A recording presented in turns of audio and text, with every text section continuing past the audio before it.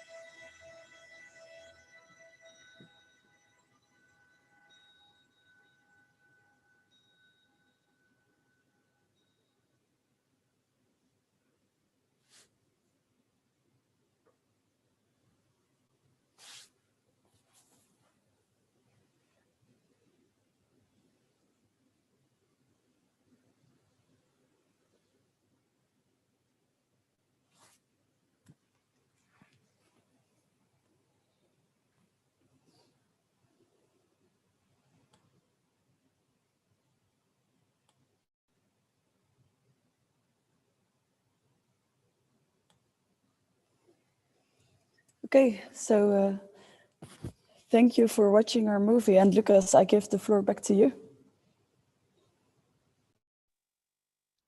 Thank you, Maud. It's a very inspiring movie.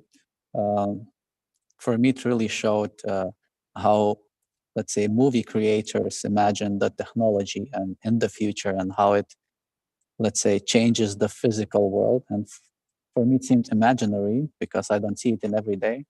But it would be nice to start, let's say, unveiling the differences between physical, virtual spaces, hybrid spaces. And I already saw we have our first guest in the room, Michael Batty. I will present him, but maybe before that, by the way, welcome, Michael Batty. But before this, maybe Maurice wants to describe the session, if he has a word about this. Maurice, do you have a word? Yes, just a few words. I think we should leave the floor to Michael Batty. Well, welcome to the first lecture of Bits of Public Space 3.0. It seems that everything what is a city exists in computers too. Our GIS data collects all buildings. Our BIM models know every detail. GPS trace us and record everything. Web information systems know what we like and how our moods are and what we do on the socials. The city used to be a simple map when we represent it. But nowadays, the city is more. The city also exists as a digital twin. And our first lecturer knows more. And I think, Lucas, you're the best to properly introduce Michael Batty. So tell us. Yeah, okay. So we still have 10 minutes before lecture, but I'm really happy that we have the first speaker now already in room, and he's a professor of planning at University College London. He's also a chair of the Center for Advanced Spatial Analysis in that university. He published several books. He wrote several books: Cities and Complexity, The New Science of Cities, Inventing Future Cities. He also have blog that covers the science underpinning the technology of cities. And also he have posts and lectures on big data and smart cities in spatialcomplexity.info that you can find it there. And I'm really happy maybe to give a floor for Michael Batty. So welcome, and tell us if you are ready for lecture or you want to keep on time and have a small break before that.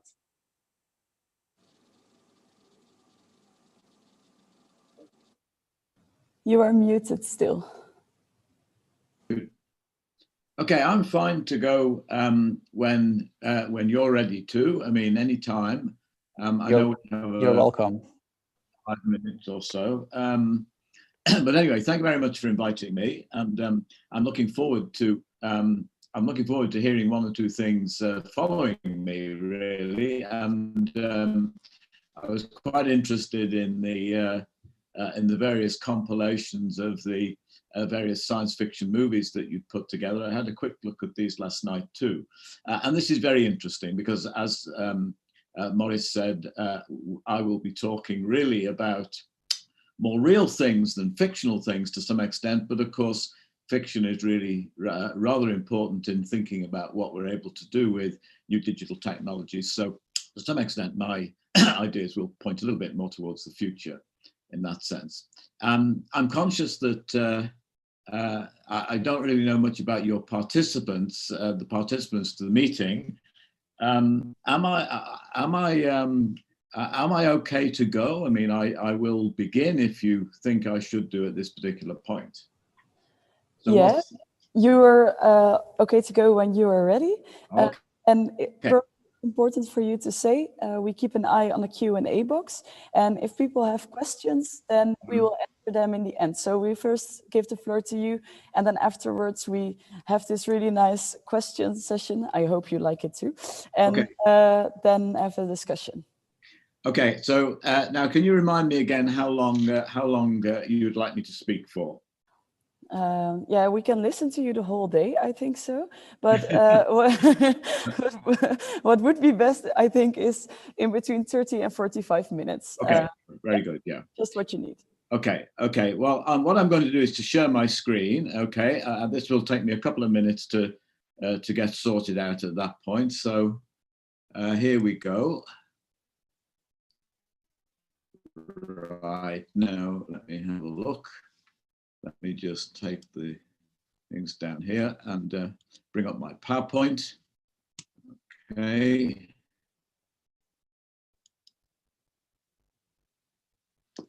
Right, okay, so I will begin. Thank you for inviting me, as I've just said. I'm looking forward to hearing more during the day. And I'll dip into it. So I'm going to talk about new virtual environments. That's my title. And I'll be talking about digital twins, virtual simulations, digital cityscapes in this sense, and giving you a potpourri of different ideas that we've been working on in our center. The idea of the digital twin is really quite important because to some extent, your whole conference is about virtual spaces and physical spaces, and arguably the virtual space is indeed a digital version of the real space. Digital twins have become popular, and I'll say quite a bit more about this in a moment, really, about digital twins, the origin of the ideas and so on.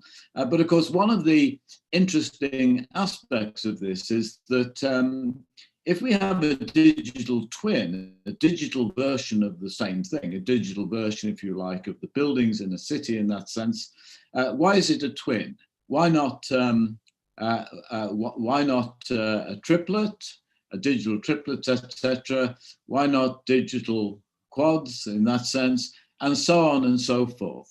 how many digital twins can we have? And of course, the concept of the twin is quite problematic in that sense. And so in some sense, they're digital alternatives. That's what I'll be talking about. So let me tell you about what I'm going to do.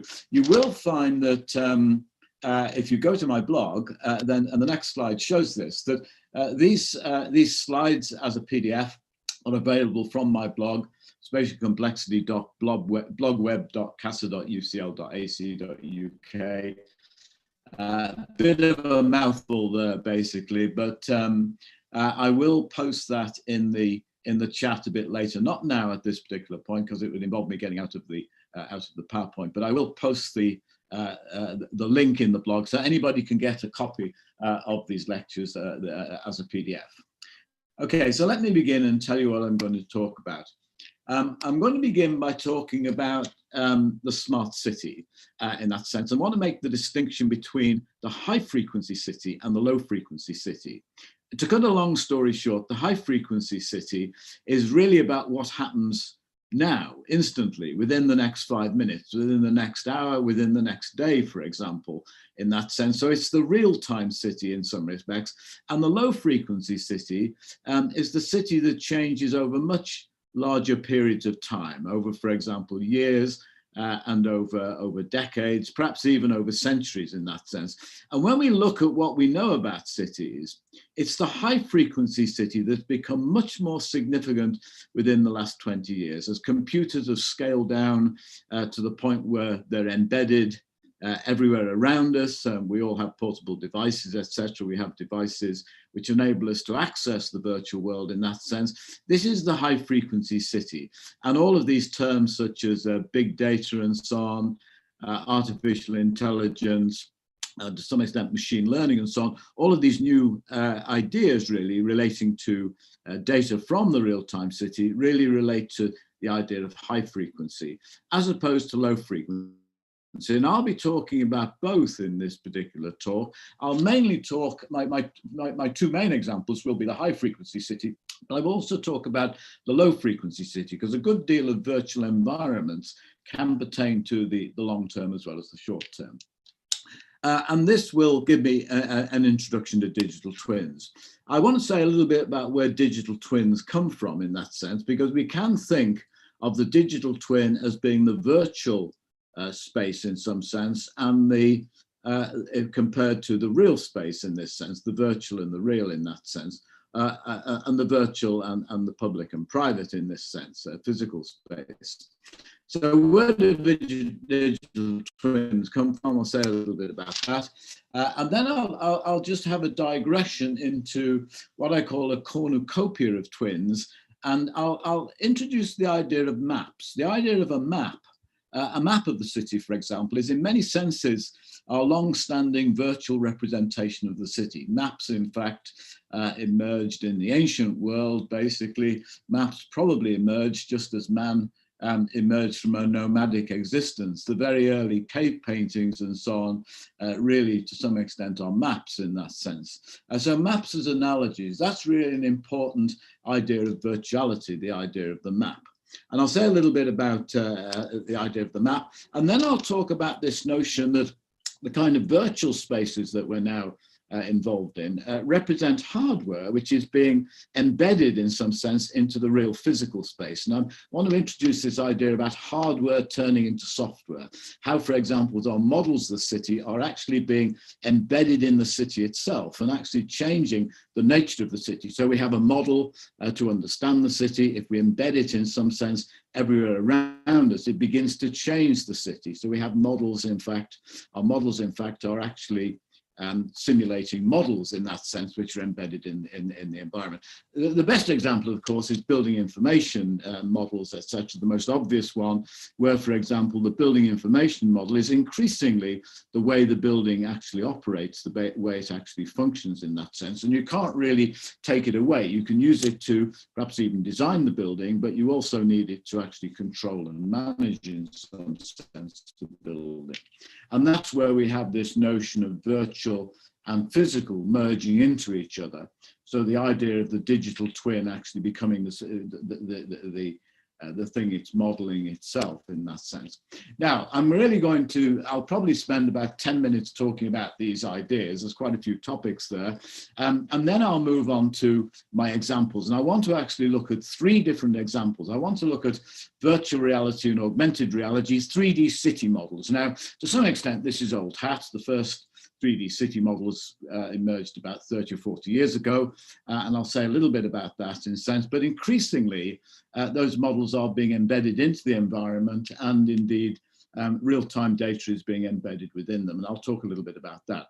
I want to then talk about real-time simulation, passenger demand, train supply and flows. I want to talk about transit in this context, because one of the biggest ideas about virtual space really relates to movement and transit, where we have very constrained movements in some sense, so getting on buses, getting on trains and so on. A lot of that kind of very constrained behavior can be aided by digital technology. So, for example, paying fares, for example, the whole fare payment system now is online using credit cards or using some device basically to pay for it, which is digital. And out of that comes real-time data. So I'll say a bit about that. I'll talk about what's happening in London with our Oyster card system and so on, and say a little bit about the virtual spaces that come from that. Last but not least, I'll talk about long-term urban change. I'll introduce to you, introduce a model which is called Quant, which basically deals with the whole of the UK and how we can actually look at long-term infrastructure change over a period of, well, anything from 1 or 2 years through to about 20 or 30 or 40 or 50 years in that sense. So long-term urban change, and I'll show you a few examples of that. And of course, that model is online, it's web-based.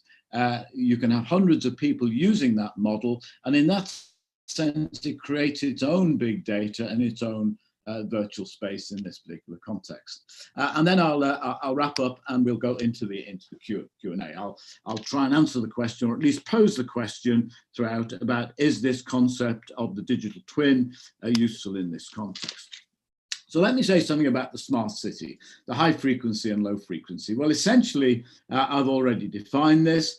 The high frequency city is the 24-hour city, or the city over a short period of time. If you look at the urban literature, urbanism generally over the last 50 years or even longer, you'll find that most of it is devoted to the low frequency city. Open a book on cities and you'll find a lot of work prior to the millennium, really, about the low frequency city, how cities evolve and change over long periods of time, the history of the city in that sense. Now, the high frequency city has emerged largely because information technologies have scaled down. I don't need to remind you of this, that everywhere around us now we have information technologies which are personal in that sense. Classically, the number of computers that we have now is outstrips the world population by many times, basically. I'm sitting here in my study, basically in central London, and I'm looking at a Mac PowerBook. That's what I'm doing. I have a monitor connected to it. I've got my iPhone here. I've also got an iMac in the room. In that sense, my wife has an iPad in the other room and her own iPhone and so on. And when we actually count up the digital devices, they're really everywhere. And they're streaming data all the time. And this is really very new, because to some extent, prior to the smartphone, although we did have quite a lot of information technology being embedded into the city, prior to the smartphone, in fact, it wasn't really scaled down to the personal level. In fact, we as individuals generate far more data than any of the sensors, the physical sensors embedded into the environment. Our phones, in that sense, develop data all the time in that sense. So this is the distinction between high frequency and then low frequency. Of course, data from the high frequency city is important. In that sense, it's giving us a new sense of how we behave over short periods of time. And indeed, the high frequency city can become the low frequency city if we observe it over long enough periods of time. For example, the transit data I'll be talking about later on, the so-called Oyster card data that picks up every tap in and tap out on the subway and the bus systems in London, the transport systems, the rail system, and so on. That particular data is really particularly interesting in terms of what's happening over a matter of minutes or hours and so on during the day. But in fact, because that data has been collected since something like 2003 or 2004, we now have high frequency data that is really looking at the low frequency aspects of the city in that sense. One of the reasons why Transport for London, that's the agency controlling the transit system in London, the reason why they're very interested, they're very interested in us looking at the short term, but not the long term, that in some sense they avoid giving us long-term data, because a large tranche of data over several years, basically, because we can begin to look at low frequency events which are important, such as the rise and fall of different subway stations and so on. So there's a kind of political issue involved in this too. Okay, so let me actually draw a diagram of the idea of the smart city to really impress on you how things have changed within the last 20 years. Okay, what we have here is a picture where we have the real city, which I've called the real built and social environment, on the top left, and our theories of the city in the bottom right. Now, of course, the real city is what's out there, it's what we relate to, it's all around us in that sense, and we study it and we change it, we plan it, we design it, and so on. Our theories of the city are how we think about that particular, those sets of objects, those systems, in terms of our different approaches. And our theories of the city can be everything from political economy, structural theory about how cities function over time. It can be it can be ranged from humanism to computerism and so on, a whole range of different theories in that sense. And of course, the way we begin to change the city and refine our understanding traditionally is by bringing data from the city. So the arrow from real built social environment to theories of the city is our observations of the city. And then, of course, we use those theories to think about actually controlling and planning and designing the city. So you have this circular loop. So we as urbanists, as planners, as architects and so on, are really sitting with our theories in that box on the bottom right. And we're observing the city and we're also changing the city through our plans in that sense. So that's the circularity. Now, for many hundreds of years, certainly for the last 200 years, since planning became institutionalized to some extent after the Industrial Revolution, for many hundreds of years, that's the way we've thought about the city in this sense. Now, into this kind of context has come computers. They've begun to miniaturize down so that they're not only changing our theories of the city, they're changing the city itself in that sense. And so if you look at the history of our field over the last 50 years, you see a gradual increase and then a very rapid increase in the way we're using computers in this particular context. So in other words, we're embedding computers and sensors into the real environment. They're all around us. You can see cameras and so on. Our smartphones are generating it as well on the move in that sense. And out of this comes real-time stream data, big data as it's called in this sense. And of course, big data is big largely because these computers and sensors are spewing it out all the time in that context. So we have streams of this data, unlike data we've had to look at the low frequency city, the long-term city, which is really population census data taken every 10 years and so on, or taken at relatively infrequent intervals. Here we have real-time data now, which is streaming out of the sensors into our context, and we can begin to use that real-time data to begin to make sense of the high-frequency city and indeed, over a longer period of time, the low-frequency city as well. So this is what's changed, and if you want to put dates on this diagram, let me just go back and say this particular situation existed probably until the early 2000s in that sense. And then, for example, computers and sensors increasingly have been embedded into this particular context. I like to think of the year 2007, when the iPhone was introduced, as the first time when this really became very significant. Big data and these sorts of ideas really date from something like that particular date in some sense.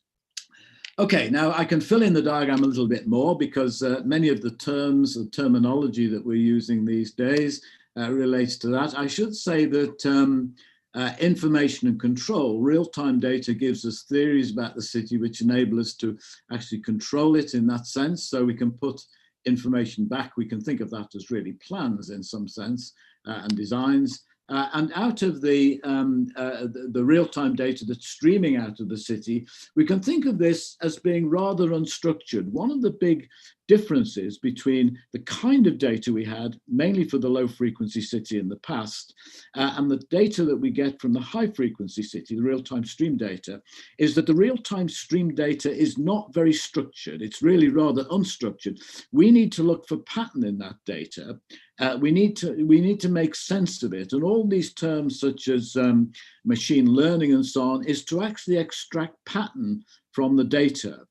In some sense, the data is almost like the exhaust, really. The data is used so we can actually control the city. It's not used for our purposes to understand it in that sense. And therefore, this big notion of AI and machine learning and so on, all of these notions that are being developed are really really related directly to big data, which of course is real-time stream data. Into this context, we have very many models, computer models, and we'll see a few of those this morning when I get onto them in a minute.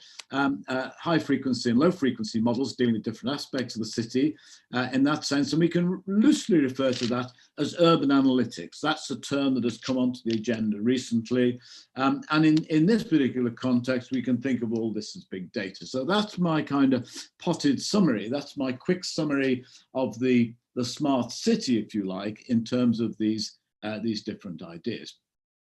Okay, now let me move on very quickly to, let me just check the time again. Okay, let me move on to digital twins and say something in the next 5 minutes or so about the idea of the digital twin. You can see from this diagram that in some senses we can build, as it were, digital versions of what you can actually see in that diagram.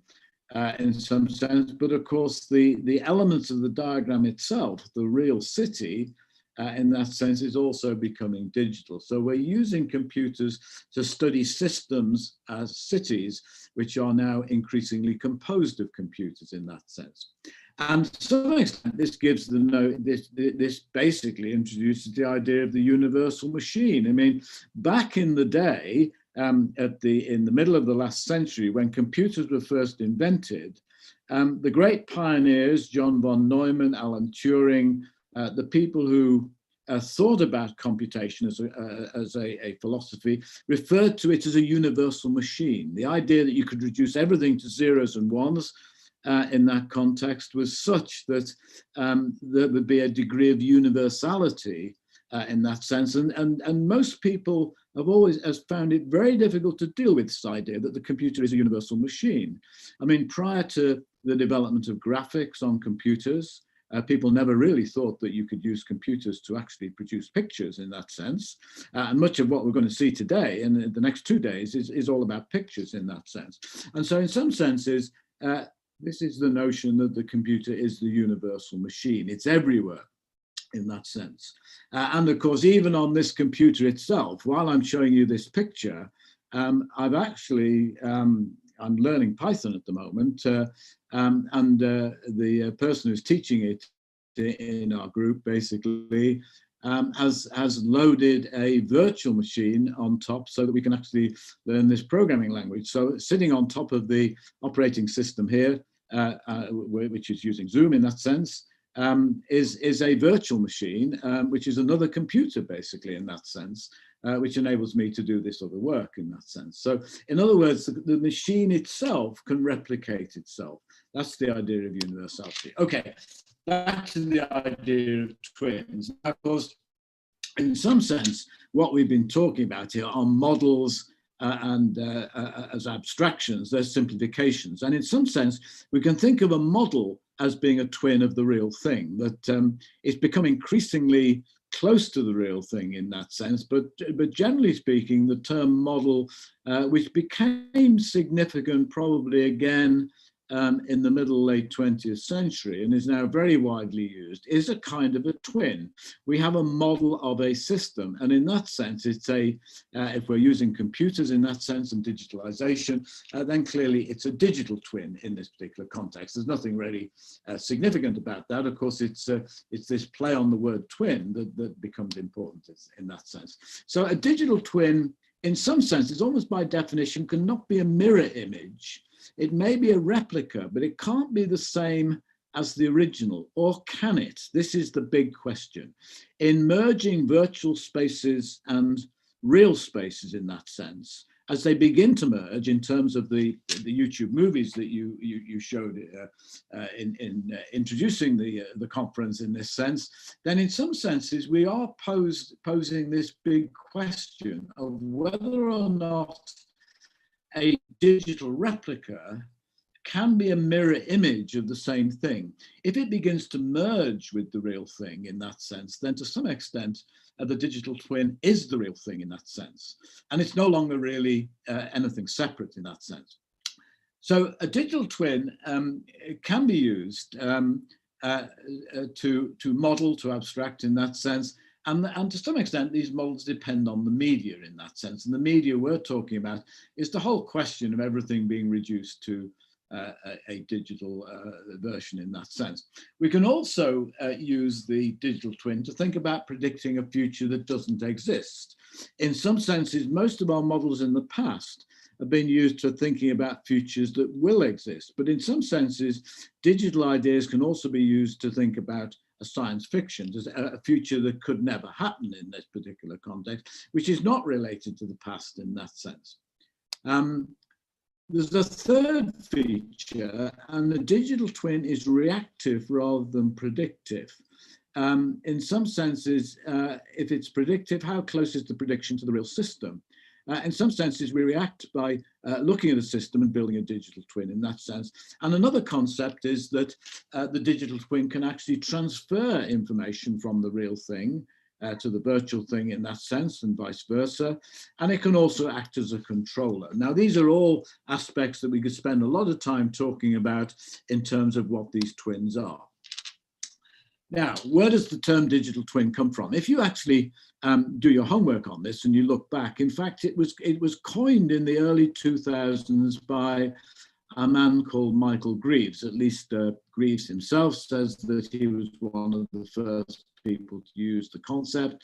I'm sure that's true in some senses, that of course the point about many of these ideas is that they emerge simultaneously in different places at around about the same time. So it's been significant for about 20 years. And the idea of the digital twin was really developed in production engineering, where you had the digital manufacture of systems, and you had software running alongside, which in a sense was concerned with making sense of this process, which in itself was digital. So the first production processes in engineering, which became digital basically, became digital over many years until before the millennium basically, the software systems have been developed alongside in a sense. And of course, we can see this best in terms of the physical building and the building information model. In that sense, the building information methods in this particular context, which enable us to actually think of a building in digital terms as well as in physical terms. And of course, we can extend and have extended this idea to the rest of the city. To some extent, the digital city, or the digital twin of the city, really came before the digital twin of the building in this particular context. You might think that buildings were the first areas to get automated in some sense in terms of computation. In that sense, this is probably not the case. It's really in terms of transit and a much bigger context in terms of this.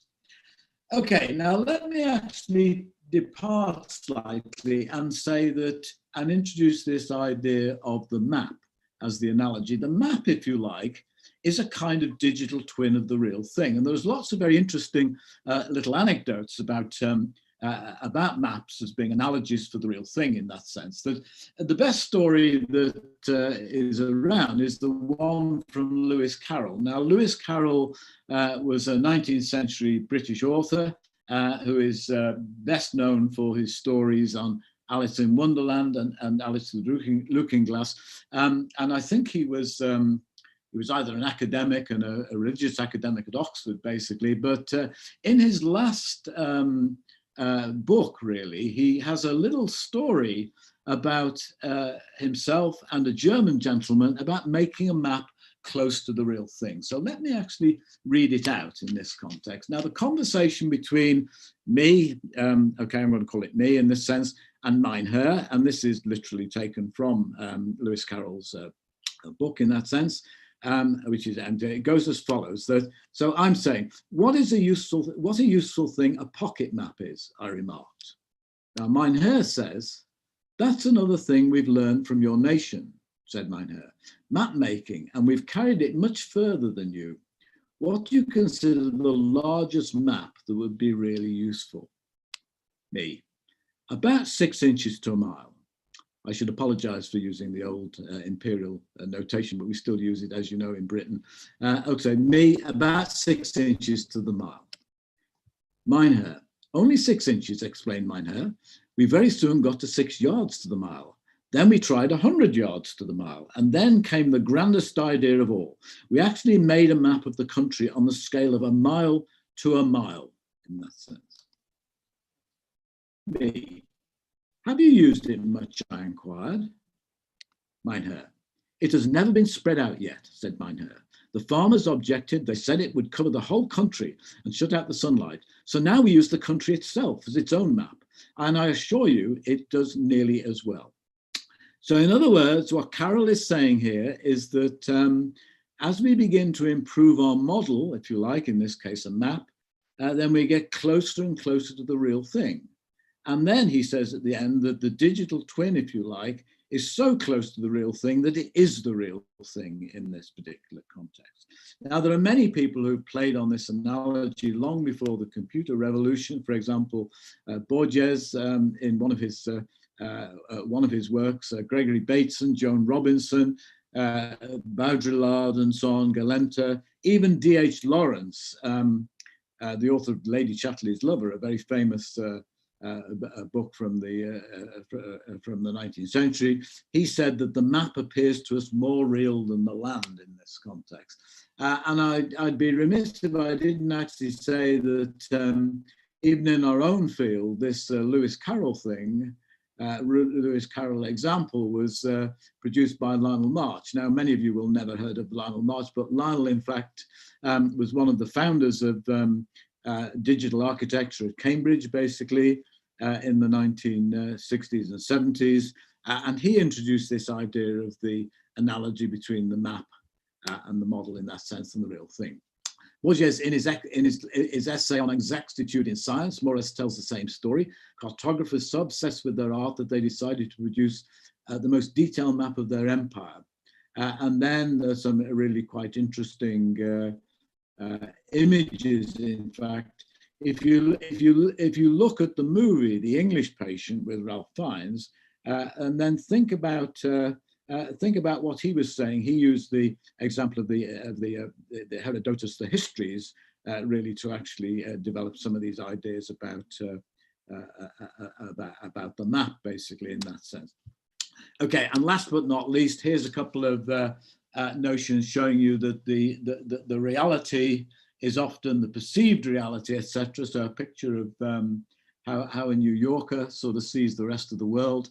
And then from The Economist, the same kind of thing, how China sees the rest of the world. We each see the world differently in that sense. And in this particular context, we each have our own digital twins. We each have our own models. Okay, hardware turning into software. Now, I've more or less made this point that a good deal of what we're saying is that the twin begins to merge with the real thing. And I'm going to whip through this fairly quickly and move on to my examples. So in other words, the key idea here is that the model or the digital twin is becoming closer and closer to the real thing. So let's look at some examples. The three examples I'll remind you again. First, we're going to look at VR and AR and hence BIM and in the high frequency city. Then we're going to look at transit And last but not least, we're going to look at the low frequency city simulating long-term growth and change. Now, here's an article that me and my colleague Andy Hudson-Smith wrote in Architectural Design. And this was a classic 3D model. Back in the day, I mean, we're talking here about 2005, I think, was the date of this. Really, at the turn of the millennium, 20 years ago, we were rapidly beginning to develop our digital technologies to build really 3D models of cities which we could fly through. Now, these, in fact, had first been produced almost before computers became graphic, in a sense. Skidmore, Owings and Merrill basically talked about models of this kind, really back in the late 70s, early 80s, running on, well, of course, the PC had barely been developed at that particular point, but running on big mainframe machines. You can actually see here, I've just clipped that. So this is our 3D model back from 2005, basically, and you can see it's a block model. We're interested really in what goes on in these buildings. We're not interested particularly in rendering them. There's about 50,000 buildings in this particular version of central London. We're flying around the Thames here, and you can see it's a block model. We're interested in using this as a sort of physical filing cabinet for data. That's Waterloo Station we've just passed. And we'll whip round here, and you can see the Parliament, basically, and then across the Millennium Wheel, across the Thames here, and we fly back towards the city. In fact, the wireframe in the bottom right-hand corner, the wireframe is showing you what all the action was back 15 to 20 years ago. We were really impressed by the fact that computers had got sufficiently powerful to be able to render these things and to do all the hidden line elimination and so on. If I actually click on this one now, maybe I should not click on this, but if you go to this one, this is a YouTube movie, a Vimeo movie, I should say, and it's actually of the first computer models of American cities done by Skidmore, Owings and Merrill back in the 1980s, basically. I'm not going to go on to that because we already have enough virtuality in this context. We've got Zoom, we've got me running a movie in that sense. If I then try and run a movie within YouTube with all these technologies, we could get a collapse, although Zoom does hold up very well in this particular context. But let me move on to the next example. Here is a much more recent example of where we're embedding all these different versions of the same thing into one another. So this is a kind of a picture, a made-up picture of a building in East London, basically, and you can see within this scene we've been able to import different buildings. Here's the virtual London model, which has got a whole variety of data contained within it, real-time data, and it's collapsed onto a sphere which is inside the building. And here is a table which is showing you a run through. So in other words, we have this 3D model that we can actually collapse into itself in some sense. And to some extent, this is giving an indication that the idea of the single digital twin is a really gross simplification. We can embed anything into anything else in that context. And you can see all of this is being done within a virtual environment in this context. Let me move on to something a little bit more real, because of course this, although it's real in the sense that these ideas are being put together, the digital building is being put into itself in that sense, the digital city. Let me move on to the notion that we can actually embed these sensors into buildings itself. Now, there is a building in University College London near the Olympic Park called Here East, which is a sort of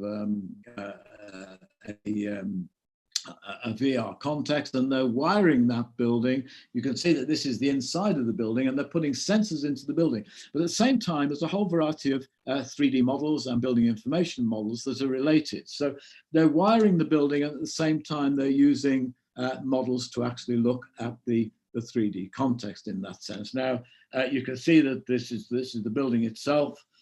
which is being manipulated. And what you saw a moment ago about putting the sensors into the real building, basically, is linked to the 3D model in that sense. So again, this is almost at the point where the digital twin is beginning to merge with the real thing in this particular context. Okay, let me move on to my second example. Let me just check time again. Okay, so probably another 10 or 12 minutes or so, and then we'll be into the Q&A. Now, my second example is about transit. It's quite different in some senses, but we're still talking here about real-time data in the city, digital data in that context. Many transit systems around the world, because they're relatively constrained and organized by single agencies, such as in our case, Transport for London, which controls all the buses and trains, underground and so on, in Greater London in that sense. Many of these systems have introduced charging cards, payments basically, which are all now digital, as indeed most of our activity, certainly over the last couple of years, has been digital in that sense, using smart cards, systems on our phones and so on. And you can see here that this is the Oyster card system. We have this tap in. You have plenty of this in Holland too. In fact, I think in Holland you have a very comprehensive system right across the transport network itself. So you can see that these are the scanners where you tap in and tap out, basically, in terms of the tube system. So we know where everybody starts and we know where they finishes. That's important because this is the real-time data from this.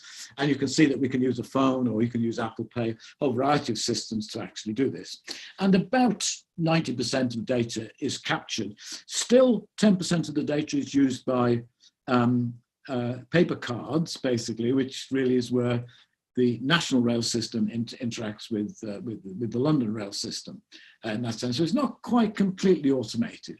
So on the left-hand side, we have the demand by travellers. This is the real-time data where people tap in and tap out. On the right-hand side, we have the supply of the trains. We have something called TrackerNet, which tells you where trains are at any particular position. And what we're interested in doing here is connecting the demand by travellers to the supply of trains. Now, if you go into a tube station in central London, some of the big ones like Oxford Circus or King's Cross, if you've never been in there before, it might take you quite a while to find which line you're actually going on in that sense. Whereas somebody like myself, who's a seasoned traveller, I've known London for a long time, probably know exactly where I'm going to go to. So I'm going to get on a train to go to where even if we're going to the same place, the person who doesn't know the system and the person who does. The person who does know the system is going to get on a train probably before the person who doesn't know the system. And one of the features about the transit system in London is that we cannot, because of bylaws and because of confidentiality and privacy, you can't track people within the tube system. Because London Transport and the security services do this basically, but generally speaking, the data is so protected in a sense that it's not possible to link the demand by travellers to the supply of trains. And one of the big issues at the moment is beginning to do this. Now, let me actually show you the kind of data we can get from this. There's the actual rail network in central London. It doesn't look like the tube map. The tube map's in there, but this is national rail, local rail, and the tube itself, basically. Add a network of buses to that, and then add all the other networks, add cars, add walking, add bikes, add email, add web links, all the virtual networks and so on. You can see why we consider cities as being complex when you think of all these networks. That's complex enough as it is, and we do have movements on that network. And this is just extracting the tube station in this the tubes in that sense. So this is just a tube. Let me actually run this, because this actually shows you a week's worth of data. This is the data we get from the real-time system. Now, the little counter on the top right on my screen, it's saying talking like Batty, but the little counter on the top right that you can probably see is actually giving you a typical week's worth. Let me count it at the moment. Okay, the next thing we're going to see, that's the morning peak on Wednesday. That's the evening peak on Wednesday, and there's a little late evening peak. Morning peak Thursday, evening peak, and then a blip on Thursday, and then we're into Friday here. So morning peak on Friday. We seem to have stopped. Okay, let me just let me run it again. Okay, so we're off on Monday again at this point. So that's the morning peak Monday, and then the evening peak, and then the late evening peak. Now you can see this is a synthetic. This is data taken from a typical week, basically, probably about maybe 8 or 9 years ago now, this data. And so what you can see here is a classic. The reason why we think of cities as complex systems, we think of them as being organisms rather than machines.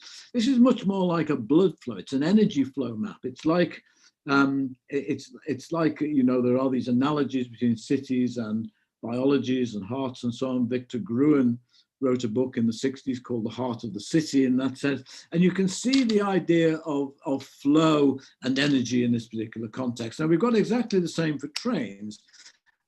Here are some pictures of, here's some snaps basically from the tube system.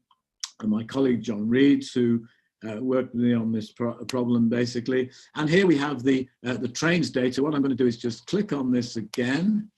And you can probably just about see the movie here. So that's our movie. That's the actual demand data, and this at the bottom is the trains data, essentially. So in other words, if you look at the top and the bottom of these, you can see the flow data, and then you can see the trains data. And the big question, the big research question that Transport for London want to look at, as well as ourselves, because they don't have perfect movements within the tube itself with every traveller. We want to join the top data set to the bottom data set. We want to join the demand to the supply. It's a classic economic problem, because basically if you're a traveller and you get disadvantaged in some senses by not getting onto a train at a certain time, or you get onto a train that that breaks down and so on. We need to know that kind of information to improve the quality of the service. So that's a very practical problem of reason why we want to link trains to demand. And of course, trains are much more lumpy in terms of moving them around basically than passengers in that sense. And therefore, to actually optimize the system overall, we need to phase our trains in relation to passengers in that sense. Okay, so this basically is, you can see here that this is the big data that's taken from the trains. Now, this is interesting because some of these trains, the coloured lines are the lines on the underground. Some of these points which trains have fallen off the lines. You can see if you look at that purple line to the northwest, you can see many of the trains have fallen off the lines. And this is glitches in the data. Big data, although it might be real-time stream, there's a lot of it, you know, it's very useful in that sense. We get noise in the data. And the noise in the data is shown typically by, whoops, let me just go back again and show this again. Yeah, there we are. The noise in the data is when the trains come off the lines. Now, of course, I did say to my colleague, Richard Milton, who worked on this, can you get the trains back on the lines, Richard? He said, Mike, he said, this is a big data set. I could get the trains back on the lines, but it would take me 1,000 years to do it, because every one of these things is picked up in terms of microseconds and so on. And you can't, to put one train back on the line, you'd have to position it all the time. Well, you get the idea that, you know, it's big data and it's limited in this context. Okay, and that's typically the sort of data we get in a sense, and we're joining these things together in some senses. Now, I have to show you this photograph. This is big data in 1939. This is a picture from the Getty collection or something like that, of ladies working in the underground, working for London Transport, for example, back something like 3 or 4 months before, well, 4 or 5 months before the Second World War broke out, 1939. And they're actually counting tickets. That 4 million tickets back then, London Underground, there's about 5 or 6 million now, basically. And they're actually counting so they can look at origin and destination studies. In other words, what we're doing with data now, in terms of digital data, they were doing with physical data back in 1939. It shows the example there's really nothing new under the sun. Many of these ideas have been talked about of what we do with all this stuff in terms of planning our cities for many, many years. The digital revolution is just another take on it. It's another medium. Okay, now my last example, and I should speed up on this point because I'm conscious it's 10 past 10 according to mine. It's 10 past 11 for you in that sense.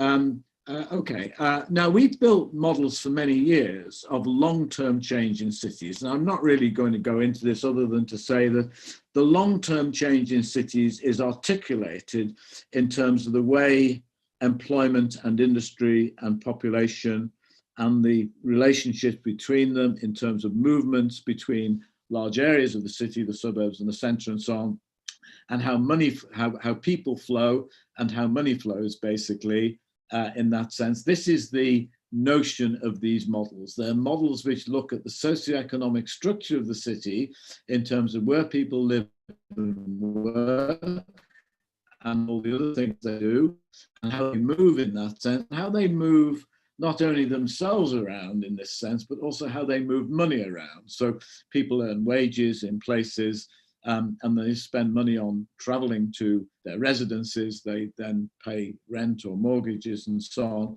And you have a kind of circularity of movement and a circularity of money in this, in these sorts of models. Now, these are referred to as land use transport models. There's been many developments over many years. And in fact, ironically, almost as soon as computers were invented back in the mid-1940s, during the Second World War, they were invented in the United States, Great Britain, and Germany simultaneously, in a sense, in parallel. And when computers were developed at that particular point, almost as soon as they got developed in a scientific context in universities after the war, people began to build models of cities with them. The first transportation models were built in the mid-1960s, in the mid-1950s, in places like Chicago, basically. And of course, this was a very different world from the one we have today. The notion of, you know, it would seem like magic, these technologies today, to people who lived back then. I mean, I was a little boy, basically, in the 1950s. And but looking at this stuff, it would have looked like magic had we actually ever seen it. It's quite sobering to think in that sense. But nevertheless, right from the beginning, these were ideas that could be made digital. Okay, now here's a typical desktop model, very routine. This is Greater London, basically, and the outer Met area. And you can see this is just, this is a very rapid PC-based model that sits on the desktop. It's written in C#, something like that. It's written in using Visual Studio. It's a standard sort of technique to look at the structure of cities. So we're looking at here at that shows you the activity in central London and the towns all around, out towards Reading and Southend and so on.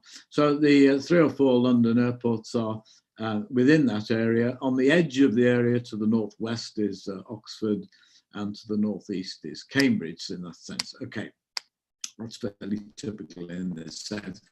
Now, what we've done is to scale this model up to the whole UK. And we've also made it web-based. So in other words, we scaled it up to the UK. The reason why we've scaled it up to the UK is because many of the things we're interested in thinking about future cities, really relate not just to London, inside of London, but to London, to Birmingham, to Manchester. In the Netherlands, for example, you can't really look at Amsterdam without looking at the whole of the Netherlands, and the same with The Hague and so on.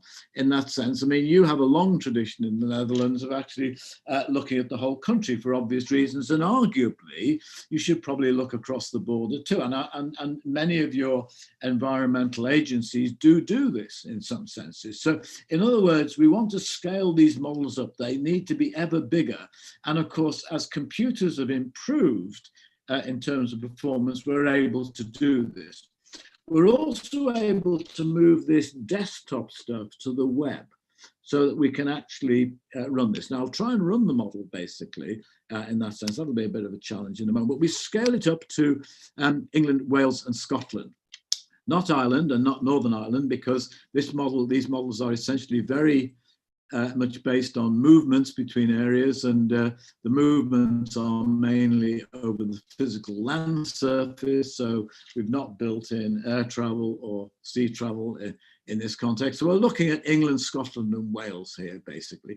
And you can see this is an average a picture of the movements in that sense. Now this is the technology. Basically, we have various servers basically that do all the sort of heavy lifting basically in that sense. It's a set of web services at one level. The model is a tiny bit of this in some sense. There is a sort of purpose-built GIS basically in that senses. If you run this model, then all of this machinery is activated on the server side. What you will see on the client side, you're the client, and I will be the client when I run this in a moment. You can actually see the maps being plotted, and you have some rudimentary control, etc. So this is what we've been developing. We've been developing an integrated model for, well, let's call it the UK. It's not the UK, it's Great Britain, basically, in that sense, for England, Scotland, and Wales. And we've also put it into a context where anybody can use it. Now, it's caveat emptor, buyer beware, in the sense that it's a prototype. It's a an alpha 0 version or something like that, beta 0 version. It's basically under rapid development for a whole variety of reasons. And a great deal of the focus is actually improving the performance of the model, making it run for the whole country in a matter of seconds, because largely our users, who may be policymakers and planners, really don't want to wait for hours. Of course, there are many models around where they run for days and days, and of course as computers have got more powerful, the models have got ever bigger in that sense. But and of course we have a variety of technology connected to this.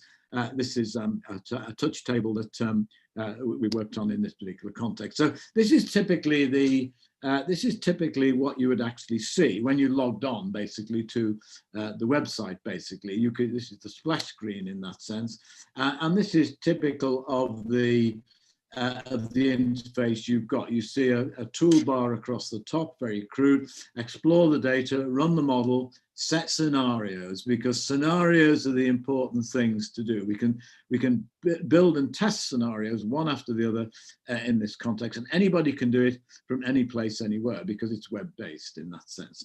And if you click on one of these maps, you get data or predictions and so on, and the maps can be zoomed in and out of in this particular context. So that's typically, this is just England and Wales, basically. We began with England and Wales, and that's fairly typical of the quantitative interface. Now let's have a look. Let's see if we can actually run this. So I've got a web link here.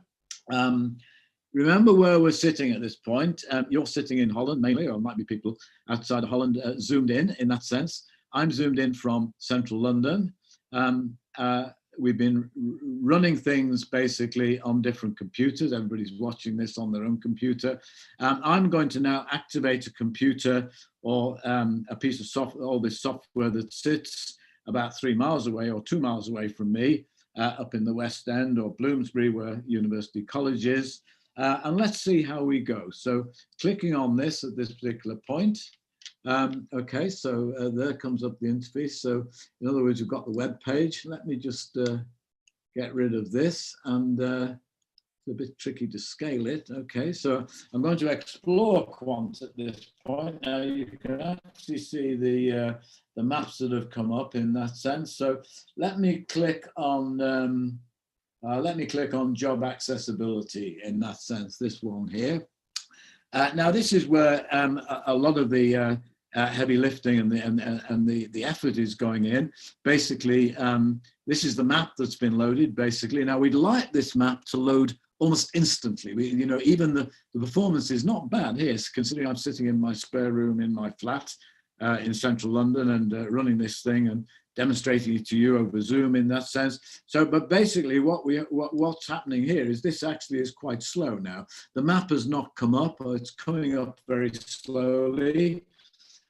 In that sense, this is accessibility or relative nearness to places in London, and you can see that we've mapped. So we can act as a rudimentary GIS here, there, for example, we can see Greater London in that sense. I'm zooming in. What it will do in a moment is actually refresh. You can see these slivers, basically. The way the map box loads these tiles, basically, is such that it loads them sort of in a rudimentary way and then fills them in. Now, it's taking a little bit of time here. This is quite slow in some senses, but although it's improved it, basically. So let me tell you where I'm sitting. I'm actually sitting here, where my little hand is. That's the square mile, the centre of London, and the model is being run over here in, that's Hyde Park here, where's Regent's Park? So over here, basically, where my hand is now, that's Bloomsbury, that's the British Museum area where University College is, basically. So in other words, you're seeing it in Holland somewhere or wherever. I'm running it from here. This is being activated over here. So this is the nature of the world that we're into, really, at the present time. Now, let me get out of this and click in that sense, and let me also click off this, and let me try and get back. Now, this is where we have some difficulty. Where am I, basically? Okay. Okay, hang on. Now, let me get rid of this. Okay, now we're back. Okay, we're back in the PowerPoint. Okay, tricky in that sense. Okay, now there's lots of things. I've got some slides here which show you how to set up a scenario. That's in Merseyside. And what we've done there is added 10,000 jobs to one part of Merseyside, Liverpool, Birkenhead, basically. In that sense, it's an area I know well because I was born and grew up there, etc. And so these are the typical maps. We can do a variety of things. And all this can be done on the fly. I could have spent 5 minutes setting up a scenario in a moment ago in that sense. And here, for example, is very typical of what we can do. This is Crossrail. This is the high-speed tube line that's taken many years to build and is still not open. The pandemic has stopped it even further. It's about 20 years ago, it was suggested they build this high-speed line under London so that you can get from Heathrow to King's Cross and so on, places, Liverpool Street, very quickly. Basically, the line goes from east to west across London, but you can see that the impact is throughout the whole rail network in Britain. The impact, you can see, goes much further west. The map of England was there, much further west than London itself, down towards the West Country and so on. And of course, really everywhere on the rail network in Britain is affected to some extent in terms of making journeys. You can go from anywhere to anywhere on the rail network in this sense. And of course, that would involve you in perhaps using Crossrail at that point. Here's typical of what we can look at, the impact in that sense.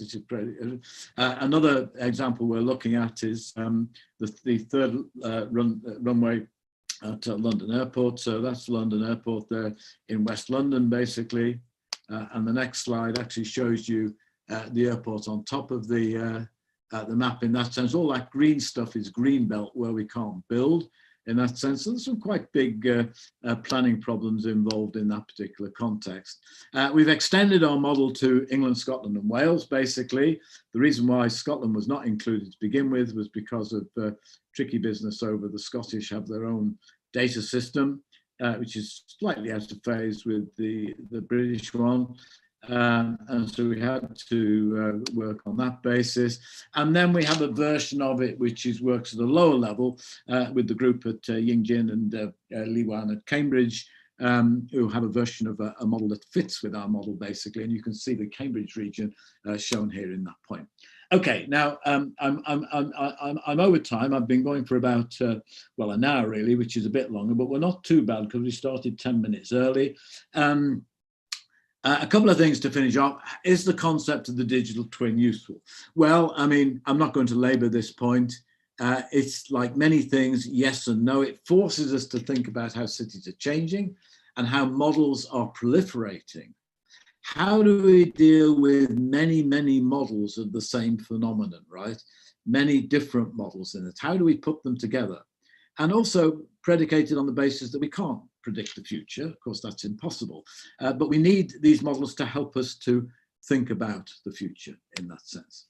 It forces us also to think about what smart cities are, about this universality of the computer instead, and how cities are being transformed by technologies. And it forces to think about what a model really is and the extent to which we can link many models together for one system, and how we can deal with different conceptions of the same system at the same time.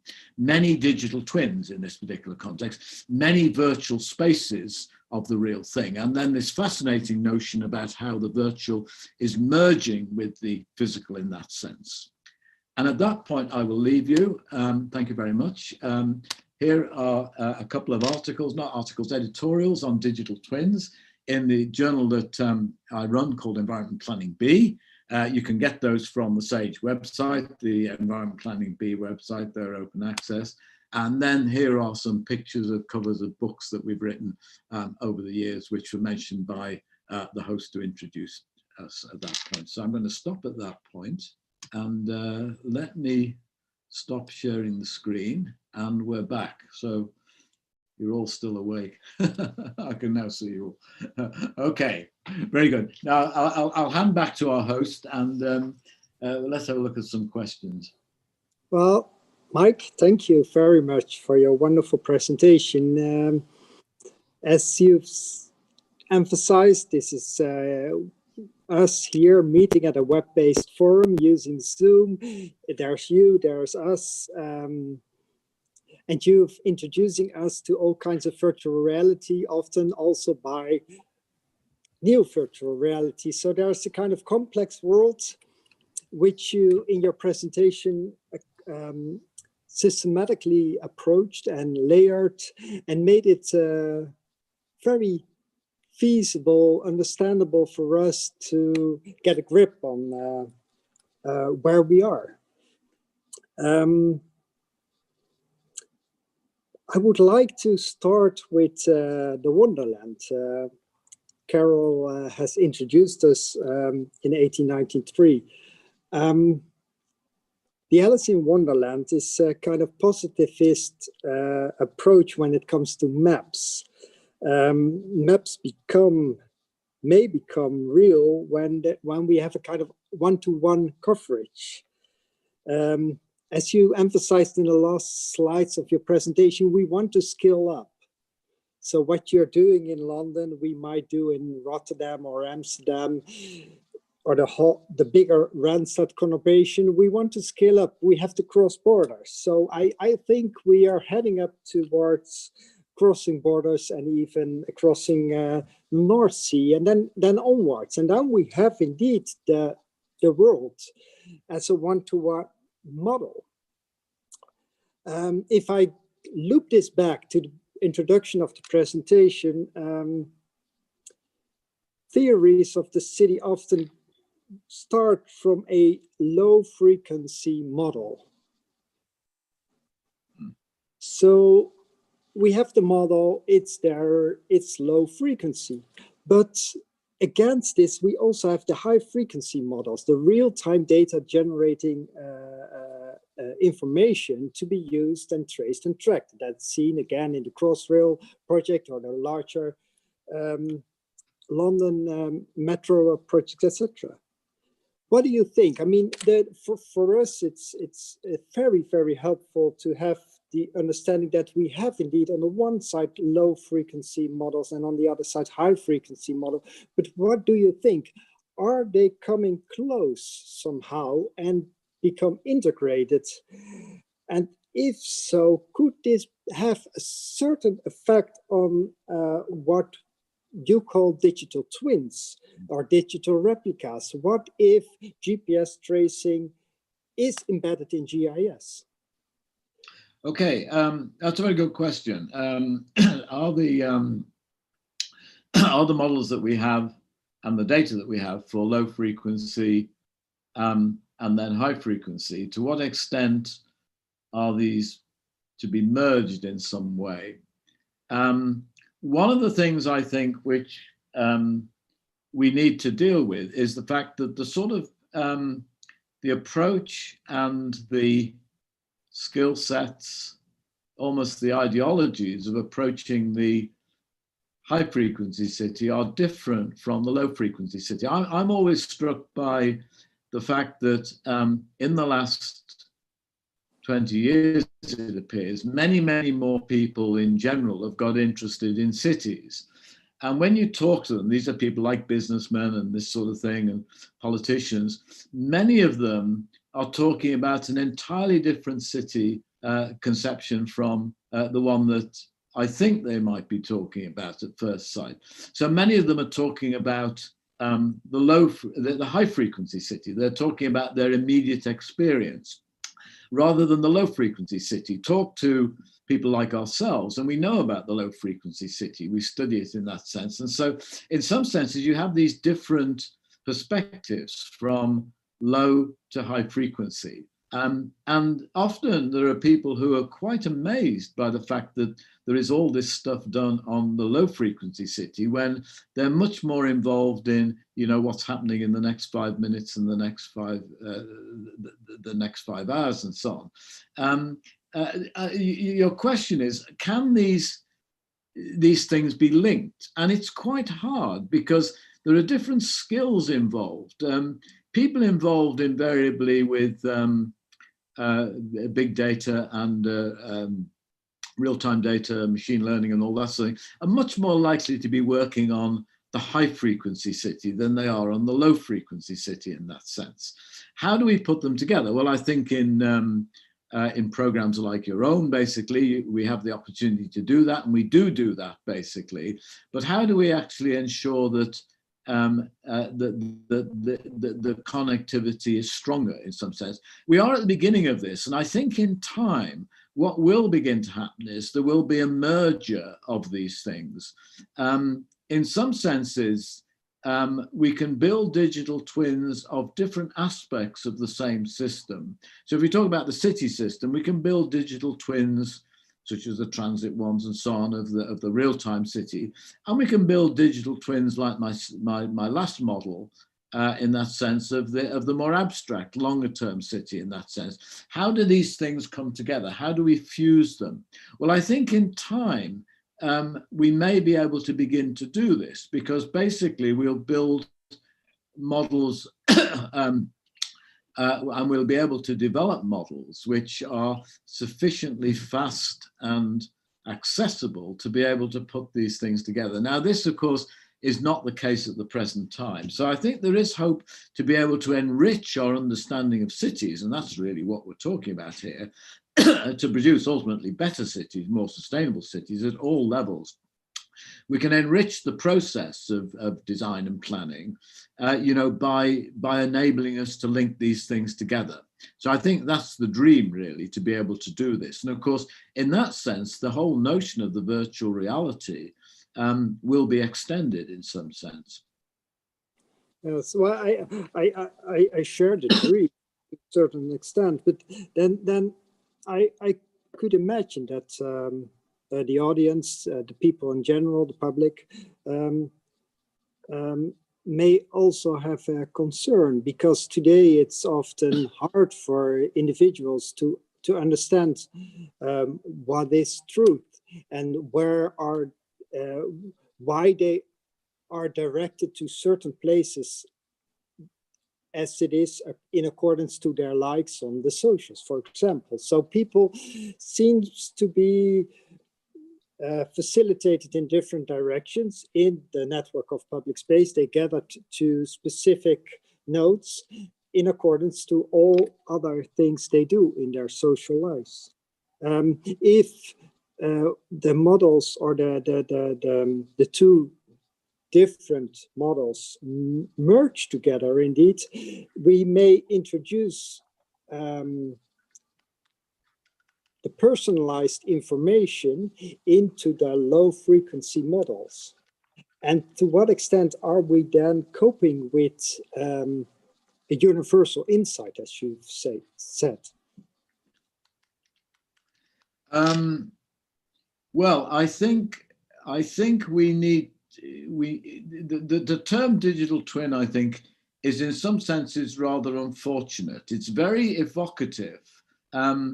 It's very sexy in some sense, the idea that you have a digital version of the same thing. But what is very clear is that we have many, many digital versions of the same thing. Yeah.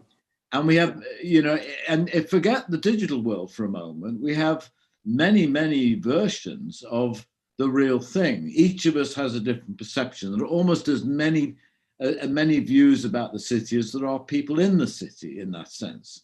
And this is whether it be digital or non-digital. And we have an increasing, and we haven't talked about this at all, because to some extent it doesn't really encroach on what we do in our context, but we have a merger of the digital and the physical, or the physiological in some sense. I mean, I often used to think that the focus of information technology in the last 10 years has been really on things like the smart city, the use of computers in the wider environment. The next 10 years or the next 20 years, the focus will probably be much more not on embedding computers into the physical environment, but embedding them into ourselves. I know it's scary, basically, but in terms of modern medicine, and this is where we have the physiological or the biological and the digital beginning to intersect with one another in that sense. And that too produces a whole range of different types of virtualities and different realities in that sense.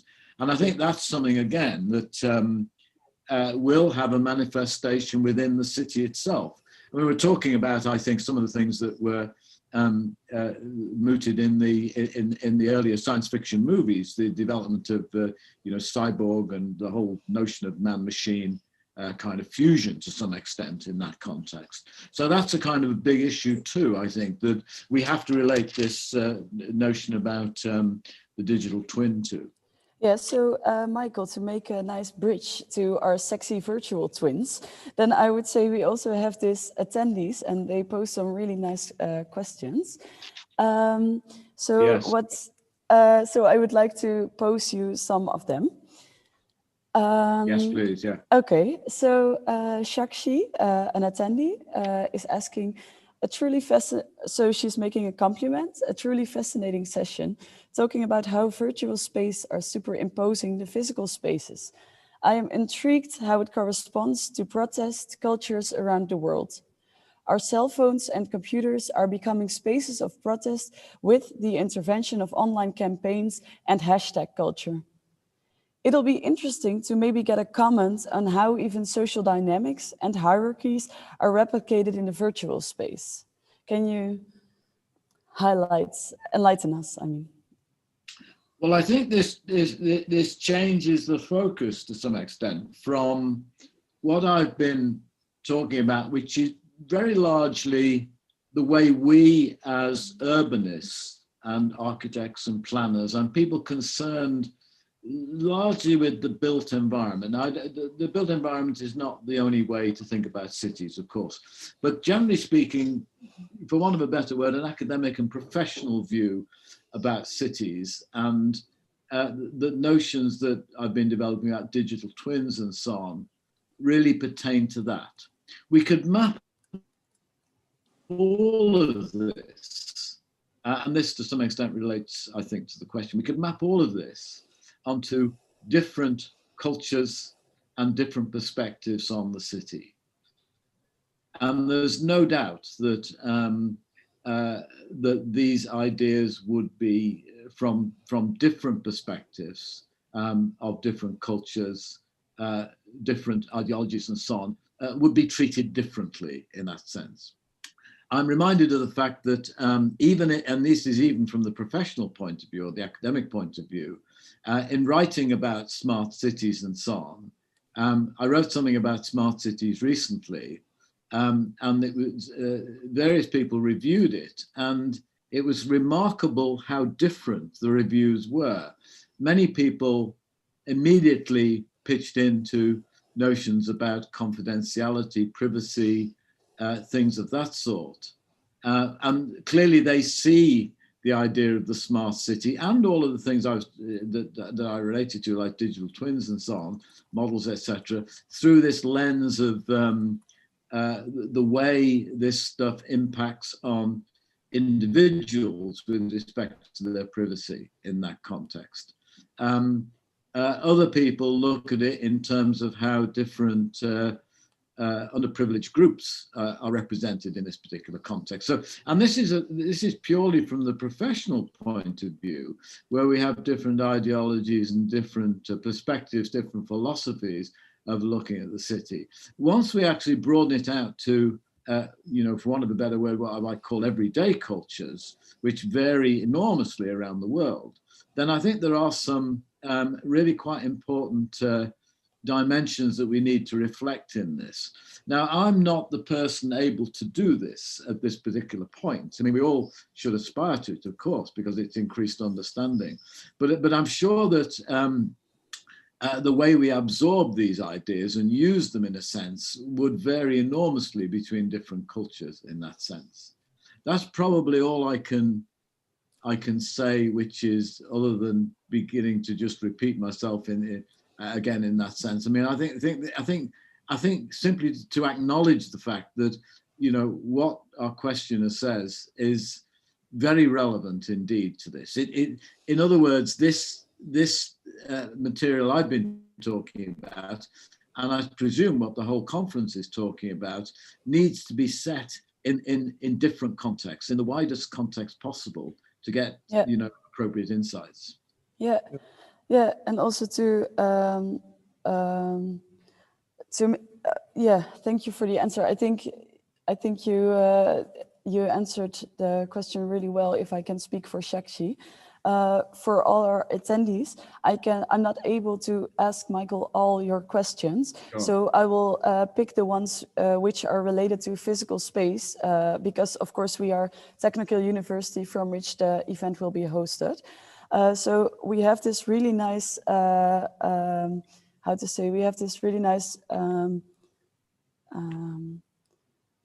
question from Jonathan, and it's related to the question you got before, but I think it's from a different angle, different point of view. So I would really like to ask you the question of Jonathan, Michael. So how does the virtualization of space engage and embed non-quantifiable dimensions and often not explicitly spatial, such as politics, culture, religion, race, and class? It seems as though it, as far as it isn't it, has the ability to somewhat understand these dimensions through social media, for instance. But how can they be operationalized through tools of virtual space technologies? Yeah, I mean, my immediate reaction to this question is that there are some things that information technologies cannot reach. And it relates to the previous question too. Yeah. In other words, there are certain things that information technologies can help define, and I think questions of politics, questions of how race and culture and so on all pertain to the city. Information technology can actually help us in some sense with those things, but they can't substitute for it in that sense. So in other words, although I made the point, and many have made the point over and over again, that the computer is a universal machine, right from the beginning, people did not think, at every stage, people never thought that the universality was really as universal as it was. In other words, I made the point about graphics, for example. For many years, people didn't think that you could ever produce pictures on computers. And then more recently, the notion of language and computers has been revolutionized by big data and so on. In that context, by translation systems, etc. So there's a whole range of things that we probably regarded as being very, very much to do with our intuition, and could not be logically sort of developed really in a semi-quantitative way. Many of these things would resist, if you like, computation, but in fact they haven't. But there are things, I think, out there that will never be able to be computerized in some sense. And this really relates to this notion of the quantitative versus the qualitative. One of the interesting things, of course, is that there are many, many qualitative issues that pertain to thinking about the impact of information technologies and the future city and so on. In that sense, the movies, in fact, are very good at this, because there are many, many qualitative features which spin off and relate to the conceptions of how digital technologies are used in those movies. You know, Blade Runner, you know, sort of the what was his name, the Metropolis movie, all these sorts of things. And in some senses, the qualitative issues are more important than the quantitative in that sense. And that, I think, is very true of is very true of what I was saying, etc. That we could develop a series of arguments around these technologies that really pertain to the impact of them on these qualitative questions. And there are people who, many people who write about this sort of stuff, really, in that sense. I'm just reading a book. In fact, John Reeds, who is one of our lecturers at UCL, is teaching the programming class. And anyway, he has recommended us to read a number of books. And the book that I purchased the other day from Amazon is called Invisible Women. And this particular book is all about how data is very male dominated in some sense. And if you read that book, it's very much about data and computers, but really it's not about data and computers at all. It's about these big qualitative issues of how we engage, which are both biological and physiological and philosophical and so on, in terms of, you know, this whole question of gender as it comes to the kind of knowledge we produce. Basically, they're all qualitative issues to some extent, but they're born on the back of issues pertaining to you know, computerization and information technology. Yes, so the broadening the base, really, in that sense, is important, as I'm sure many of you you know, are asking questions, realize this, of course. This is not new, basically, but it needs to be said. If we are broadening the base, then we are adding to the systems, yeah. And perhaps also in reference to the images you showed us of the New Yorker and the Economist. Yeah. In this digital world, we also have our own perspective, and it almost, in that sense, in a conceptual sense, becomes a real city. Because also the real city is more than just bricks. Yeah.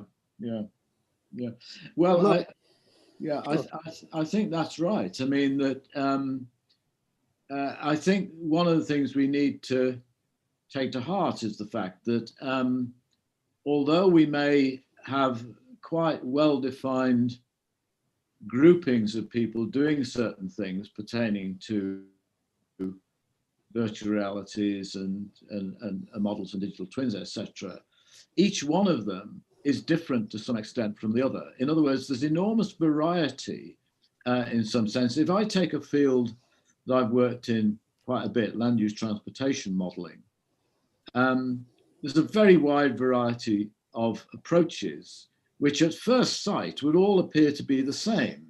But when you begin to dig into it, different people from their different backgrounds and different cultures, you know, who are working with computer models of these kinds and developing new ones and extending them, are all doing slightly different things that make those models, you know, as much a part of their personality as about any kind of general theory of, you know, computation or anything like that. They are using general theories of computation at various points, etc. But at the same time, the way you fashion things and put things together is very individualistic in that sense, highly intuitive. Now, many scientists for many years have recognized that, you know, great science is great intuition to some extent in that sense.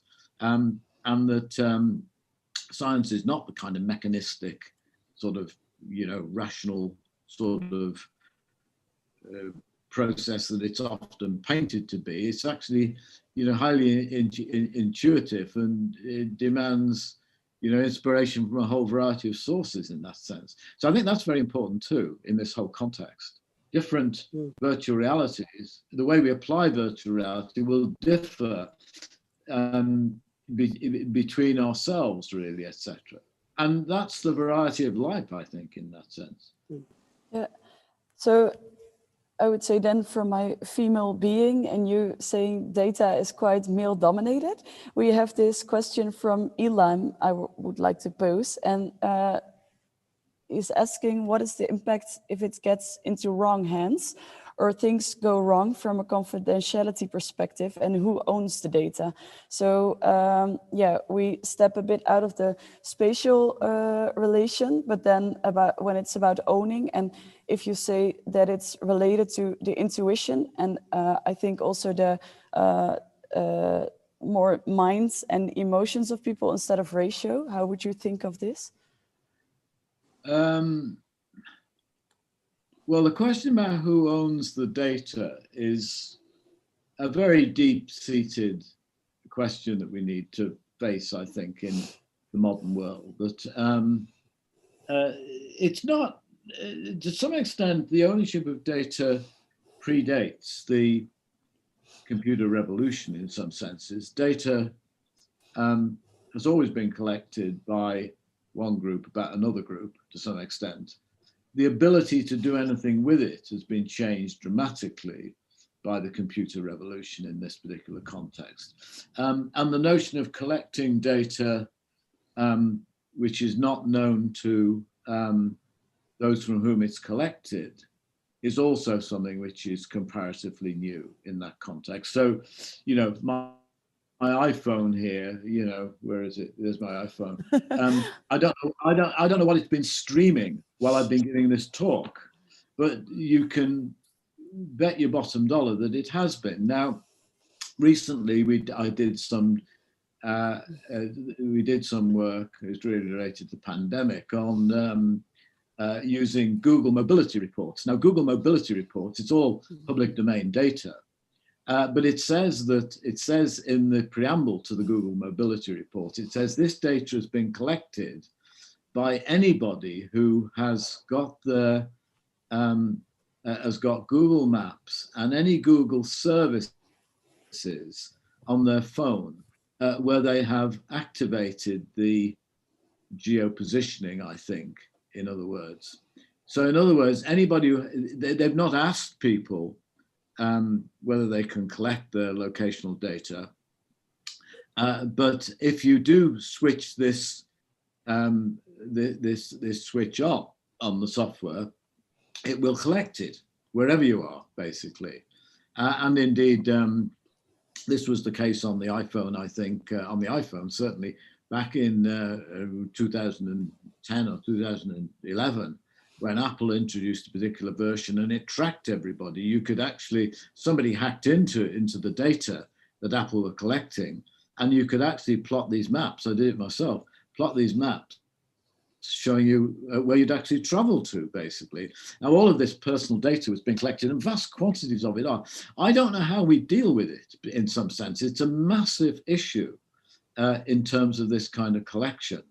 And it is significant because we don't know what the people who are collecting it, who have access to it, are doing with it, in a sense. I mean, we have tried in vain to get data on mobile phone calls from the operators under strict limits of confidentiality, of course, so that we can actually look at, so we can actually look at patterns of movement and so on. And the phone companies themselves, certainly in the UK, it's very, and it varies between cultures. I mean, in the UK, O2, Telefonica, basically will not give any of their data to academics for bona fide purposes, but O2 Telefonica in Spain, we had a European project where the data was given, and I gave a talk once to some group from Chile, and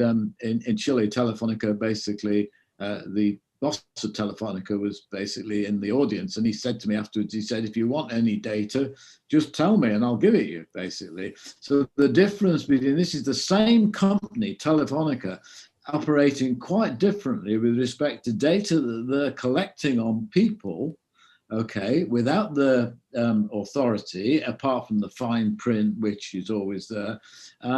And you've got this difference in practices. And that's a classic difference of cultures, really, in some sense. So, in Britain, it was very, tight, basically, run by Brits, basically, Telefonica. In Mediterranean countries, it was much more relaxed, basically, in that sense.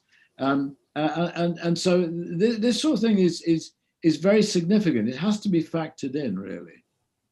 Not sure I answered the whole question, really. There's, I say, somebody who's written the book, Data Feminism, by the way, from Catherine, by Catherine and Klein, somebody's from Jonathan, Data Feminism. Yes, this book has also been, I've not seen this, but this has been recommended by John Reeds as well, who's our lecturer on the programming course. Yeah. So I'm going to have a look at that. You learn when you give these talks, you learn new things all the time. That's what's great about them, So I'm going to look at data feminism. The virtual space is there in synchronicity to the real space, but often it is. There's not, as you underpine, not one twin. There are many. It's filled with data of all kinds of perspectives, and you would encourage others to add to this to get a more accurate view on data, data-driven representations of cities. There's one occasion where the real and the virtual do not exist together in synchronicity, and that's one of your expertises. You also use models to predict futures. For example, scenario-based, trying to get a grasp on what could happen in the next phase. If we're discussing the design of public space is a central issue in this conference. We also want to anticipate on these changes. Could you reflect a bit on this, and how does it help? How do you think it could help us to get a more accurate view on the future? Yeah, the question of public space is very interesting in that sense, because obviously public space is a domain where it's probably it's clearly a more open domain where a variety of these technologies might be experimented with. You can see this in many spaces in this particular context. It's difficult to know the extent to which the digital technologies I've been talking about are more likely to enter public space than private space. There's certainly a big difference in the technologies in these particular spaces, in this particular context, because obviously the ownership of the the technology, and to some extent the ownership of the space. By, the space might be the commons in some sense, it might be part of the public sector in some sense, but there are big differences in the technologies that get developed in these spaces in that context. The notion of somehow producing some kind of intersection between the virtual space and the real space is interesting. The nearest I got, I think, in the talk was showing you the extension of the virtual London model, where we had this model and all the data and so on, and we can import it into these different kinds of environments. Well, of course, we can import it into a real public space in that sense. So we can have a mixture. How we would do this on a large scale, I don't quite know. In other words, that you can see for a number of years, the Japanese, for example, have had large screen technologies in their shopping centers and so on. And increasingly you can see those sorts of elements, but we're not quite at the point, I think, where the sort of technologies that you see in something like, the movie Minority Report, for example, where, one's able to access information. It's not far off, I guess, in terms of augmented realities and so on. But I'm not really an expert. I've not thought enough about it to know the extent to which space is being changed or could be changed in this particular context. That's a different question, I think, from the other one you asked about predictions. That there are two sorts of predictions, I think, in my talk. One was the routine predictions that we make about what cities look like in the future, which our digital technologies enable us to do. And of course, the other issue is how we begin to use these technologies to understand the city in some sense. It's not a very satisfactory response to your question, I think.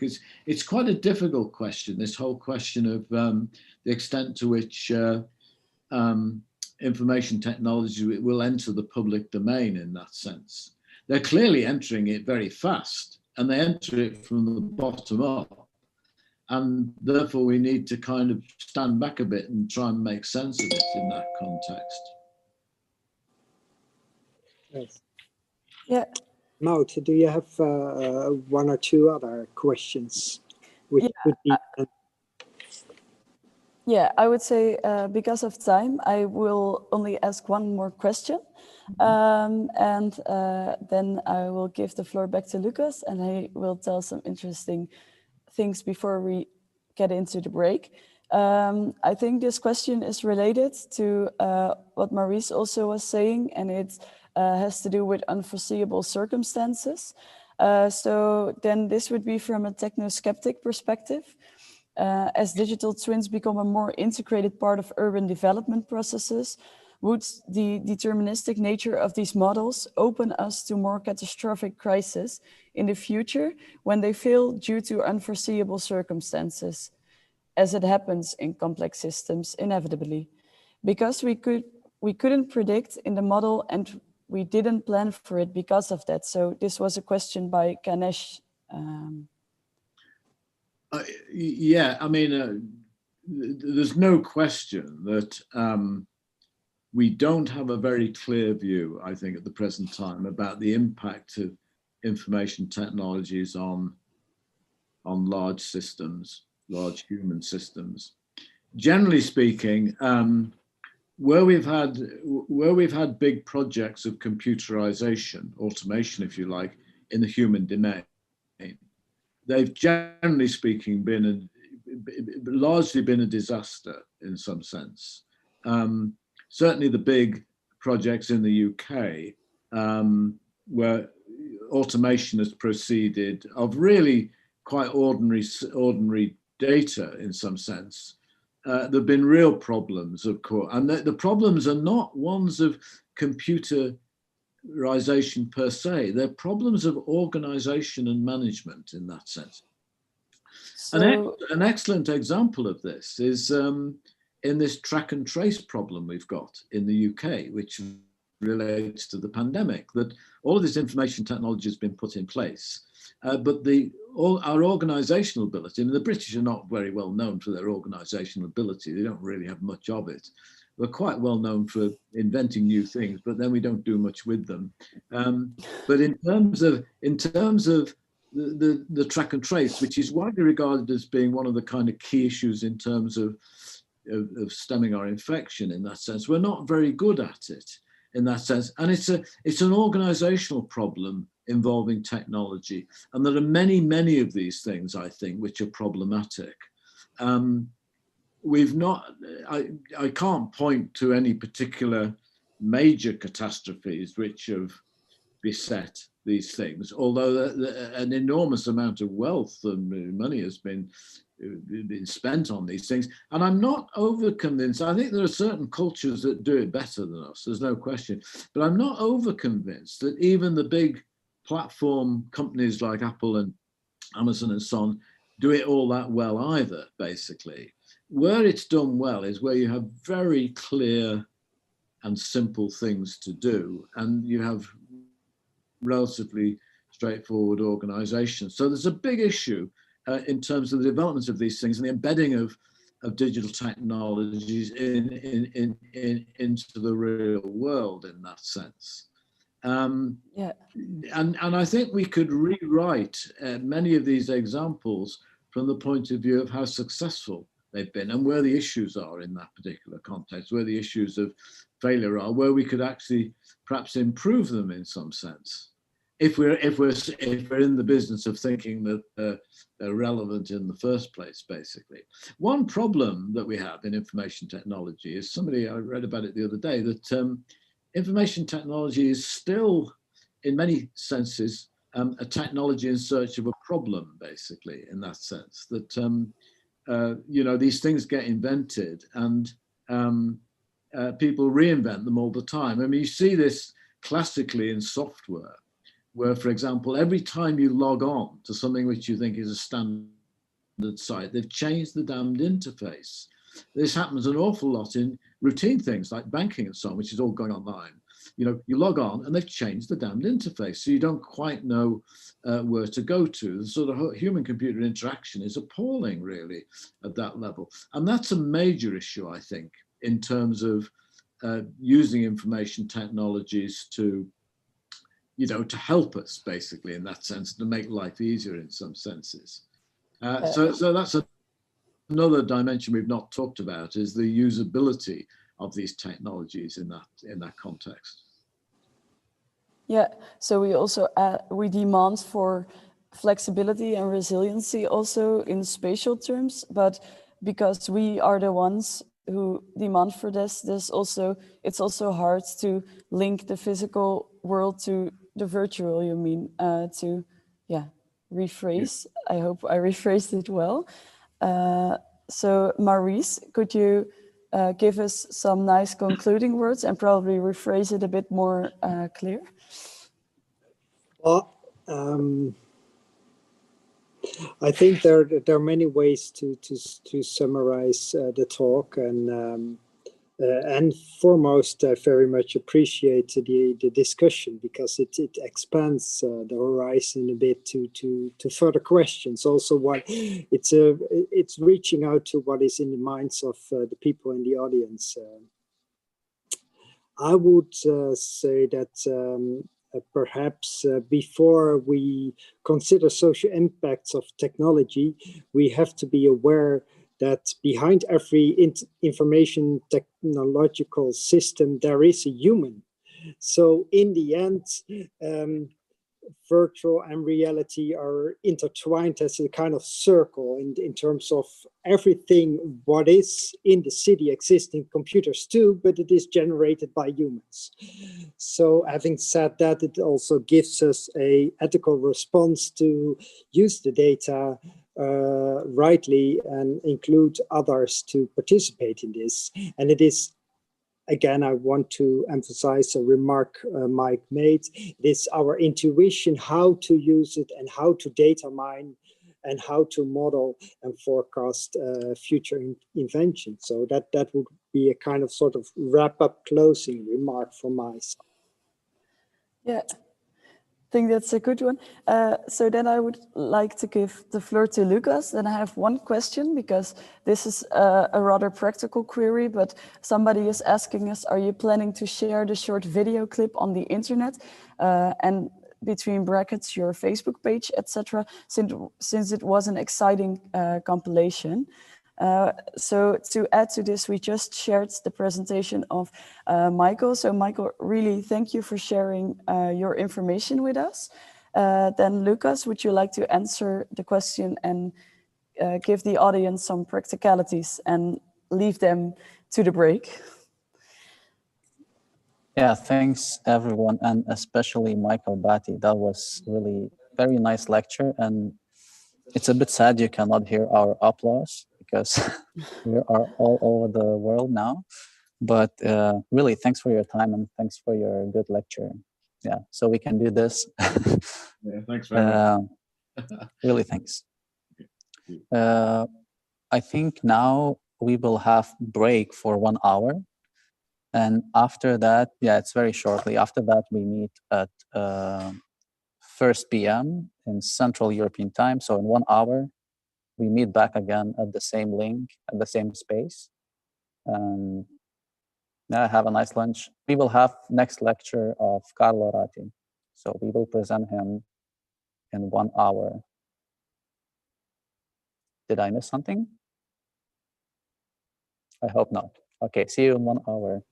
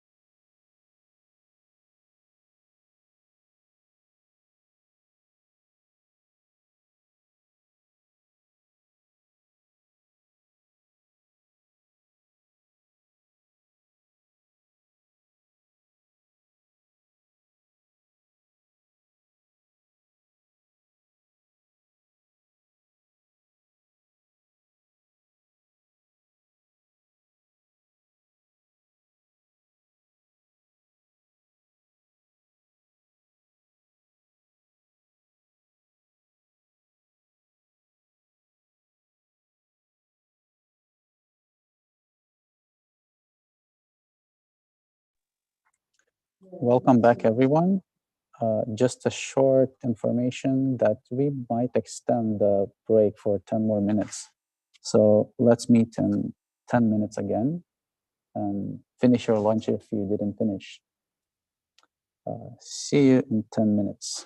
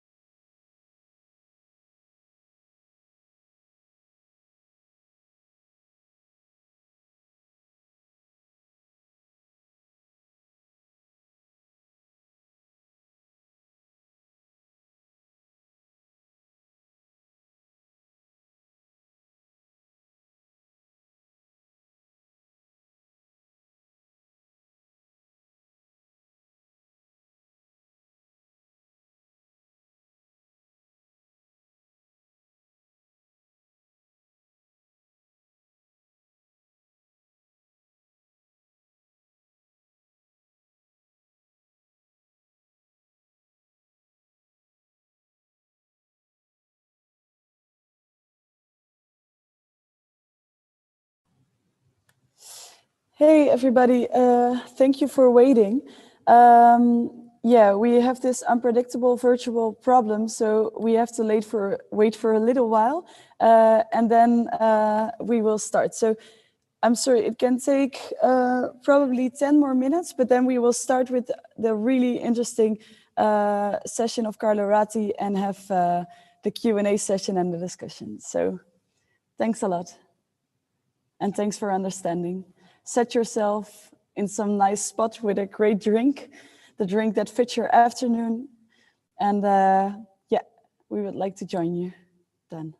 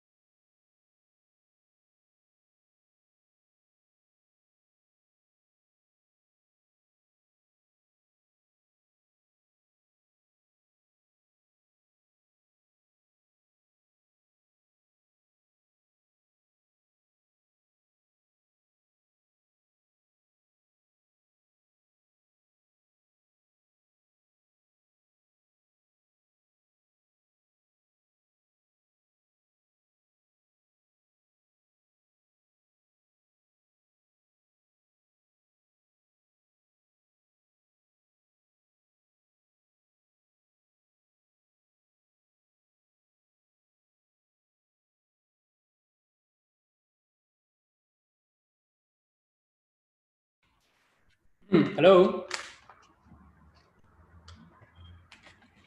Hello.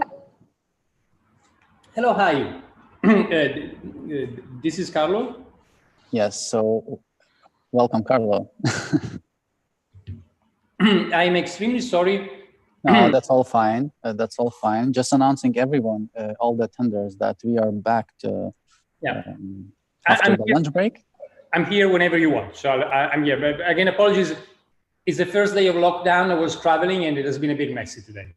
It's all fine. No worries, totally. We try to be relaxed in this event and just enjoy good lectures and good time and good discussion. So we are really happy you are here. So maybe I will first give a word for Maurice, who will present the idea of this session now.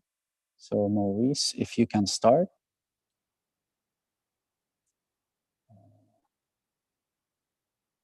I don't hear you, Maurice. I think you are still muted. Yeah.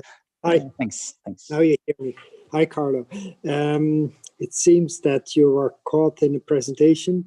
So our traffic jams seems to transfigure themselves into virtual space. You don't see them, but they exist. Lost in cyberspace, so to say. Anyway, to introduce a rough flair of this presentation, I already said something about that it seems that everything what is a city exists in computers too. And I would prolong this observation by this introduction for the next presenter, that it seems that everything what makes a city exists in computers too. So not only what we do on the socials is recorded, also what we see, what we sense, what we are, and how we interact. More so in the city itself, computers exist. Computers make the city. Vehicles know when to stop. Navigation devices know where to turn. A bike may know it all. Traffic lights, lampposts, trash collect containers, speed regulation, CCTV, solar panels, heat pumps, energy collectors for road surfaces. It is all collected through the web. The Internet of Things is available in everyday life, hence sensing the city. And that sounds like our second keynote. So Lucas, would you like to say who is listed? Thank you, Maurice, for a nice description of the logic of what we will have now. And actually, we have a super nice guest, the speaker. So he's Carlo Ratti. And for those who didn't read the description on social media, I will tell shortly that he is a professor at MIT, Massachusetts Institute of Technology, and he's directing a researchers group of Sensible City Lab. So they research on how new technology really changes the way we design cities, the way we understand cities, and also how it changes our life in cities. And I really hope that Carlo, I give you a word, and you will give us some more nice, beautiful ideas about this. And yeah, I give a space for you now for your presentation. So you're welcome. And Carlo, if you want, can you please reveal yourself? I don't know if you know, totally. but yeah. Totally. Sorry, I kept it off just because of the conversation before. So first of all, as I mentioned before, I wanted to apologize deeply. It's the first day of lockdown. I flew from Brazil, and today everything has been not working as expected. So it's the first time this happens to me, that starting so late for a meeting. But anyway, I hope we'll spend a good time together. And let me know, how long should we plan? Would you like me to extend later, or should I try to be faster? Maybe, yeah, that's very good that you asked, actually. And I think you can talk for like maybe 30 minutes, but it's very important for all attenders that I wanted to remind that we can actually ask for questions or just write remarks in question and answer box that you see on the screen. So we really want after your speech also to have kind of conversation, more interactive. So So attenders ask questions. Let me suggest a slightly different format. I will start by talking for 15 minutes, and then we can do Q&A, and then I can have more slides. I mean, I have plenty of slides. I can talk for an hour, but I think I'll do something a bit shorter when we discuss, and then I can take more slides based on how the questions develop. So let me first share my screen. And just a sec. Too many presentations open. I need to get just the right one. Okay, should be this one. Sorry. Here is it. Yeah. All right. So I think you should be seeing the screen. Now, the first thing I want to say is going to talk about cities. Just 4 numbers about cities: 250, 75, and 80. Cities are only 2% of the surface of the planet. They are 50% actually today, closer to 60% of the population, 75% of energy consumption, 80% of CO2 emissions. So you can do something to make our cities a little bit more sustainable. That could be a great deal globally. Well, what can we do? Well, as it was mentioned just a moment ago, today we are living a very interesting new condition. It's what you're seeing here is the internet becoming Internet of Things, the internet and computing entering into our cities, and so kind of transforming the way we can understand them, design them, and ultimately live in them. And you know, by the way, a couple of additional things. Digital and physical convergence means, first of all, that we collect a huge amount of data from cities, so big data in cities. And big data means that we can then use artificial intelligence in order to better understand what is going on. So that's in a nutshell the situation we're living in. Now, the first point I want to share with you, because I know that you've been talking a lot about public space, and is about, you know, something very related to the use of public space, which is what we all experience over the past few months, which is how much will be working from private spaces such as homes, how much will be going to offices, how much we will come together in physical space. And you might have seen titles such as this one. Twitter was the first big company to announce that employees will be allowed to work from home forever. And the question is this really going to happen? You know, are we going to all live in our homes in the future and, you know, spend much less time together, either in offices or in public space? And I don't think this is the case, but I want to share with you some research we've been doing in order to determine what is going, I mean, what type of changes are happening. So I wanted to start from this article. It's an op-ed I wrote, I did in the Harvard Business Review, and the title they gave is, "If Work is Digital, Why Do We Still Go to the Office?" This was actually 4 years ago. And the key point in the article is actually there's still a very important reason to go to an office. And that's really because physical space, the space of the office or the public space in a city, brings us together in a different way than digital space. And so we started collecting data on the MIT campus. This was a few years ago. That's the MIT campus. You see Boston, you see Harvard, you see Cambridge to the left, and Boston downtown to the right. And initially, we started collecting a lot of data from the Wi-Fi network, which allows you to monitor the changes that have happened in the way of working. You know, people used to work like you see there to the left, and then tend to work like you see there to the right. And then you can use all the Wi-Fi network to collect a lot of data, the same data that, you know, shows the change that happened in the way of working globally. We used to work like this, and now we tend to work more like this. It's a co-working space, one of the largest co-working spaces we designed in Southern Europe. So what can you do with Wi-Fi data? Well, you can look at how people interact in physical space. Here you see all the Wi-Fi access points on the MIT campus.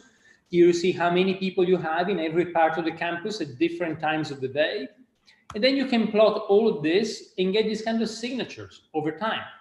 So how many people you have over time, and this is an aggregated one, but you can look at the same for every room on the MIT campus. You can look at, you know, how people occupy that room over time, how many people you have over there. And by the way, this is kind of a room level granularity, but already today with artificial intelligence and computer vision and facial recognition in China, you're going to get the same curves with a resolution of, say, 1 square meter. So, you know, every square meter, every square foot you build, you know how it's being used. And then you get all this big data and you analyze it. You see here, he is looking at Fourier transform and, you know, very simple type of analytics, other type of clustering we've been doing. And then you really understand how we interact in physical space, which is what you see here. Now, at one point, however, this year, we discontinued physical space on the MIT campus. But the good news is we're also monitoring how we interact in digital space. And I would argue today that what a great organization is, company, an institution, a university, is nothing else than people connecting in digital space, people connecting in physical space, and together trying to achieve something. And so if you monitor the two-dimension connectivity in physical space, how we connect in physical space, and how we connect in digital space, we can learn something about what is going on. Plus, as I was mentioning, we got this incredible discontinuity that was actually produced by COVID. So from one day to the next, we saw that people were not interacting anymore in physical space. And so let's see what happened. So again, we were collecting a lot of email connectivity, the network of email exchanges on the MIT campus. So who's connecting with whom? And you see here, you know, for faculty, fellow researchers, and so on, so around 3,000, 4,000 people. And again, as I was saying, you know, this is before COVID, after COVID. You see COVID is in the middle, the beginning of the closure of the MIT campus. COVID starts in the first quarter 2020, and you see the closing of the campuses where you see the peak on this image. And then we started analyzing digital communications before COVID. You see the network here, who's communicating with whom. You see the different schools, engineering, science, humanities, management, architecture, and planning, and so on. And you see them here in more detail. And then you see when COVID starts, the network changes. And you see here, you know, again, in analyzing different in different ways. So we started analyzing the changes and measuring in particular a very important metric. This metric is what you see in this paper. It's a paper, a very well-known paper in sociology by Mark Granovetter. It's called The Strength of Weak Ties. Weak ties in sociology, or how Granovetter describes them, are the people we know, our friends, who are not friends with other friends we have. So in other terms, a strong tie is we know person A, we know person B, and A and B are also friends with each other. You create a triangle, as you see here in blue. But weak ties are people we know who kind of are bridges to another community. And what Granovetter discovered in that paper is that usually weak ties are where most of the innovation and new information comes from, because strong ties are people close to us and we tend to repeat to each other the same information, while weak ties expose us to new ways of thinking, to serendipity, and again to new innovative information. Now, what we are seeing actually is that, and take this with a pinch of salt, is not published yet, we're still analyzing the data, but those are the first results. And again, we are still doing some of the analytics, that since we stopped meeting in physical space, the number of weak ties is going down. And which means that, yes, we talk more by Zoom with the people we know, but we connect much less with those people who are very important for our social networks, who are, again, the people who bridge us to a new community, or in other terms, the so-called weak ties, as I was saying a moment ago. So it looks like that if we don't meet in physical space, in the space of the office, in public space in the city, then our social networks are going to suffer. First thing is a saying in terms of weak ties, and the second thing is also in terms of diversity. We tend to meet with more people, but people who are close to us. In other terms, a key parameter in digital space, we know it, we've seen it over the past few years, is assortativity. Assortativity means we tend to meet with people who are very similar to us. And that's actually one of the big problems of networks. The polarization we are seeing across the planet is partially because of that. People who are kind of extremists can actually meet up with other extremists, and then they kind of become overall even more extremist. So you tend to get associativity, which is similar people getting together, and by doing that you kind of diverge. While physical space, the space of the city or the space of the office, has a very important quality. It's inevitability. You bump into other people who might be different from you. I'll give you an example. Now, in the recent election in the United States, Cambridge, Massachusetts, where I live, actually voted for Biden 92 or 93%. And most of the people I know are people who vote, who do not support the current president, Donald Trump. Most of the people in my network, in my digital network, are like that. But if I go to Boston, if I go to other parts of Massachusetts, I know that just in terms of, if I go to New York, even to blue states, I know that on average, 30–40% of the people in the state are Trump supporters. Those are people with whom I normally wouldn't connect, but if I just go down in the streets, if I go to the office, somehow that place is a place that brings together people with whom I might not connect digitally. In the digital world, it's so easy to filter out the people who challenge our kind of comfort zone. But actually, in physical space, we cannot do it. And so I wanted to leave you with this, just a quick thought. The physical space is still going to be very important, because physical space is the space where, again, as you see here, we get and meet more diverse people. It's also the place where we forge weak ties, weak links, which are very important for being exposed to new information. Now, I want to start with this, and then I would suggest that we talk a little bit about this, and then I can again start showing you more slides. So if there's any questions, ideas, and so on, I'll be very happy to discuss it with you. Yeah, thank you very much for very short and very intensive information. Maybe Maud knows if we have any questions from attenders. Maud? No. We don't hear you. Go ahead. I'm sorry. I hear myself in an echo, so I'm sorry for not. Oh, okay. I try to tell it. We at this moment don't have any questions from the audience, so if people have any questions, you can ask us via the Q&A box. And I myself have a question, so probably I can start with it. So you're actually making a plea for physical space instead of virtual space, or are you also saying that you are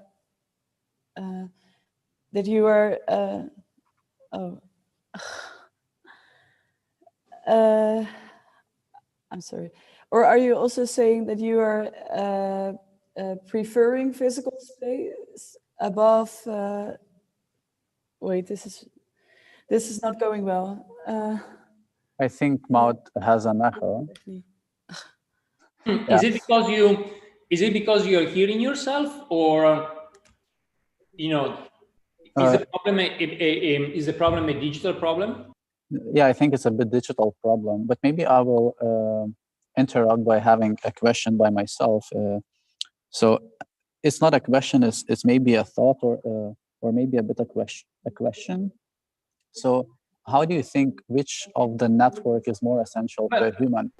Yeah, but I wanted to answer briefly the previous question. I understand there was an issue, so it was difficult to speak, but if I understand it correctly, I wanted just to say, what I'm saying is that, and actually, I don't know if the organizers could do a quick poll. I think one of the things I like with Zoom is you can do a quick poll and ask people what they think. So, I think the poll I would ask is, do you think we can from now onwards just, meet in digital space? I mean, is it true that this is the end of the office or the end of the city? We can just be anywhere we want and just connect digitally. Now, what I was showing, and I think this would be a nice thing to ask if you can do it as a quick poll on Zoom, so to get people's ideas. My argument, the one I tried to make a moment ago, is that if you completely remove physical space, then you are weakening social networks. And so we're going to be less creative, we're going to meet less diverse people, we're going to be exposed to less diverse information. And physical space still has a very important role to play together with digital space. And that role is really the role of exposing us to the things we were saying before, and helping us to create weak ties, and helping us to meet more diverse people, a more diverse pool of people, and so on and so forth. So somehow, you know, the key point is that I believe the physical space, together with digital space, still has a very important role to play. And I personally don't think you can run a company like Twitter and many others after Twitter said, I don't think you can run a company just digitally. Yes, you know, you can do some software development, you know, and have a bunch of developers working around the world. But if you really want to run a successful company, which is based on successful interactions between people, then you need physical space. That's the point I made. Again, the physical space can be the space of the office, but it's also the public space in our cities. So that was trying to answer the question before, if you understood it correctly. But I think it would be great to see the results of the poll, and meanwhile, you know, to hear more questions or ideas. What might be interesting is that you clearly show how COVID-19 affects our behavior in our networks. So we condense our reach to the ones we are know and familiar on. At the same token, on long distance, we click to others which are in roughly, say, the same bubble. So with that given, you also warn us that diversity is reinforced by its physicality. So we need the physical space from an ethical reasoning. However, if COVID-19, as the current situation, gives us an extreme view on what might be a trend which is more longer than just today, what do you think from your experience on the digital convergence, the data gathering and making it specific to its geo-specific through its positioning? What do you think how this loop goes back to the physical space? So if we now won't have COVID-19, wouldn't we then still in physical space visit specific places because it is according to our likes and our navigation devices sends us there, or not? Well, I'll tell you, you're right. I think, you know, and by the way, I see also a very interesting question by Thomas in the chat, and I will get to that in a moment. And, you know, it's very similar to the question I see by Thomas, which is, you know, aren't we recreating the same bubbles in physical space? And yes, to a certain extent we are. You know, in our cities, we got plenty of enclaves. But I think that's why the design becomes important. And let me give you an example. I just came back from Brazil. Actually, Brazil was, by the way, was an amazing time. We're doing some work in Brazil, designing an extension of the capital of Brasilia. I'm also working on favelas in Rio de Janeiro. And so I was there for 10 days. As an aside, I think, you know, now COVID cases are down, people are in the streets. It was an amazing time. Just to tell you how quickly things can change also now with COVID. It was very difficult a few months ago when in Europe everything was open. Now it's the opposite. But the point I wanted to make about Brazil is that if you look at the two main cities, Rio and Sao Paulo. Now in Sao Paulo, you can be rich and spend all of your lives without ever meeting people from favelas or poor people. And actually, Sao Paulo, I believe, is the city with the highest number of helicopters per capita. And it's a city where you can really hop by helicopter from one tower to another tower. And the rich people can really spend their whole life without ever touching ground and mixing with people who cannot afford a helicopter. I'm making it a bit extreme, but it's pretty much like that. And there's another point as well. In Sao Paulo, the center is formal developments, while all the outskirts are informal developments. A lot of favelas, even very big favelas. I believe one of the largest in Brazil is in Sao Paulo, and they are on the outskirts. So again, if you live in the center, even if you don't move by helicopter from tower to tower, you can still spend a whole life without ever coming in contact with informal developments. Rio is a totally different story for two things. The first thing is actually that because of the topography of Rio, favelas are really very close to formal settlements. So you can be in Ipanema, you can be in Copacabana, in the city center, you're in places where real estate is as expensive as New York City. And just next to it, a stone throws away, you got the favelas, like Vigilao or some of the others in between Copacabana and Ipanema. So people cannot avoid seeing them. And the other interesting thing is that there's an amazing public space in Rio that is not there in Sao Paulo, and that is the beach. And so the beach is something that brings together everybody. You know, the people who live in Ipanema, the rich people who live on Soto Vieira, in the main street in Ipanema, who have these kind of beautiful apartments, but also it's open and accessible to everybody else living in the city, and even, you know, to the people who can come down from the poor part of Rio. And that creates a totally different experience, because over there is where you forge links that otherwise you would never really see. So going back to the point, it is true that the point I'm making here is that it is true that there's a tendency, human tendency, to avoid confrontation with people who might be different from us.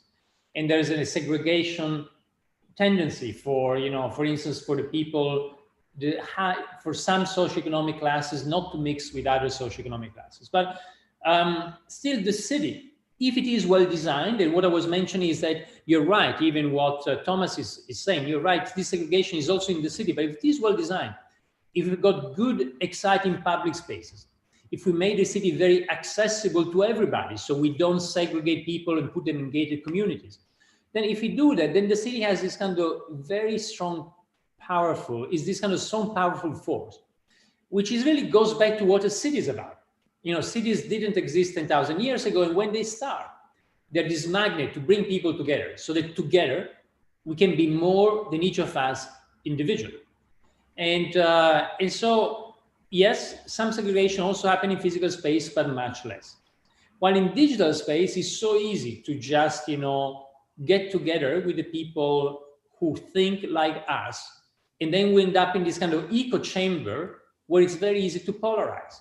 You know, I'll give you another quick example. If you think about a few years ago, some of the extremists think about, you know, or think about white supremacists in the United States. You might have an old uncle who might say, you know, do kind of a speech, an extremist speech at Christmas dinner, and everybody will say, you know, well, shut up, you know, you're talking nonsense. Now the very same person, that old uncle who's a bit nuts, can actually find a bunch of other old uncles who are equally nuts, and they start to think, you know, that is their word, and that's, you know, their mission, and that's and that develops into what we are seeing these days, you know, this kind of polarization, extreme polarization. So somehow one of the difficulties of digital space is this tendency to create echo chambers and polarization, and physical space is an antidote. Going back to your point, the point you made, Maurice, and the point that Thomas made, yes, even in physical space, we got the tendency to segregate, but if we do it right, if we design the city right, we can use physical space as an antidote to digital space. One final thing, I wrote an article about this in the Boston Globe a few weeks ago. It's about a project we are doing in Stockholm with the mayor of Stockholm. And we are actually looking at data from the city, how people move in the city, how people communicate, data from the cell phone operator, Telia, you know, all anonymized data, but really to highlight segregation fault line in the city. So today we can use big data to understand how well a city performs its mission of bringing us together. And then, you know, where we find discontinuities, we can then act with design, with other policies, in order to go back to this primordial function of the city as a place that brings us together and helps reconcile diverse and sometimes even opposing views.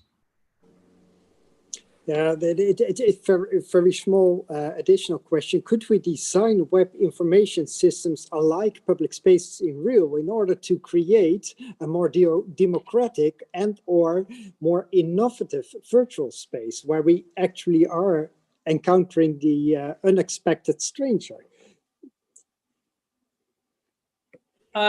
it's a very good question, but again, let's go back to what I was saying before when I took the example of the political example. Again, in my social circle, somehow I end up not having many Trump supporters. Even if I go in the street, even in Massachusetts or New York State, I know that every 2 people I find a Trump supporter on average, based on results of the latest elections a couple of days ago. And, and I'm not sure that it's so easy to make that connection in digital space, because again, our tendency to get together with people who are similar to us in the digital space so easy. Just you block someone or just like someone who's close to you. I think physical space is forcing those connections against our will, and then when we are in the streets, we need to confront them. Think about it. Somebody has seen the latest Borat movie. When you are in some environments, you certainly need to question a lot of your assumptions. You see people who might be very different from you. Now, I'm not sure that you can easily force people to create digital connections with some of those communities in digital space, right? You naturally would say, well, why do I need to do it? While in the street is forcing you to do it. And I don't think there's an easy way to counter this. Again, the reason is that, it's a human nature, but the city becomes an antidote. It forces us to go against our nature. And it is positive for society. It helps us to challenge our preconceptions. So I think I wish there were a way to do what you're saying, but I'm not sure it's so easy, because I think digital is more. It's an easier way. It's helping us to create our comfort bubbles. What we need to do is go against our comfort, and I don't know if we will do it naturally, just out of our own decision. Yeah, thanks. Carlo, thank you. I'm sorry, the problem with the echo is solved, so I'm sorry for stopping in the middle of my sentence I just did. I think when keeping an eye on the Q&A box, you also already answered then 2 questions. One of Kevin, who was asking, do you think there's any way to force weak links in virtual space? And also one in the chat of Pina Kiel. Maybe that's the question for post-COVID world, how to design virtual space to allow weak links and diversity of social interaction. Maybe that's a new niche for digital urbanists. That's something Pina Kiel is saying. And because you're also having an eye on the Q&A box, then you also answered the question and said that you agreed with the finding of Thomas. So then we have a question of Merve, and she is thanking you for the interesting presentation. What do you think about to push digital space, the network, to use it to create space and architectural point of view, which is different of Facebook or Twitter interface, but something different? Actually, rather than computing with physical space, but engaging and supporting, it has a lot of opportunity for people. However, I think the biggest difference for digital space is, even if the human has a voice and becoming there, any other creature has not any existence there. So I think she is speaking about exclusion when using digital space, to rephrase it. Yeah, I'm actually looking at the question in detail. This seems very probably we can stop sharing your screen, so then you can have a better look on the Q&A box. That's probably an idea. Sorry? Probably we can. Should I stop sharing my screen? Yeah. Then you have a bit better look. Yeah. So going back to Mervy's question. I see, actually, rather than computing with physical space, but engaging and supporting, there's a lot of opportunity for people. I totally agree with that, with the sentence. And I think, there's different components here. Now, I see, somehow, I wanted to comment. So one point, what you mentioned about the fact that many other creatures have no existence there, that again adds to this, what we were saying before. Yes, it's a very good point, somehow what challenges our way of thinking is also all the other creatures that populate physical space. And those creatures, as you say, have not voice in digital space. Now, going back to how can we then do things? Now, I think that there's a number of things that don't seem to happen naturally in digital space. So I think that's why we need physical. But what we can do is we can probably use digital to augment those features. And let me give you an example. Example very simple. So you saw before we were looking at the communication network on the MIT campus. Now, following COVID, it is possible that people will spend more time, I believe not 100% of the time, like Twitter said, but more time working not from the office, but from home, from a second home, from the mountains, from holidays, from a lounge, and so on. So that is quite possible. And that's because we like the flexibility we enjoyed during the COVID months. Now, it is going to happen. And the question is, if you spend less time together, how can we augment interactions? And I'll tell you something, we are designing a new headquarters. And in this headquarters, we're trying to run in real time what I showed you about the MIT campus, so interactions between people. And then we're using that to assign hot desking positions to the people working. So that somehow, for instance, you can use one day, you can have all the people from a given team that you can understand the team working digitally, you can put them together. So you do team building. But another day you can do serendipity. So you take two people in the company who are the furthest apart, who normally, would never exchange even an email or have some connection, and you can put them together so that again, you create like a short circuit. So somehow, what we can do is really use digital to augment physical interaction. I'm not sure, but if you got some ideas, I'd be very happy to discuss them, that we can replicate this kind of serendipity and heterogeneity and non-assortativity in digital space because of what we were saying before. I think that happens mostly in physical space, or we can use digital space to enhance this kind of power of physical space. So somehow digital can help us enhance physical. I'm not sure that just digital can supplant it, also in terms of weak ties, heterogeneous link, serendipity, and so on. But then thank you for the answer. And I also saying thank you for Merve. But then I'm asking myself, because she is also talking about exclusion. So probably she's doing this from the point of landscape architecture. And also as urbanists, we have to deal with other creatures than the human being. How would you see these weak and strong ties when talking about other creatures than human being? Yeah, no, that's a very good point. Again, that's a whole world which is not present in digital world. But again, you can use digital to. So what I'm saying here is that I don't think that the way to solve it is that you can put a little broadcasting chip on every dog, stray cat, and mice in the cities, on all the animals that live with us. There's a lot of them. But I think what we can do, again, we can use digital to reveal better all of these communities that we encounter in physical space, but that sometimes we really don't look at in great detail. For instance, we've been running an experiment in Boston with a crowdsourced collection of pictures from the city in order to document wildlife in the city. You find all of this on our website. So we had thousands and thousands of pictures of wildlife that people took about animals in the city. And so again, what we can do is the same thing I was saying before. We can use digital to enhance some of these important quality of physical space that brings us together.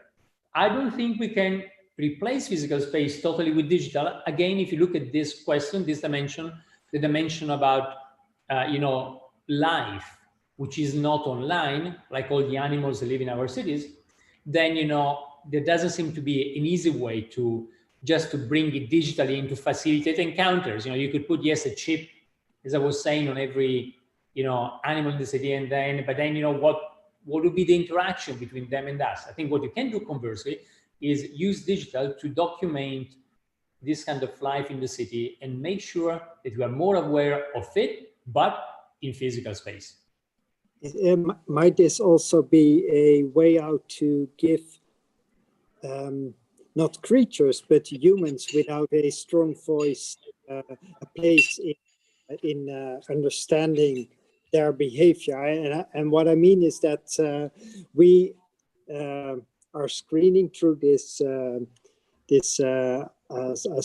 smart tablet of mine. We have, of course, this smartphone, and we are tracked. We use all the apps, etc. It's our world. But what about Granny doesn't have it, or people entering a country for a short stay without having the immediate access to all the networks?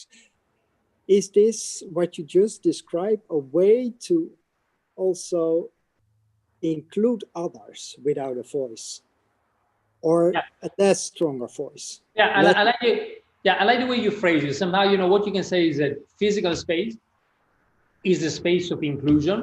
And what we can do is use digital to augment inclusion in different way. One clear way, I think you were hinting at that, is to bridge some of the divides we still have. You know, there's not anymore a big digital divide because now everybody has a smartphone. There's more smartphones in most countries than people. So, and smartphones are online. But there's other types of divide. And certainly, if there's not a divide with humans, there's a divide with other forms of life.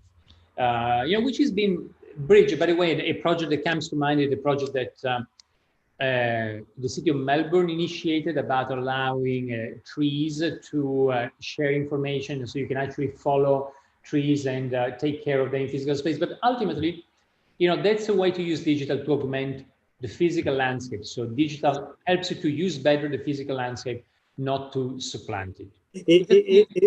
If I compare it to the European Union or the broader European zone, an average of 92% of the people have internet access. So that also echoes through the smartphone use.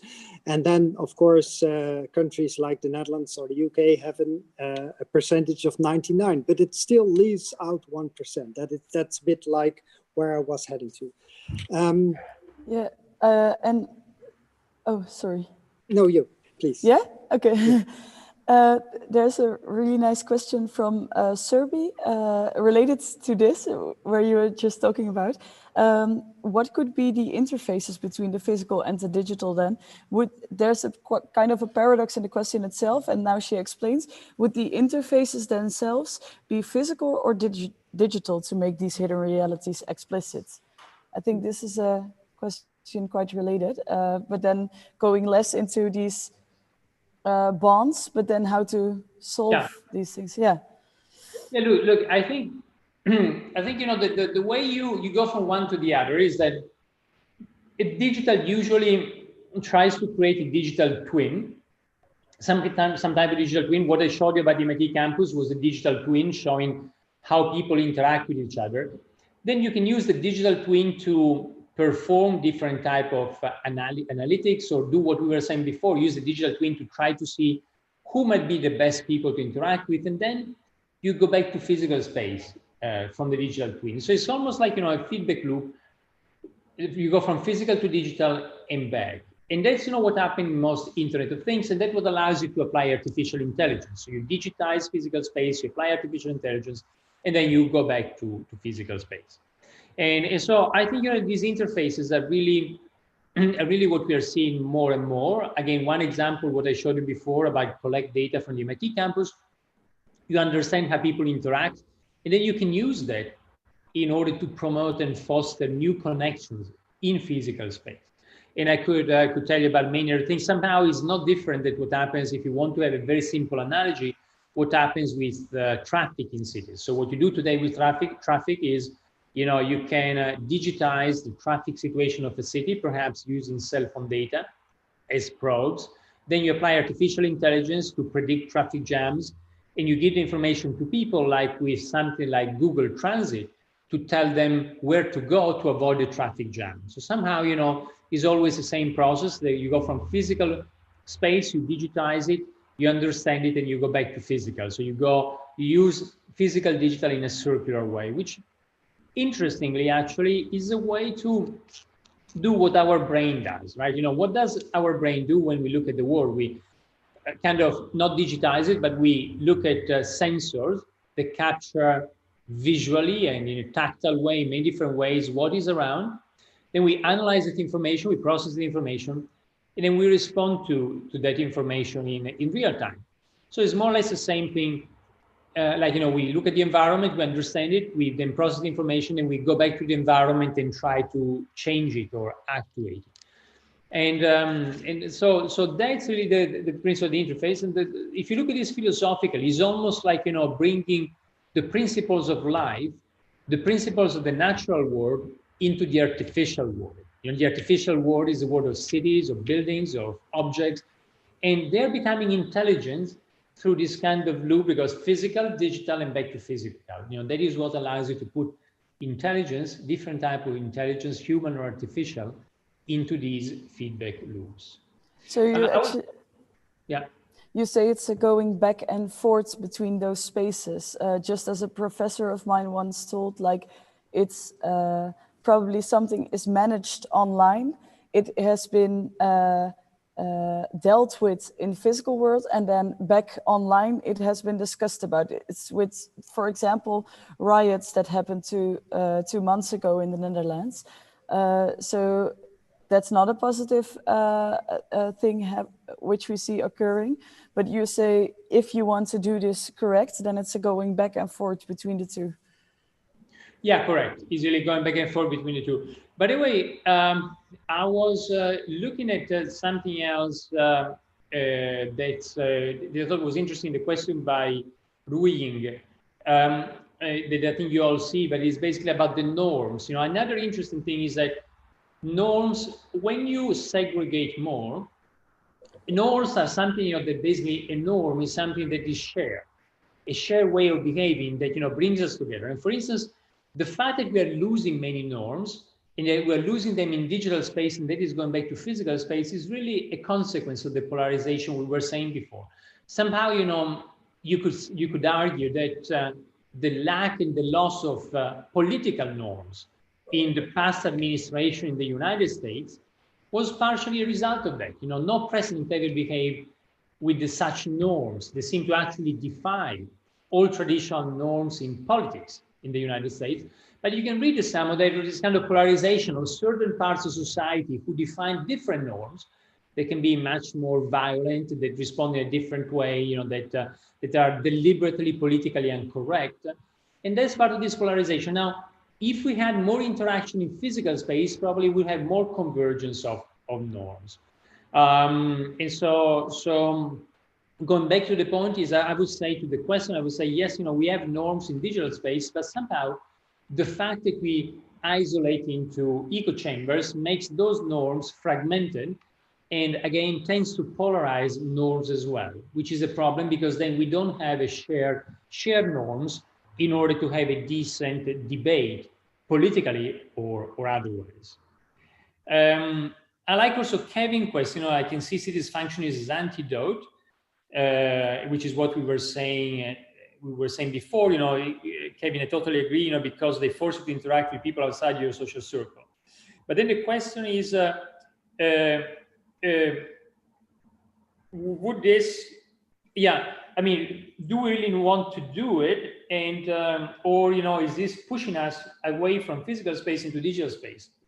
And I think it's a bit what we were saying before, that probably in human nature, we don't want to be challenged all the time, right?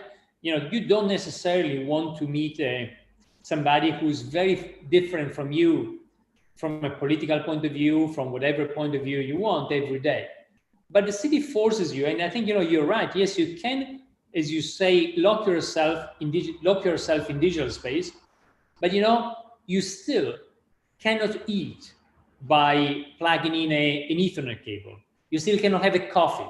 You still cannot go to a restaurant just plugging in an Ethernet cable. You still need to go to the city. So somehow that's the power of the city, that it forces us to interact, because we are physical, and so we need to live in physical space, and so that's where we eat, that's where we do many things, a number of very important human activities. I think just about, eating, sex, and many others, only happen in physical space.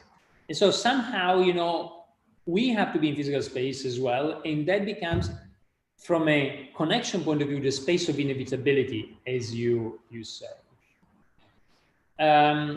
I'm seeing another comment by Simon talking about, about looking at Zubo's argument that IT companies like Google are trying to gain influence in the use of physical space. That's totally right. As you know, and by the way, we collaborated with one of Google's sibling companies called Sidewalk Labs, which is the company that Google started really to look at the urban space.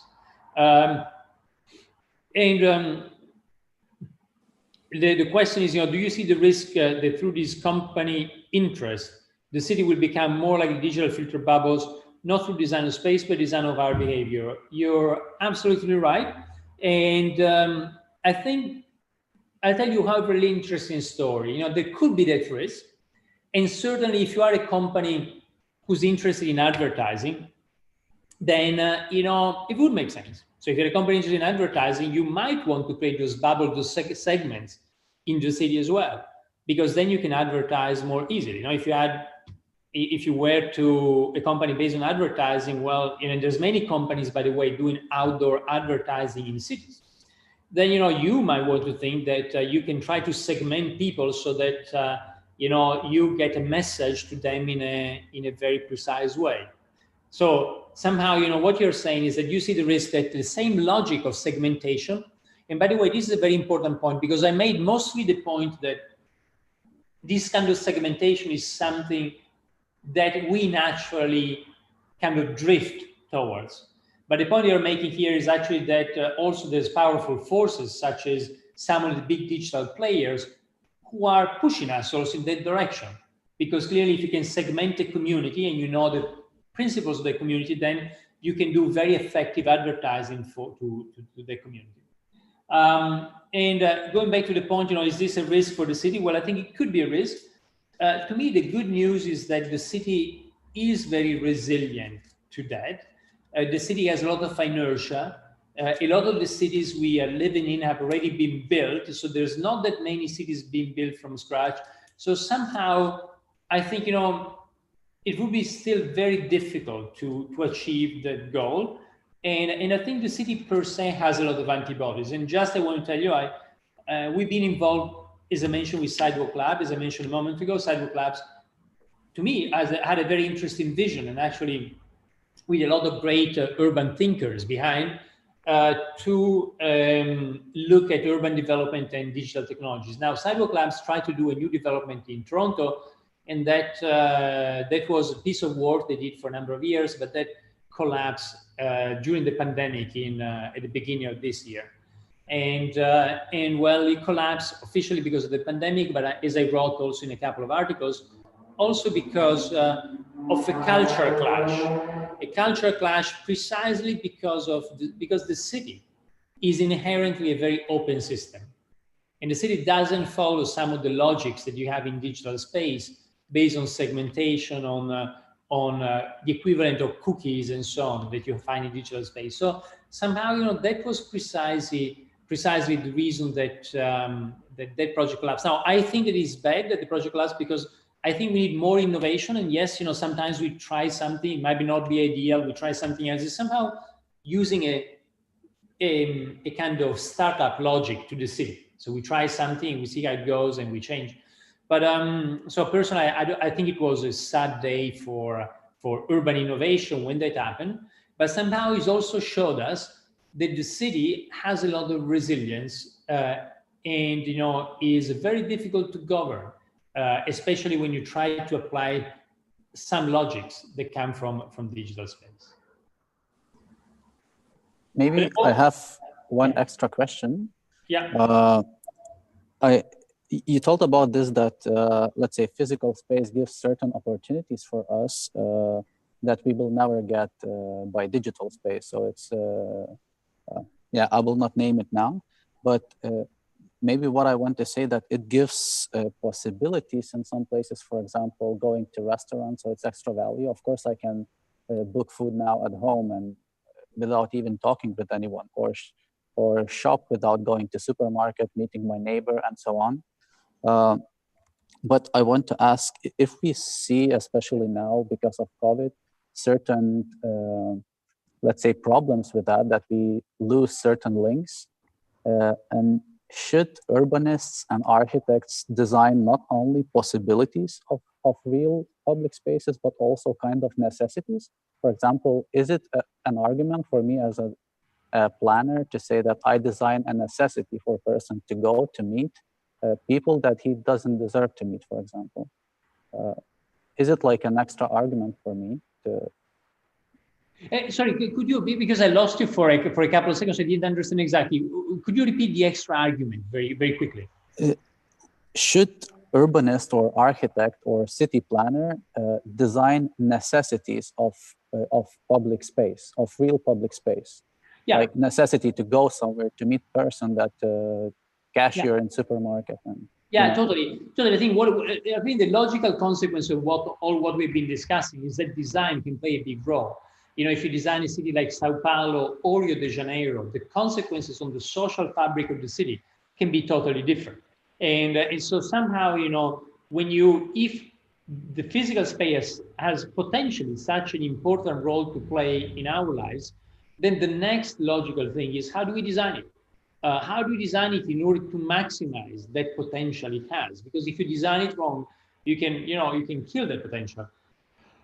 You can, as it was mentioned before, you can turn also physical space into a space of segregation. But if you play it right, if you really use design, then you can bring to fruition all of that potential. And so somehow it's really a little bit of asserting again the primacy of design. And I wanted maybe to finish. I know that we just a few minutes left, but thanks for all the exciting questions. I think that was very interesting. I think this is much more fun than showing you another 100 or 200 slides. But I think I want to go back to the definition of design, and the definition, like most of design, is a definition that was given by Herbert Simon, but it's not that different from the definition that was given at one point by Albert Einstein. So Herbert Simon, who won the Nobel Prize in economics, a great researcher from the past century, he said, the natural sciences look at how the world is, but design, on the other hand, looks at how the world ought to be, or how the world could be. And so somehow design is how we can imagine new different spaces, new different public spaces, new different cities, new different offices. And so somehow this primacy of design is what really we should highlight, is a way to make the most of physical space. So if we had to summarize all what we said, and I think a lot of you agreed with this principle in the Q&A conversation, is physical space still has a very important role to play, and as a consequence, design of the space has a very important role to play. Somehow it affirms once more the primacy of design. Thank you very much, Carlo Ratti. I think it's really the end of our session. So really, I think we are out of questions also. So really, thanks for your time. It was really exciting. I hope it was exciting for you as well and interesting. Yeah, thank you. It was, I enjoyed very much the conversation. Again, apologies again for this delay. There was a delay caused by physical space and the first day of lockdown and my traveling. So that actually got a bit mixed up. But luckily digital helped us to overcome some of that. And so thanks for the conversation. Looking forward to continuing it one day, hopefully in physical space. Thank you. Thanks a lot. Very much. Thank you very much. Bye-bye. Bye.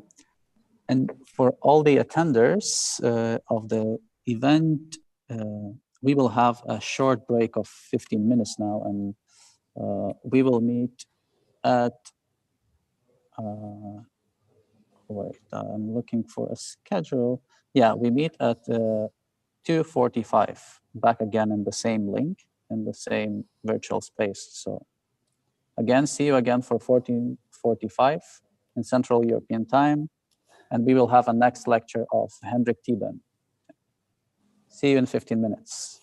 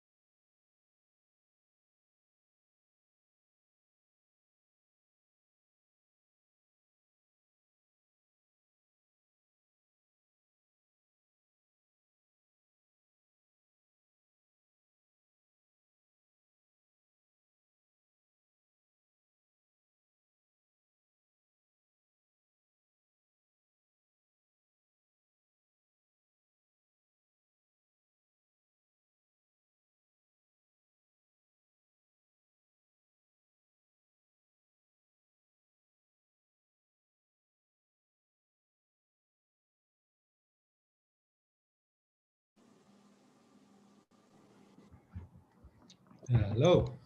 Hi, Henrik. Hey, Maurice.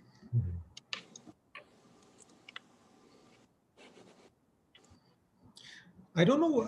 One question.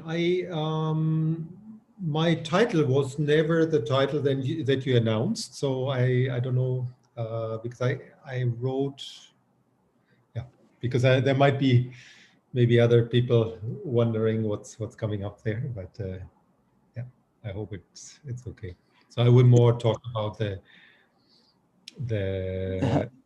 Yeah, hello. Hello. Do you hear me? Yeah, we had a short break, Hendrik, just yeah, for a few more minutes until your presentation. Yeah. So I think people will come back at like in 3 minutes, or I will ask my team to actually maybe we start now. So do we start now? It's still 3 minutes of. Yeah. And so Hendrik, what would you like? What would you prefer? I'm here for you. I don't mind. I can start anytime. And I don't know exactly. I have 45 minutes or an hour. How much? 45?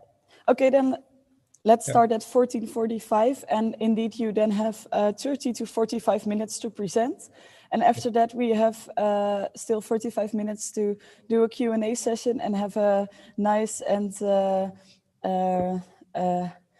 how to say, an interesting discussion. Yeah, so. Perfect. Yeah, so then still 3 minutes for preparing yourself, and then we will start. Yeah, should I one time try if I can share my presentation? Probably it works, but of course, yeah, you can. Just to make sure, I think usually it will work. Okay. Nice. Yeah, no? Work everything, right? Okay. I can either stop sharing or leave it like this. What do you want me to do? I can stop sharing if you want to first make another intro or something, as you like. Lucas, you're muted. Yeah, we will make a short intro and okay, then I'll stop. Maurice Hartfeld will describe the session and. Sure. Great. Fantastic. But I think maybe we can start. It's 1 minute left. So welcome back, everyone who is watching. And we have our next speaker, Henrik Thieben. And before that, maybe we will describe shortly about the session, just in a few sentences. So Maurice, if you are already in front of your screen, maybe you can shortly present. Maurice, Yes. are you there? Yeah. Yeah, I'm here. Welcome, Henrik. To the audience, it seems that everything what is a city exists in computers too. It seems that everything what makes a city exists in computers too. I would say that maybe this session pronounced that it seems that in the city the computer exists as well, as a surface to build the community, but also tracing us, tracking us, and maybe even stopping us. Everything what we do is shared on the network, for the good and the bad, perhaps. In some situations, we don't know. We don't know what we know or what a provider knows, a third party, a government. Computers makes us worry. Computers, networks also build communities and bring people together. In all cases, ethics are in stake. So what about our moral and social values, our networks, our habits? It seems that computers in the city makes values change rapidly. So for now, let's see what the view is of our third speaker of today. And I leave it up to Lucas to introduce Henrik properly. Yes. Thanks, Maurice. Also, sorry, I was with my camera off before, but now you can see me. So I think it's a bit more, yeah, it's just nicer to see each other. Personal. Thanks. So, okay, for those who actually didn't follow also our social media, I will try to present Henrik Thieben very shortly, and maybe he will present himself in maybe more aspects. But Henrik Thieben is a researcher, designer, also educator devoted to the creation of inclusive, livable, and healthy cities. He's an associate professor and director of the School of Architecture and at the Chinese University of Hong Kong. Also, this year, he's a founder of the project called 2020, A Year Without the Public Space Under the COVID-19 Pandemic. And as I understand, it included a series of webinars and lectures with many different speakers. So I think that's shortly and briefly about the speaker, and I give a floor to the speaker, and you're welcome to start. You can also describe yourself a bit more if you want. Yeah, sure. Give you the floor. Thank you very much, Lucas and Maurice, and thanks also for inviting me for this event. No, it was very interesting. Presenters I've seen, I couldn't join the earlier sessions, but certainly I saw that obviously there are some people in the field kind of very much working on digital media. My work is not specifically about this, but maybe I can try to make some bridges towards this. Let me share my presentation. Okay.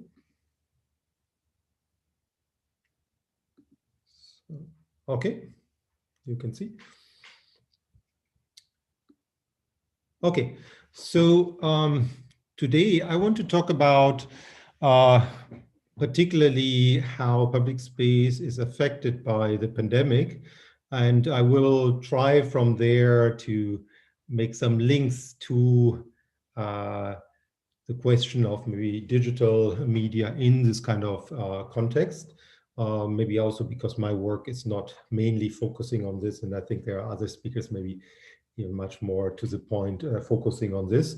I just want to mention more where I come from more. Basically, I also look at those kind of empty environments in streets. But before the pandemic, basically, I looked more at more general conditions in cities where often the life in the streets is given to cars, or even if the cars are not there, not always community life comes in. And then most of the work that much of the work that I do with students is probably almost the opposite, I would say. It's really to bring students into the real space and experience the space and test out projects in real life situations, and from there to understand also what are the hurdles and difficulties, or as a kind of,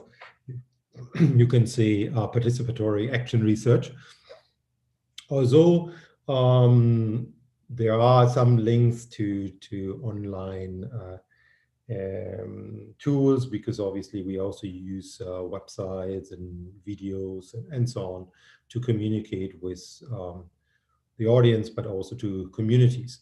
Now, 2 years ago, I started to add another layer to this work on public space by starting to look at the relationship between urban form and health and well-being.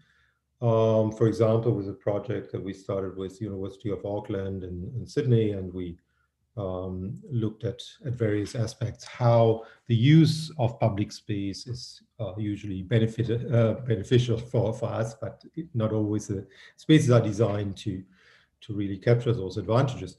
Now, as so many of us, of course, I was also affected by the pandemic. And when I experienced the start of the pandemic, of course, I was also asking myself, like, how would that change my work? Because in my work, as I showed before, it's very much related to real life experience of places and so on. So that is one thing, but then also to answer to this particular issue of the pandemic. Of course, we could think that the pandemic might bring all these kind of negative effects to for the future, for the new normal, maybe, you know, that the move to online platforms is there. It creates like it's used for communication, learning, shopping, but also socializing, dating. I don't know, all those things. Everything is basically online now, right? That's a fact for many of us. But then also there are a lot of other changes that, of course, there are a lot of thoughts about, should we redesign public spaces for social distancing? So do we really need to change our entire approach to urban design and placemaking and public space? Then we see, of course, that those fundamental changes really affect at the moment all our local business and bars and restaurants. One is the pandemic, but also, of course, online businesses that basically get much more margins, and it's very difficult to compete for many other kind of local businesses. We might even see something like an increase of private car use, because many people might be afraid of using public mass transit. And of course, all the things that we also experience at the moment that have further radicalization or polarization in society. So you could say that all of those points are basically quite likely might destroy our ideas of public space culture, right? Because they are all very fundamental. And now, maybe through my presentation, I will try to say, maybe to argue that I don't entirely believe in this kind of change, and that things hopefully might also develop a little bit different. As it happened that the pandemic broke out, I mean, this is the most updated data, but when I experienced basically first time these news of at that time from Wuhan, it just happened that I was in Taiwan for the Chinese New Year break. That was late January. And then I had basically the opportunity to experience the changes both in Taiwan, and then later for several months, and then later I went to Hong Kong, and which probably shaped quite a bit like how I perceived the pandemic, but also maybe ways how we could deal with the pandemic in the future. One thing that I felt that was very important for me was basically, I found this by somebody else. It's attributed to people here, but I like this graph where basically people were considering who do I want to be in COVID-19. Of course, we felt maybe on one hand like victims, and so on. Our life is kind of very complicated and so on. Although I personally was more happy that wasn't so much affected personally, but still to see that many things became difficult. For example, all the research, the teaching, all the approaches that we want to use were totally changed. So I thought, like, okay, can we turn it around and basically make something kind of meaningful, useful out of this situation? Because anyway, we cannot change it, right? That was basically when I launched this initiative, not alone, but basically with Luisa Bravo's editor-in-chief and founder of the Journal of Public Space. And we also we reached out to many friends in many countries and many universities, and also civil society groups. to launch this initiative, and also because maybe of this link to UN Habitat of the Journal, we were able to approach a quite international audience. And my personal view on this project was particularly looking from Asia and then seeing how the pandemic reached basically the places where many of my friends live in Europe and in the States, to see, can we share some experience also from Asia, because not that everything is great in Asia in view of how it's dealt with the pandemic. However, I think there was a kind of certain experience with the crisis, and to see on one hand share our experience here in Asia, but on the other hand also learn from each other and really be together in this kind of very difficult situation. So you can go online and you can find like various YouTubes of in total 20 sessions with over 100 people that we invited to various topics related to this. It's all archived, and also Maurice also organized one of the sessions. But let me continue. And basically, at that time also we were reading, of course, many articles in newspapers and so on, and where people would discuss like a particular kind of rethinking of street spaces in view of car traffic, street redesign, all those kind of different topics.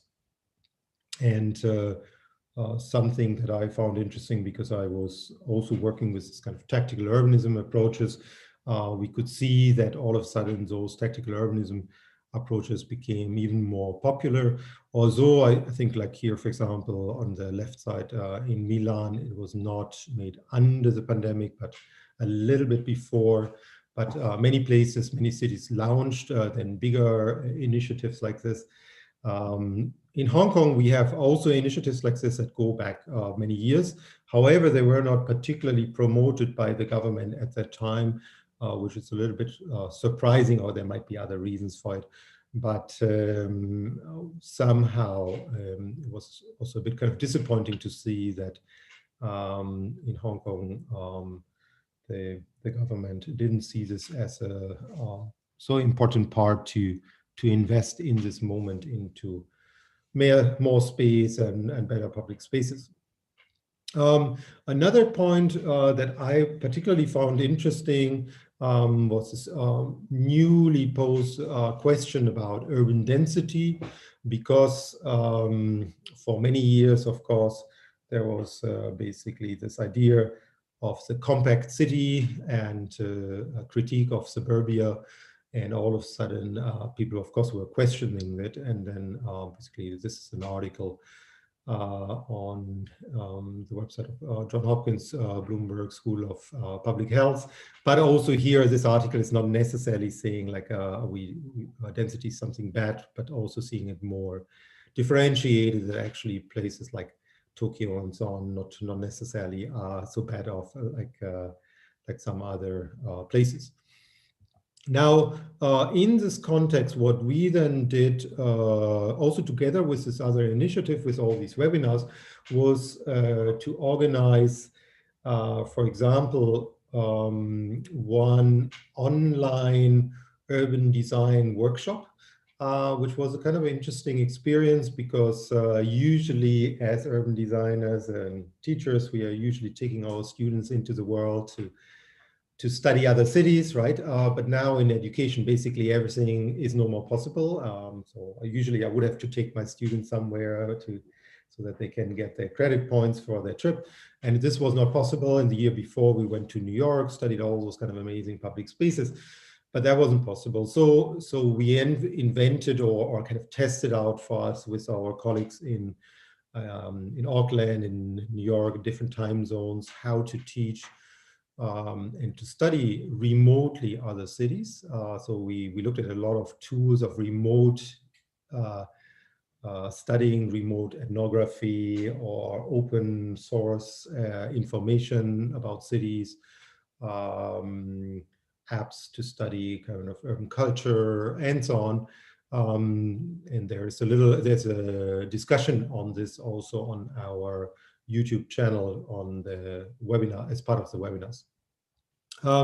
Now, just 2 or 3 kind of findings of this. Again, those ones are not so much related to online or digital techniques, but more general aspects of cities.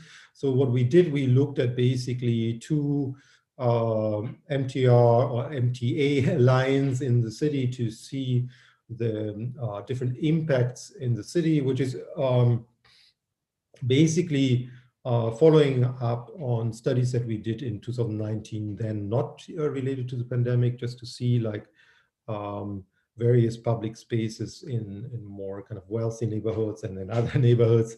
But then we felt that under the pandemic, it was actually very interesting to repeat and go deeper into the study and to see how places were affected by the pandemic. Of course, if we talk about density now, here's not the number for New York, but you might remember that New York in the first months of the pandemic, when it started to hit there, was really very severely affected, with many people dying and very sad stories in the city. However, if you look at Hong Kong, which is at least as dense, or actually denser maybe, we see that the number of deaths, for example, up to today is 105 for 7 million people living in the city.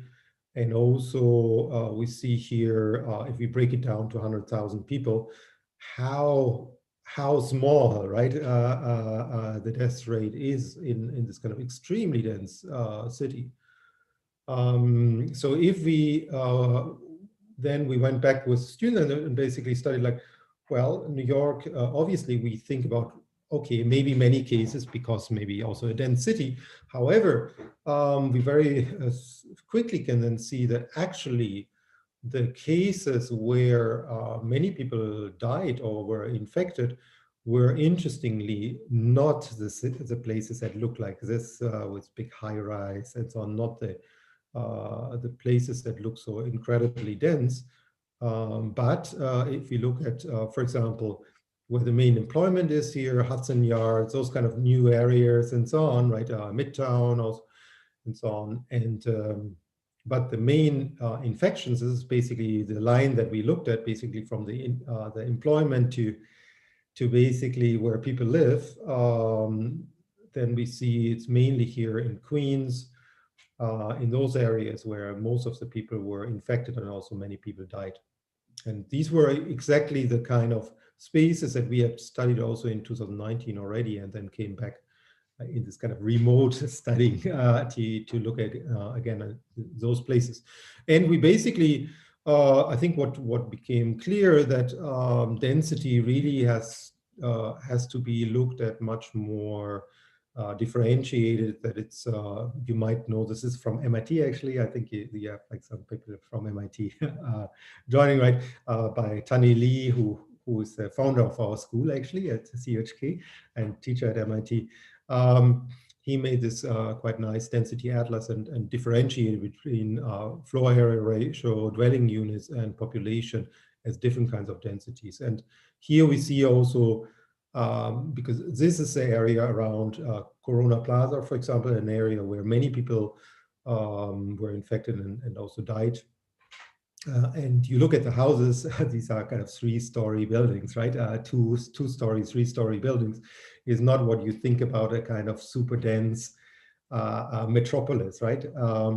But the point why this happened was basically much more related to urban poverty, to extremely expensive land prices and apartment prices, and crowding basically that was related to many people. You see here there are not so many people, but people live maybe with 10, 12 people from different families or singles in the same apartment, share the same kind of bathroom, and then work in these kind of essential jobs and then maybe even 2 jobs, and usually have no health insurance and so on. and these were the people that were mainly affected in the beginning in New York, right?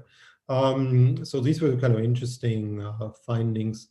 And they brought us basically also to a kind of key point that is discussed by many people when we look at the pandemic, I think rightly, is basically the difference, the kind of social inequality in terms of health provision. Of course, we can all be infected. In fact, most of the time, maybe even very rich people brought the virus because they're flying all over the place, like could happen to many of us because we were also everywhere kind of jetting around maybe and so on.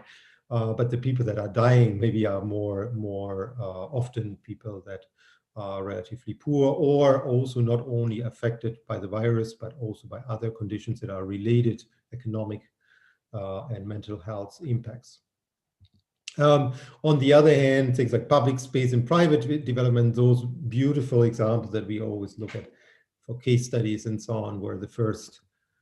It's actually not public space and private development, but it's kind of particularly managed through the High Line, and was one of the first that was actually closed, right? While other spaces, like those ones that I showed before, these ones that were created, which were actually more transformed street spaces, because they were transformed street spaces, were kept alive. And interestingly, of course, they were basically formed by communities.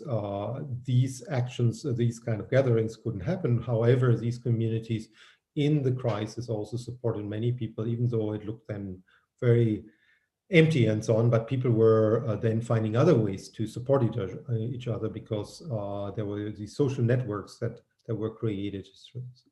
Now, I feel maybe what could be interesting, and that was also something that interested me, particularly being in Hong Kong and also being in Taiwan before, during the pandemic, is there anything we can particularly learn from those places that experienced SARS? Because obviously it was a quite similar kind of pandemic, right? And at that time, basically, of course, mainland China was affected, but then also very quickly Hong Kong and Taiwan. And we see that here, for example, if we even look at, I showed you already the numbers of Hong Kong, but I think they are even more striking when we see the case of Taiwan, which has actually 23 million inhabitants. So it's basically a third of Italy, right? Or a bit more than a third of Italy. And the total number of infected people, 567, and 7 people died up to now. Despite the fact that several 100,000 people have very close link to mainland China and were flying around and so on. So it's quite striking, I would say, right? So how do you come, or can we learn from this? So now Hong Kong, of course, has a long history of pandemics and goes back to the 19th century. And the first public spaces were created basically as a response to pandemics, where basically they destroyed houses where the virus broke out and then built the first public space. But this is the space. And then, of course, under SARS was quite affected, even though if you compare to now, of course, less. But at that time, people were extremely scared and also felt kind of very isolated from the world, of course, because people were all pointing the finger maybe also, right? But people also very quickly started to learn how to live with a pandemic, right? So when we look at the way, this is also in terms of online, right? So once in a while, I have something for you on more linking it to our time, right? The way how in Hong Kong, for example, is exactly tracked even the building where somebody's infected. Which in terms of privacy is a little bit of an issue, right? But what is interesting is that if you look at those cases, they are really not necessarily have a kind of clear pattern related to the urban form, but more maybe with the way how people are moving through the area, and where they particular ways how they were infected, often through travels and so And then, of course, the question, now we've seen that in Hong Kong and Taiwan, the numbers are very, very low now. But the question which remains is, does it mean everything is great? Because many people feel, of course, nevertheless, very, very much under psychological, mental stress and economic stress, right? And that is particularly, I think, in some areas in Hong Kong. If we see some of those kind of very dense urban areas which have seen cases, but you would think if you see the urban environment here, this should be usually where you have thousands of people maybe being infected, but there were infections, but not to the extent as it looks like as the urban environment is kind of eluding us potentially, no? But we see basically everyone wear a mask and are very careful. But of course, you see basically how these famous photos of the subdivided flats in those areas.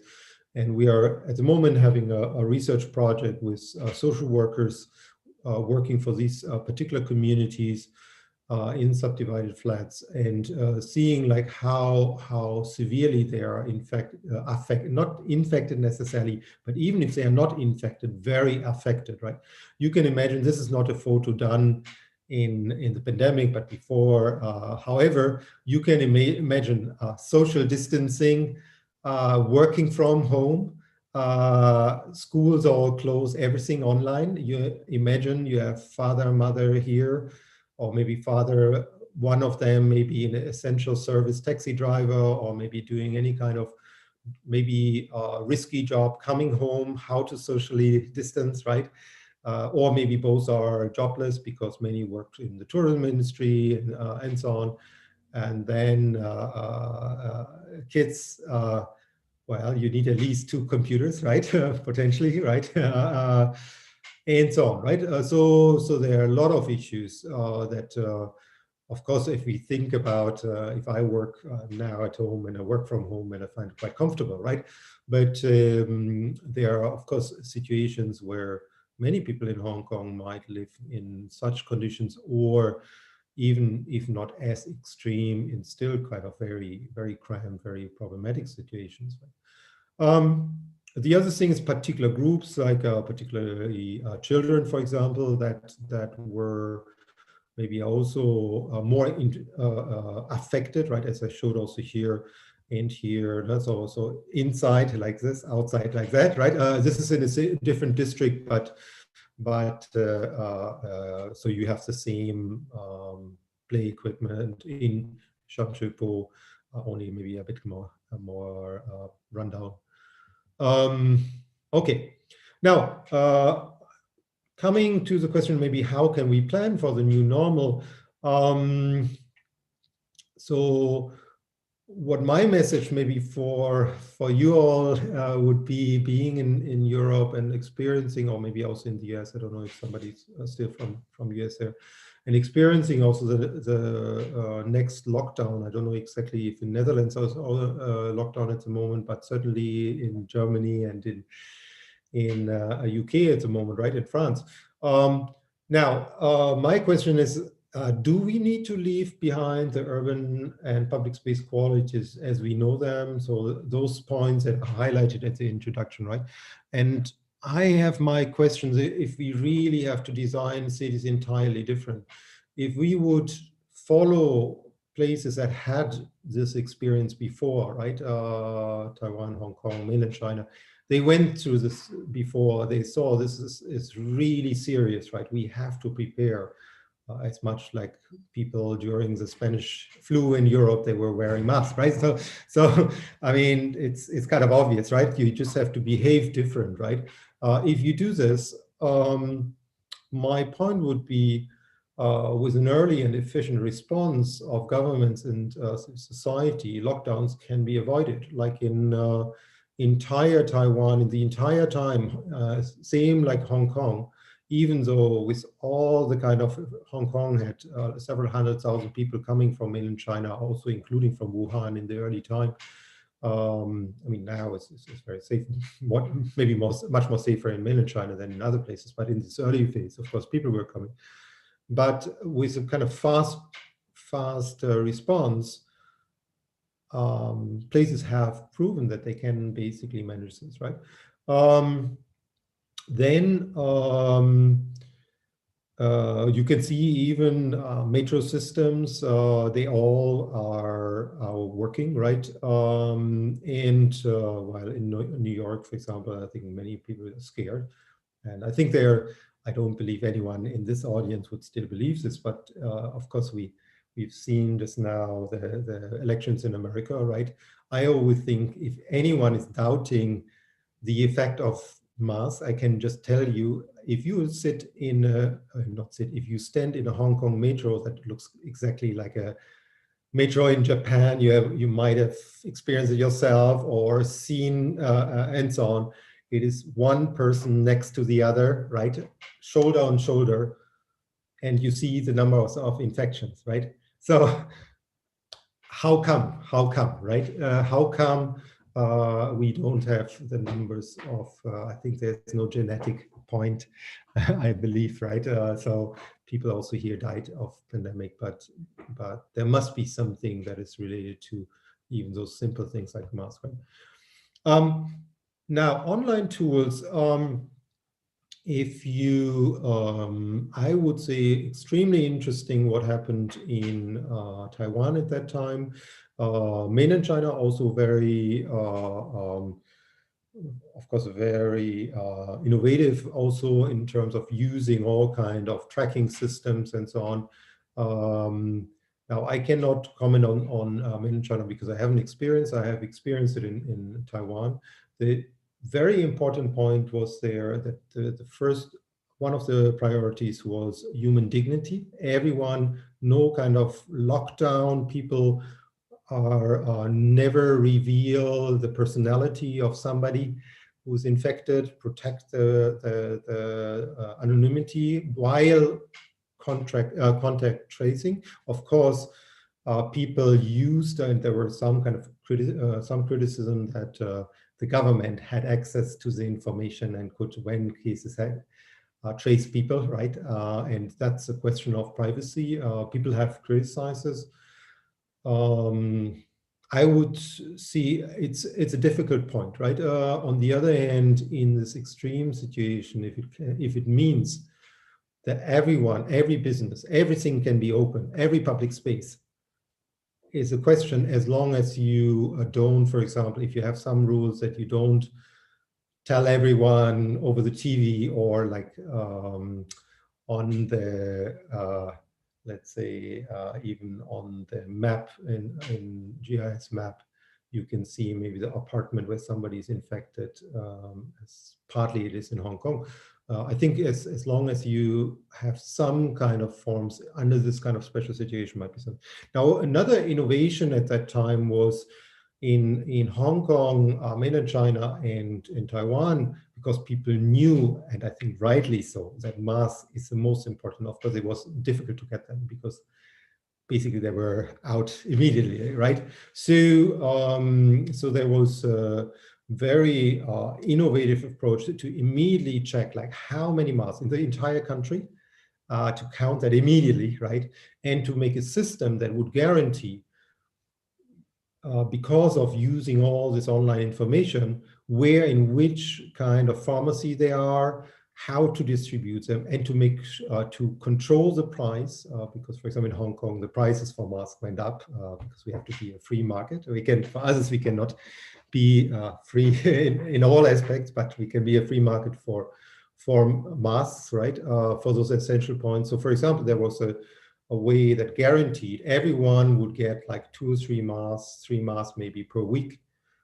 And in the later phase, even, so in the phase where not so many masks were there, also to cut down the time maybe for people standing in line, you would know exactly where you can go. And later you could even get them online, right? You can see the difference, of course, to states or other places. In these places was basically like, how can we get masks, right? Because we don't want to infect other people, right? Which is, I think, how we should think. No, we don't drive drive drunk, right? So we should be responsible. Anyway, so I think there are a lot of innovation in terms of digital tools that go even far beyond this, but particularly also extremely smart and effective. And then on the other hand, those investments that people have done over years into public space, I believe that they became good investments in crises. No? Like for example, in places like, I didn't study Japan now at the moment, but Japan and Taiwan went through earthquakes, right? And then they opened because of that, for example, in very dense, I mean, public spaces, if you don't have a dense city, is no problem. But if you're in a dense city, it's very difficult to have public space, right? And for example, they created new public spaces sometimes where on school grounds that became publicly accessible and so on.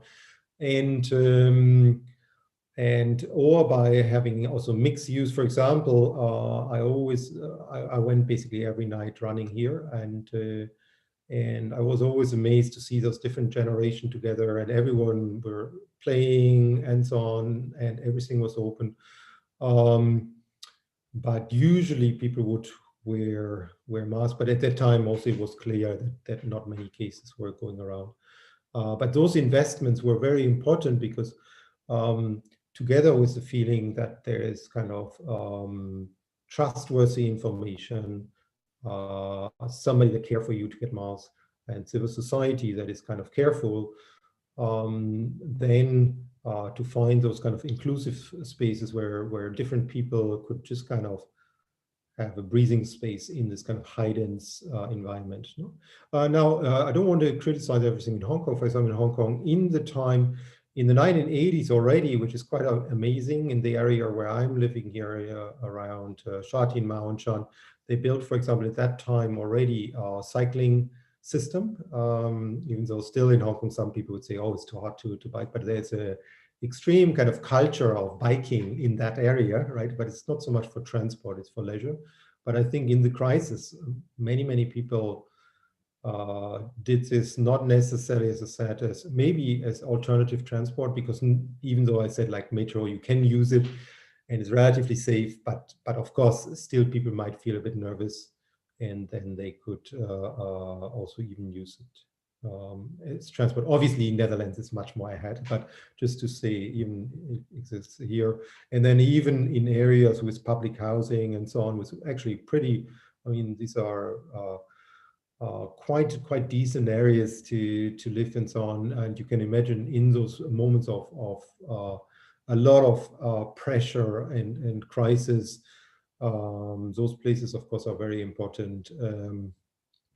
Because as I said, even though not many people may be infected, we never know if it comes back, right? We had 4 waves now, right? But the other thing is also the economic burden. Of course, many people are very, very nervous maybe about their financial future. Or I think also very successful in the case of Taipei, I'm almost done, where these ideas in the 80s here in Hong Kong, these biking systems were built quite nicely, but of course with a different idea of seawalls and water environment and so on. The investments, for example, here in these kind of artificial wetlands in front of the city in Taipei, for example, I think also played out in this kind of crisis, because people would use extensively those areas, but they are also good for the environment. They're protect from flooding and so on. So those things that anyway make sense, right? You would think that they also make sense in those kind of difficult situations. And also up to the point, if you see, they built, for example, this kind of very elaborate big bridges that are not built for cars but built for bikes, and not only for bikes transport, but really for socializing. And also again in the crisis, these were exactly the places with the wind going through, the breeze and so on, where people felt more safe and enjoy to coming out and socialize with music and so on, to enjoy those places. No? And I think those maybe this is not so surprising, of course, for you in Netherlands. Of course, you might have a lot of those places, but in Asian cities, not everywhere you can find those points. Right? Now, coming back, maybe the last 2 points bring that home to your online point again. Now, of course, as I mentioned before, we can learn from places in Asia, but of course, if you see, for example, the Gini coefficient in Hong Kong, which is kind of mind-boggling. I think Taiwan is somewhere like Germany and so on. China is a little bit higher, mainland China, but Hong Kong is extremely high, right? And I think it's really like those inequalities that we are not dealing with during a crisis, right? During normal times. If then crisis hit, right? That's exactly where the big suffering is, but also where there's also a lot of anxiety, maybe in the entire population, because very easily these places could also become maybe time bombs for infections and so on. So luckily they didn't so far, but it could have been, or maybe it still happens and so on, right? And that's very similar to what happened in Singapore, for example, which of course is very, very well organized and so on. But those kind of gaps in the system where basically migrants live under horrible conditions, even though most of the others live in very good conditions, even also people with low income, maybe in Singapore, but then those exceptions, if you don't care for it in those situations, I think it becomes kind of very, very dangerous. And but also, and that I thought was also a kind of very good idea that they had, what I learned from Taiwan, and I think, but it's a question if it's really fully implemented, but even there I'm not 100% sure, but they have this kind of idea of internet access is considered as a human right. No? So which I find, well, I for a long time, I don't live in Europe anymore. Maybe you all have this, I don't know. But I don't know how many places have this. Here, of course, in Hong Kong and mainland China, many people have internet access, right? So for sure, there's this entire, particularly in mainland China, a whole revolution in terms of the internet and social media and so on. However, still, also in Hong Kong, the question is like, in a situation like a pandemic with really maybe 2 kids constantly online Zoom teaching, right? There might be also, I mean, if I use my cell phone for Zoom, right? After a short time, even though I have kind of unlimited access, but probably after 2 hours, there's a sign like, oh, your unlimited is actually coming to an end, right? So I think these are things that maybe we take for granted, and Hong Kong is a place that has one of the highest penetration of internet and Facebook users and so on.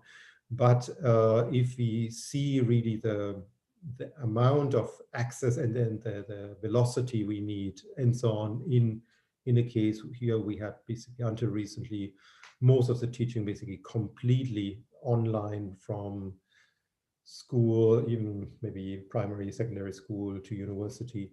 That creates quite a burden to people that are not equipped in the same way, and of course live maybe in very compromised condition.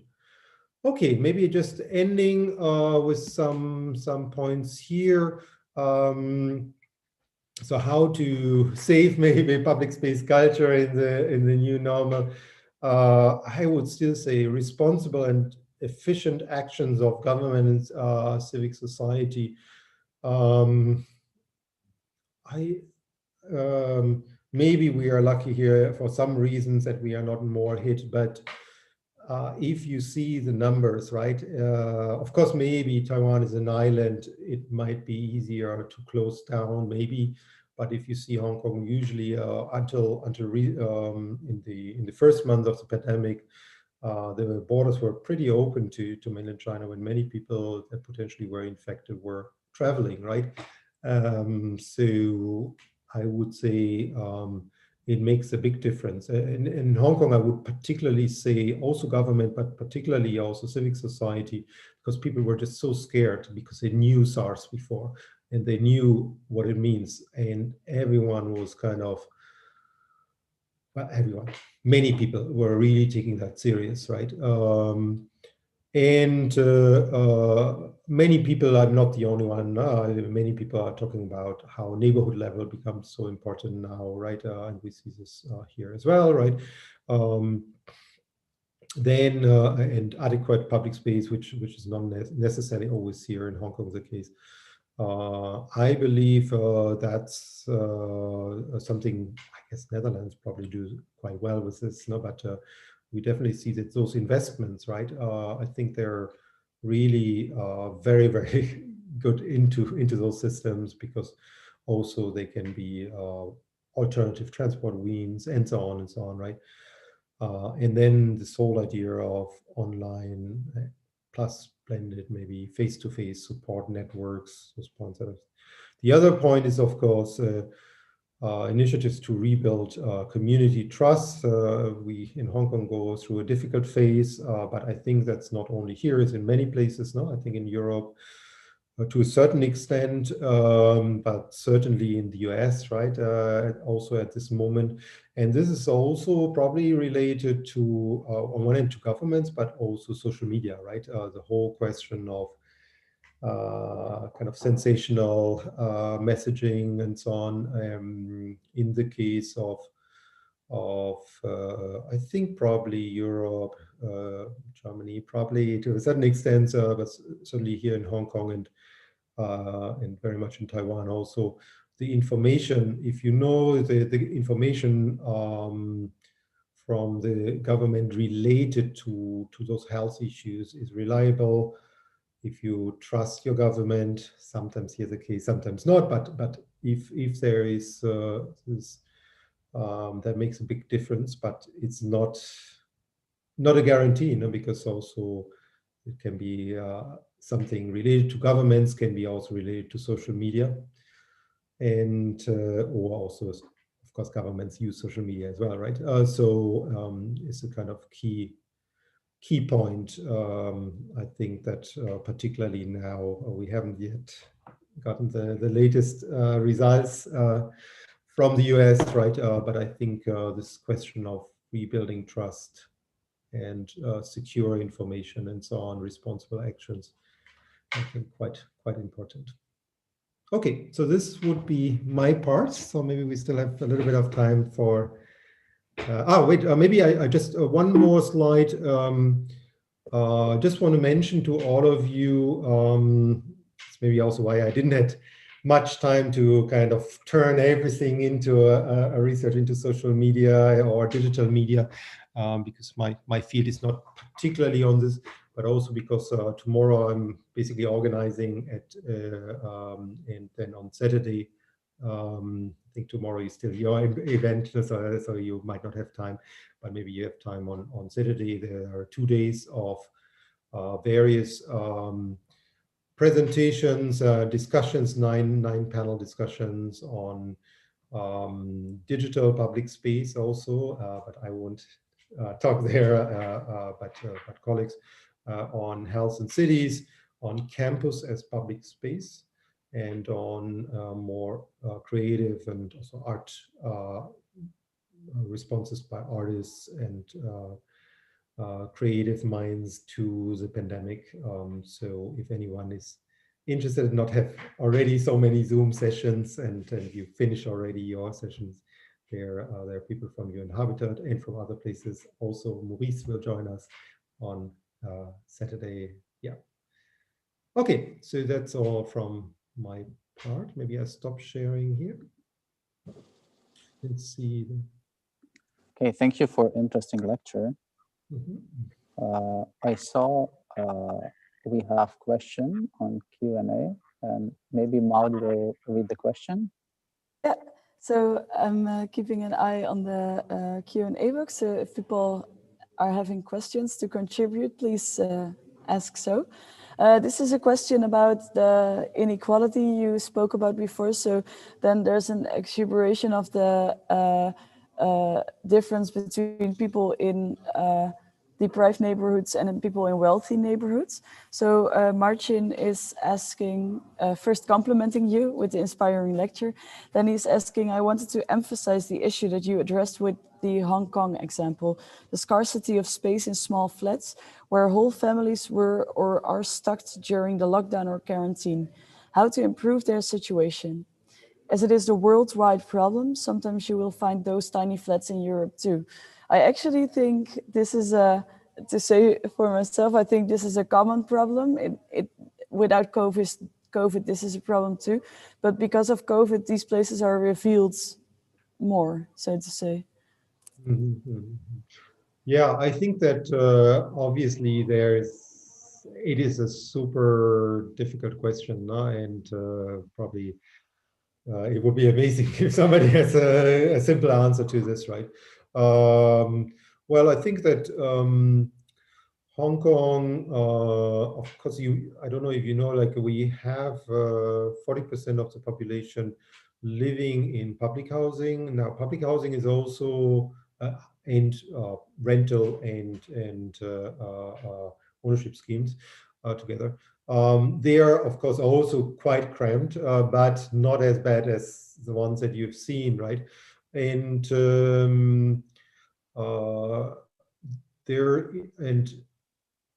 are questions like how can we deal with those, particularly the subdivided flats.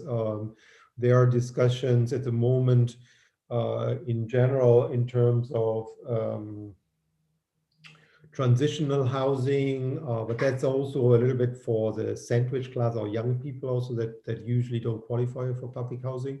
So there are now new programs that are, I think, very much needed, but they are slowly kind of rolling out, but there's something done here. But I think it is a kind of very essential question because when we do this kind of, in cases of lockdown and people should stay at home, right? How do you stay at home is even more dangerous, right? Maybe for some people, right? It's also a question, like for example, in Hong Kong, many library spaces were closed, and spaces like in the city, indoor spaces that people usually, for example, kids could go to work and so on, and that usually gives people a little bit of a breathing space, but then some of them were closed. So these are maybe also things we have to look at in the future. Can we, because those resources, right, they would be so important in those crises, but then they were closed, right? So you see a little bit also with this. Then there are other points now that's not so much related to the housing only, but the kind of maybe questions of equity and people staying at home and being in difficult situations. One point, maybe I give it away from one of the presenters. Tomorrow there will be a presenter, Jose Escamilla, who develops online approaches for long while in Mexico, and when before organizing the sessions, I discussed with him, and he was saying what they do, for example, in Mexico. I found quite interesting. Is they offered those programs, like for example, university, very important part in universities are those kind of sports and culture programs, right? And also for socializing when you're in lockdown and so on. So what do you do? So they provide them somehow online, right? So still to have like some exercising programs and culture programs. But then he brought, but probably other people do this as well. But then he had one a very interesting point that I found exciting, and I would have never thought about it. He said they also opening those for the entire family, or family members, right? Because we know so many people now kind of stuck together, and certainly for Hong Kong, but also many other places, those cases of domestic violence and so on, under this pressure, people maybe even lose a job or something and so on. So yeah. On the same note, there's another question. So I don't know if you. Yeah, thank you. Yeah, Hendrik, if I may jump in, you started to describe the the COVID crisis by the first wave of infections by a kind of global network, people spreading the virus all around. It's, say, the jet set, the international commuters, the tourists, and the world travelers. And in the slipstream of this, also the migrants. Somehow, do you share the observation, perhaps, that internet supports to a certain extent this global travel due to the fact that you're triggered to travel somewhere else on long distance because you have all the information close by? And now we see a different image of the cities, say London, New York, Hong Kong, the Netherlands. So we travel less because we get a different image, apart from the fact that we are locked down. But so you mean that the social media is also a trigger for us to travel, right? Yeah. To a certain degree, as part of the entire our entire culture, like no, I don't know if it's because I think that if you see books, if you see films, if you see TV, right? I mean, I had the idea probably to move to Hong Kong for various reasons, but one thing that probably attracted me were the films by Wong Kar-wai that I was watching at that time in the cinema, right? Not on the cell phone, right? Or people might have got things from books, but certainly, of course, it is part of an entire culture, right? That is linked to our lifestyle and so on, and in this regards is somehow related to this, no? But of course, I would rather say that social media, of course, because it is more reciprocal or basically a network where which is not bad. We know there, of course, there are certain kind of hierarchies there, and some people make extreme money with it and others not. But still, in terms of agency, there's also a certain kind of agency that works on various other levels, and we see that, of course, on one hand, that these big internet companies now make incredible money at the cost of the kind of local ones. On the other hand, like some of those kind of social networks also work locally, you know? Like, for example, one of the projects you are very much involved to, it's your project. It's a green carpet project, and it is a project which exists in real space, but it is so strongly supported by the social net. You're really able to bring the community together and build together with them something which exists in the virtual world first, which I think for the theme of this conference is also an interesting example to show how it lands in the local. But the question on the global is that sometimes, occasionally, the tourist or the international traveler may disturb this community gathering. Sure. Well, I think that would even bring us to another point. That's, of course, the entire question of the reinvention probably of tourism, right? And of course, tourism is one of the main engine of regeneration of many places, particularly also, let's say, also in mainland China, but also with local tourism, maybe it's working there again because people travel again, but where entire economies are built on tourism, no? And of course, Hong Kong is a place with usually 40 million visitors, not all tourists, but around 40 million people, right? You can imagine at the moment maybe 10, 20,000 people come, what that means for the economy, right?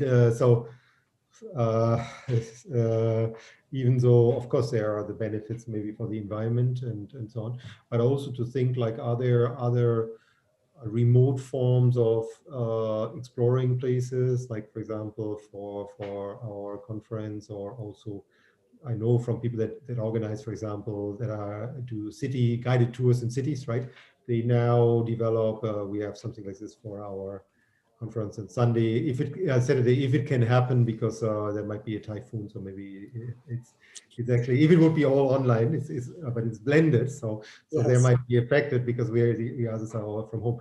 But in this case, they experiment, for example, they did city tours, but then it's a question, what do you do? And so they reinvented that, where they just walk through the city and show things, and they work with actors together that at the moment also don't have really something to do, right? So, and so on, and have role plays and interactions and so on, then with exploring cities, no? Or apps that show you more kind of the local, like Stephanie, who is working with us, but also works with iDiscover, for example, that more invests into a tourism that is more bringing people to local businesses and so on, and which also works with apps very much also. But of course, it's one thing to look at it, but the other thing is also the local economy. People no more come, right? It's good for the gasoline or the planes that don't use energy, but of course it has a lot of other implications, right? Yeah. Now, do we have another question from your side? Thank you, Maurice. Yeah, we do. And thanks for giving this extra thoughts of you. Martin wants to thank you, Hendrik, and he is agreeing that it's an extremely difficult topic with the accommodation inequalities. Yeah, I agree with that too, and I think you're also not a magician, and it's also us. Just to point out, the new generation, we experienced this COVID-19 crisis, and I think it's also us to think about this. So feel stimulated, Martin, as a new generation to act on this. I know you're a student, so Antonia is asking you something on the same note. She also wants to thank you for the presentation. And when I read her comment and question, I think she's meaning the note of occurrences in private spaces. Then she is asking, another image that defines the global pandemic for me was that one of Italian families going to their balconies to sing along with their neighbors. These moments highlighted the value of guaranteeing city dwellers access to a personal, albeit limited, outdoor space. Do you think that this relationship between public and more intimate space could be a possible key point to be integrated into the future city planning? Well, I think city planning on is one thing, but also, of course, also more on an architectural scale, also, right? I think that we might see those changes, right? Now, I assume that in some countries, of course, private outdoor spaces anyway already have very attractive and were included by designers and so on, right? For the case of Hong Kong, I would say we're a place with most people usually live in sealed off, air-conditioned places at home, or at least what is kind of delivered from new designs usually, right? And also shopping malls entirely closed, right?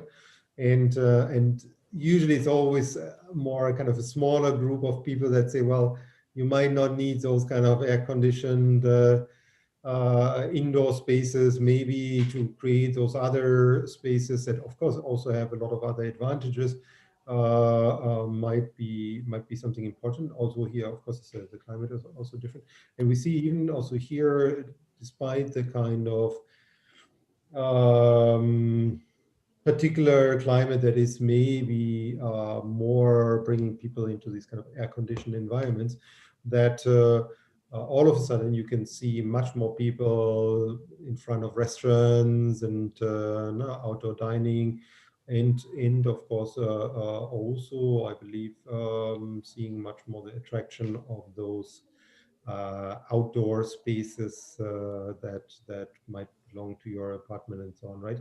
So if that really gets into the system of real estate developers, and if it really at a bigger scale will be implemented, I think certainly if we see those kind of shopping environments and maybe it's actually more in the urban housing. Hopefully, I mean, I would probably suddenly be somebody, or I have a small balcony here, but yes, I believe so. No, and much more interest of people using these spaces. No? So you can see this. Many people doing at the moment outdoor activities, right?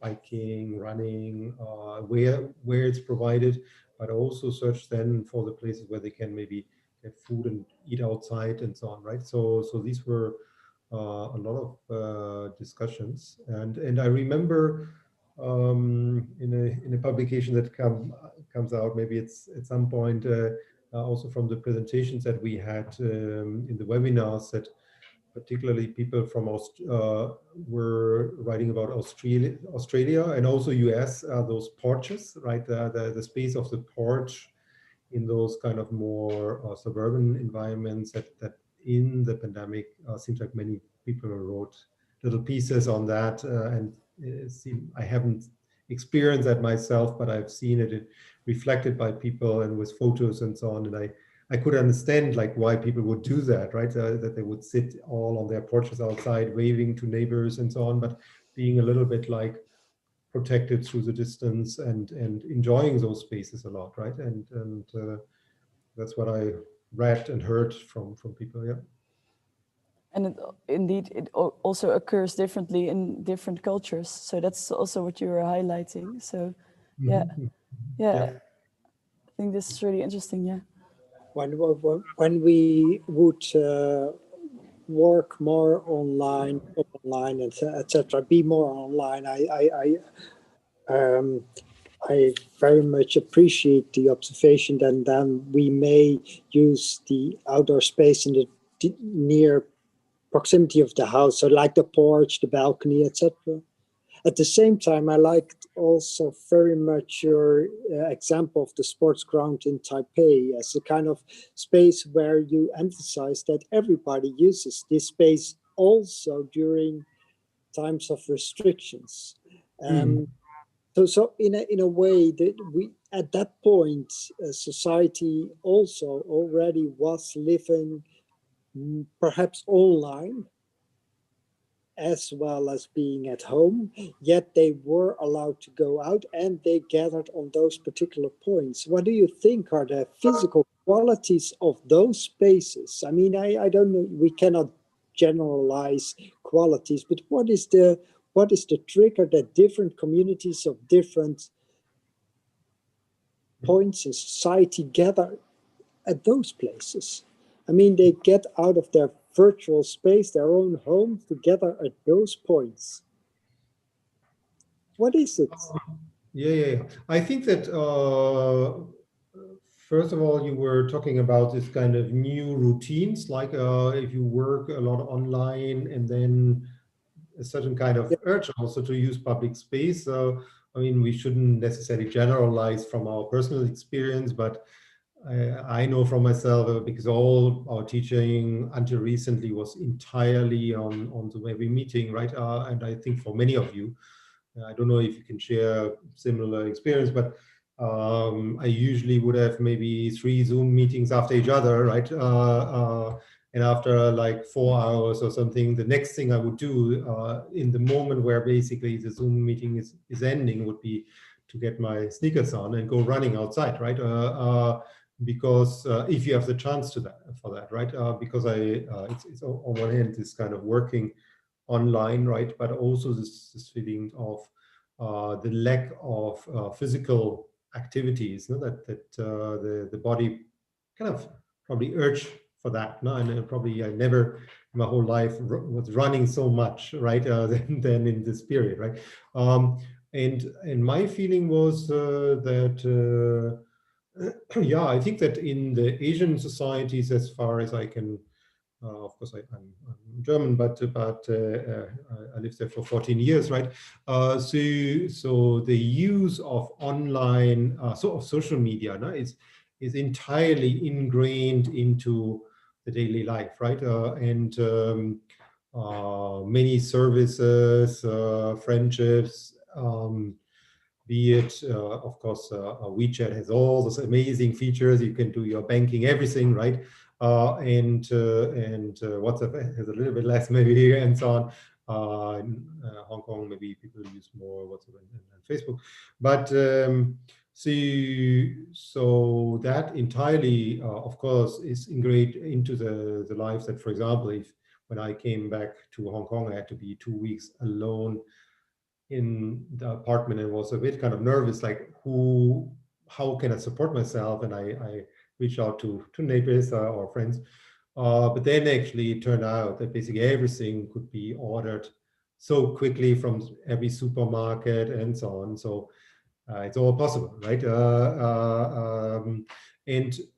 So I believe, for example, when we think back on this space that I showed you there in Taipei, I had really now I cannot compare this space to before the pandemic, because even though I was many times in Taipei, but not at that space. But for that one, I would say it is indeed one of those spaces that people tend to go, also because different age groups, right? Almost at every time, only in kind of very hot hours of the day. Of course, people would avoid maybe the super extreme sunlight and so on. No? But particularly in the evening, you would see many people after dinner coming out, and well, in these places, you could also go to restaurants because they were all open. But I believe if they would be, but still people spend more time at home because they still were nervous of getting infected. They would, I think, still the hours spent in restaurants and so on is much less, right? And you could see how people would all come out like in these hours, like just after dinner, and then everyone would kind of those that are kind of still fit, some very slow walk around, somebody more sporty run around, and the youngsters, the youth, right, would play basketball in the middle, right? Because usually I think elderly and youth and so on and kids, a bit difficult. And then there's a playground around, and many elderly would sit basically at the edge of that space and look basically into that space as if it's like and just chat, right? And while looking at these activities, right? So that was almost like a theater, right? So I hardly have seen like those places that really work. So I mean, maybe even also in Taipei, there are many other spaces where people either do this one or either do this. But because in these kind of more denser, because some areas are quite dense, right? There might be not so, you have to walk quite far to go to another place. But there is also a certain kind of something that is very uplifting, right? Uplifting for probably every age. If you see like some kids kind of running around a little bit, and they even run on the maybe very small kids next to those that run more professional, and then you see the youngsters playing basketball. It's kind of a kind of very cheerful and kind of positive atmosphere, right? And I can, well, I felt attracted to this, but also many other people was attracted to this, right? Yeah. It might be attractive to see others, right? Yeah. Anyway, Maud, what would you say? Maud. Yeah, did I hear something which I think is interesting? In the first lecture of today, we were talking about having the digital twins and going back and forth between physical and virtual space. And then in the second presentation, this came to our minds too. And now you are telling us this again, like when you were stuck. I make stuck from it, but I mean, when you were stuck behind your computer for the whole day, then you actually make a flight outside and start running because you need this physical contact. And if I then refer to something Jan Gill is saying, that we have this, if the public space has a good quality, then also optional activities will happen in public space. And I think this is also something you said, because you also referred now to that now only necessary activities are happening due to COVID. And I think we really have to take this in account. So then this could be in my thinking of filling this thing in the role of the planner, to take care of these good public spaces and also stimulate the meeting of people. And as you give the nice example of this sports courts that people are already managing by have more occurrences, have more meetings in public space. So yeah, I think there's a big chance for us to intervene. Yeah, I'm quite sure that if you provide those spaces that have those qualities where you can do those activities, right? Yeah. You see this here, I think usually probably for people, I don't live on Hong Kong Island, but there are many people maybe living on Hong Kong Island and you never see a bicycle there usually, right? So they would probably assume, yeah, well, Hong Kong, nobody would bike anyway, right? But then if they would experience, or maybe they do, those other areas of the city where this actually exists, you can go for 20 kilometers at least, like with a bike without any problem, right? You can see even with the super hot and humid climate, there's a whole scene of people, also different ages, that uses every day, right? What I found quite interesting in this kind of bridge that I showed you in Taipei was when people make an effort to not only build, of course, a kind of biking, usually, you know, the big projects are for the cars, and then there is a kind of bike lane somewhere. Right? But for example, I was kind of, it might be also a bit more propaganda act or something, but still, I was quite surprised to see somebody kind of investing into this kind of big structure there, right? And it holds some benches, and basically people walk and bike over this bridge, right? But this investment, of course, on one end you could say, well, is that not a bit kind of exaggerated for something? It could be kind of much more easier and cheaper, right? Maybe. But on the other end, this is a kind of celebration of urban life, right? And you can see that this kind of extra effort into placemaking, into providing a space to linger on, it is really used like this. People can go in the evening, walk there. There's a bit kind of away from where people usually live, and spend there. Maybe the whole bridge is full because somebody play music, and because it's the best place in summer where a breeze is and so on, right? So I think if you invest in those things, yeah, of course. I think if the space first was, yeah, we now call it, of course, the hard modes of transport, and now it's going to soft mode of transport, so more to pedestrians. I think people are as unexpectable in behavior like animals, and then I think if the bridge didn't have its function that it has before, then it's great to not leave it empty and give it an alternative function. That's, yeah, it's okay. Yeah, good way of solving the empty, not unused bridge. Yeah.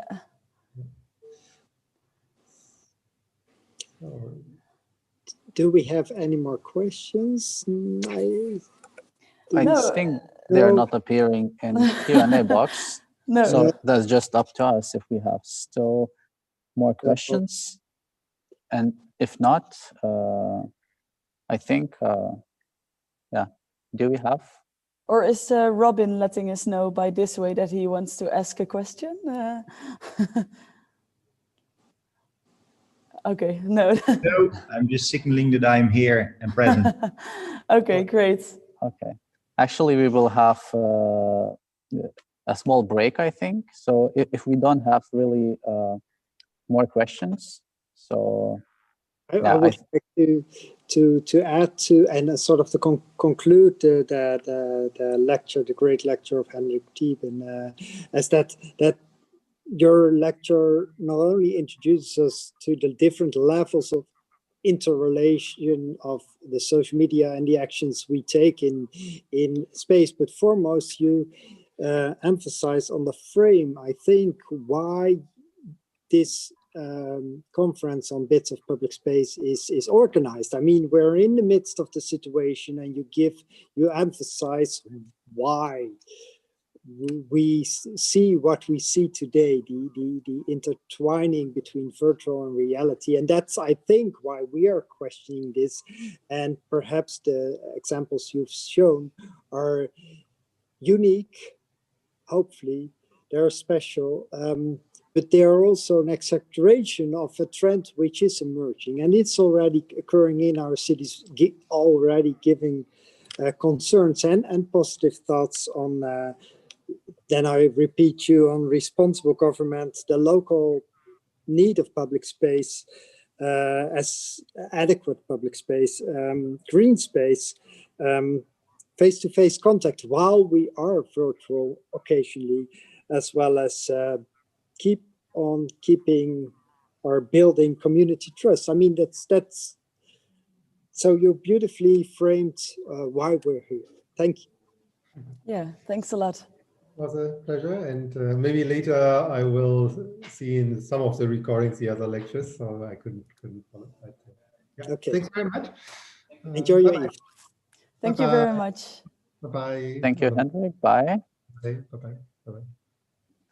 And yeah, I think we have to decide because of we should start the next lecture on 16:30. So if we make a break of 20 minutes and meet then, or we start in 10 minutes. I don't know if you guys have idea what is better. Maybe it's up to you, Robin, how you prefer. I'm ready when you are ready, but I can also imagine that a break is nice when you have been having so many lectures. Yeah, maybe a small break. So maybe we can meet in 10 minutes. So let's say 16:20. We meet back at the same link. So 10 minutes break, okay? Okay, so see you everyone in 10 minutes.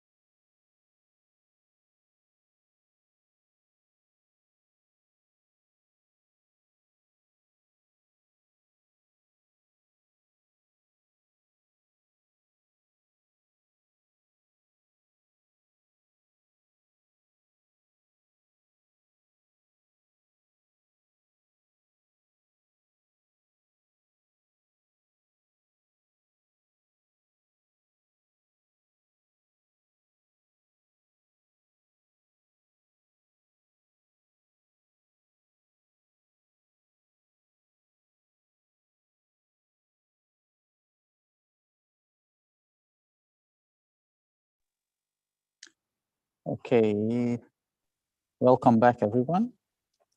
So we came to the last part of the first day of UL Week, and we have one more exciting speaker. But before that, I give a short word for Maurice to present the last part of the lecture, and also I will shortly present the speaker, and then we can start. So give us a minute, Robert, and Maurice, you have a word. Yes, for the audience, welcome back. Welcome to the fourth lecture of Bits of Public Space Dreamport 0. Repeating what I've earlier said to introduce others, it seems that everything what is a city exists in computers too. It seems that in the city computers exist. It seems that computers in the city make values change rapidly. It seems all new. Now the question is it? Is it really? Is this not just a logical consequence of where we are in time? Say the digitalization of everyday life. It seems to make us aware of a next era, but we could question to what extent is it next?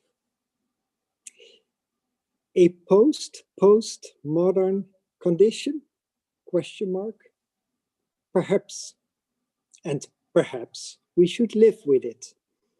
And with this, I think we should ask the fourth presenter of today, the last one also, and I think it's nicely aligned to give some food for the brains to take home in the end of the day.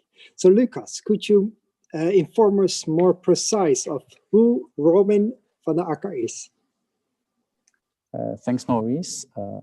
Very shortly, also while hearing the presentation, all the listeners, please ask questions, help us to have discussion after the lecture.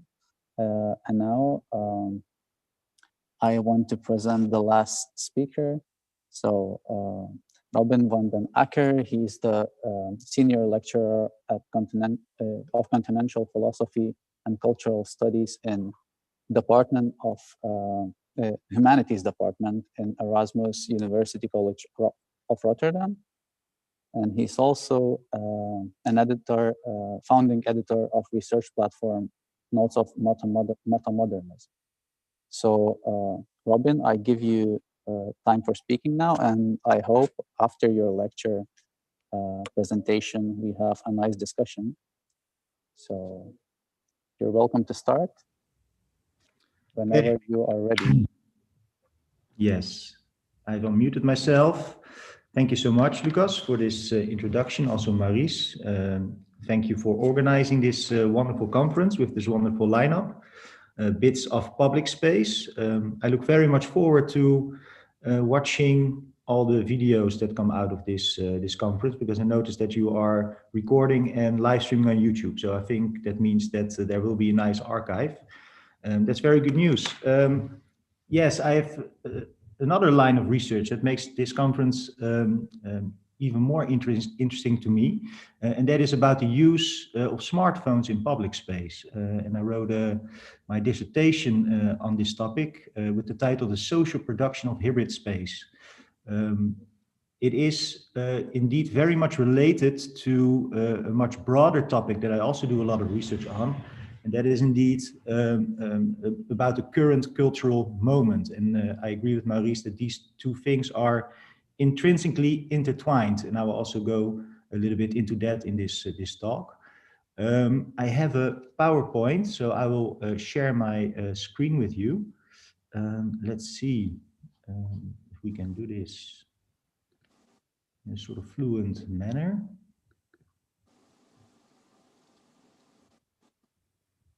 Yes. So how is this view for you? Is this good? Yeah, Great. this is great. Great, nice.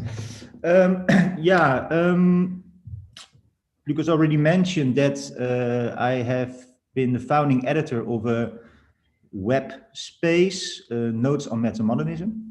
in which we in 2009 actually planted a little flag on the internet,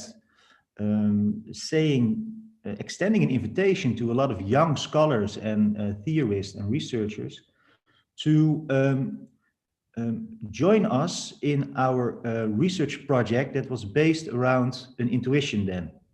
And that intuition was indeed, as Maurice phrased very well, where are we in time? And does this moment in time really square with what we have learned and what we had been taught during our own student time about what is called postmodernism, or the postmodern condition? Our intuition was then that that we had moved beyond that particular moment in culture, but also moved beyond many of the ways that in which that particular moment in culture, so postmodernism, was discussed, that didn't really square anymore with our own experience as young people. So around this intuition, we we first wrote an article about this, Notes on Metamodernism. Around that, we created a website that functioned mostly, you could say, as some kind of Wikipedia-style research project. We basically said, if you have a similar intuition, please start writing about that intuition here. Create from the perspective of your own discipline, whether that is the visual arts, the performance arts, architecture, poetry, literature, film, television. It doesn't matter. If you have this similar intuition, join us then in this research project and do that in the following manner. You map the dominant trends in your particular field. You then compare that to the dominant trends and developments in your field, let's say in the 70s, 80s, and 90s, tease out the commonalities and the differences, and let us then share on this web space what that means for sort of common overarching trends that then emerge from this exploration, because that's what it was then. Well, that web platform, I don't know how you need to call it, ran from 2009 to 2016.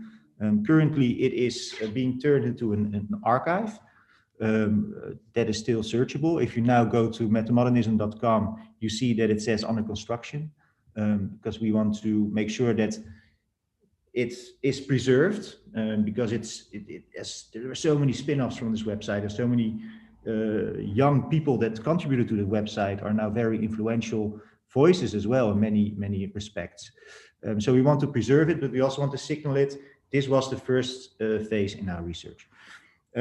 Based on that website, we published in 2017, at the end of 2017, an edited collection that you now see on your screen, which is titled Metamodernism, Historicity, Effect, and Depth After Postmodernism.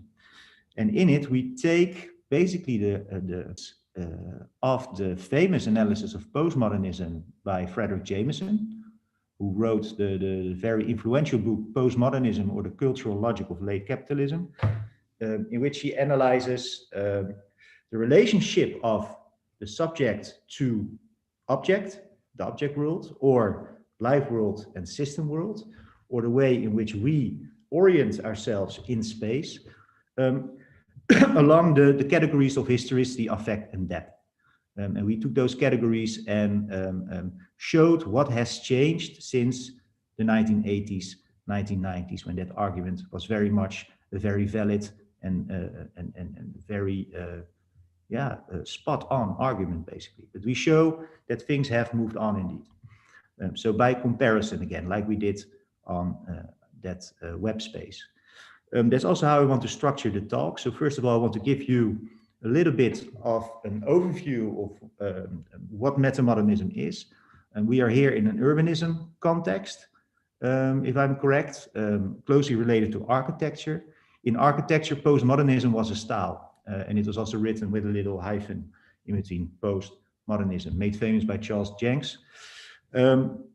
We do not conceive metamodernism as a style, but as something else, a structural feeling, as I will explain in a bit. This has as an advantage that you do not need to pigeonhole all kinds of practices and phenomena into one little box. And there's this famous interview, I think, with Charles Jenks with Eisenstein, if I'm correct, Eisenman, something like that. And that's an hilarious interview because Charles Jenks keeps saying, but you're a postmodernism. And the architect replies, no, I really am not. Yes, look at this particular ornamental gesture in your work. Yeah, but that really has nothing to do with this. Yes, it has. And it goes on and on like that. And that is not what we do. So we do not pigeonhole artists, we do not pigeonhole architects or other cultural phenomena.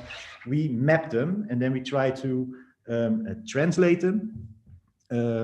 So we map them, we situate them within the current period, and then we try to translate them. That means that we try to find a theoretical vocabulary for them so we can have a discussion about them and understand them better. So the second part of this talk, I will go through these categories of affect, depth, and historicity. And I will show you some examples from the arts that I think are illustrating the points that we make very well. So what do we mean when we talk about metamodernism? Well, for us, it is a structure of feeling. And we borrow that notion from the theorist Raymond Williams. Raymond Williams writes in his book, Marxism and Literature, a structure of feeling is a particular quality of social experience, historically distinct from other particular qualities, which gives the sense of a generation or a period. Well, what is interesting about this term is that it's seemingly paradoxical. It has sort of a hard element to it, concrete element, structure, but also a sort of wishy-washy quality to it, feeling. But for Williams, it stands for a widespread sensibility that you can observe in all types of cultural phenomena that are expressing something that is coherent enough to call it structural and to recognize it in all kinds of different forms. For Williams, the privileged entry point into a structural feeling, so that's what gives the sense of a generation or of a period. For us, it does both, I would say. The privileged entry point are the arts. So that is also where our methodology is coming from, that we ask people map in poetry, architecture, art, literature, etc. What's going on there? So that is where we're coming from. It is also, you could say, a feeling that structures. So it's also the dominant sensibility that also informs the way that we react to the structural conditions of our everyday lives. So it informs, in that sense, also our conceptions. It informs our practices. It informs our ways of doing and thinking, you could say.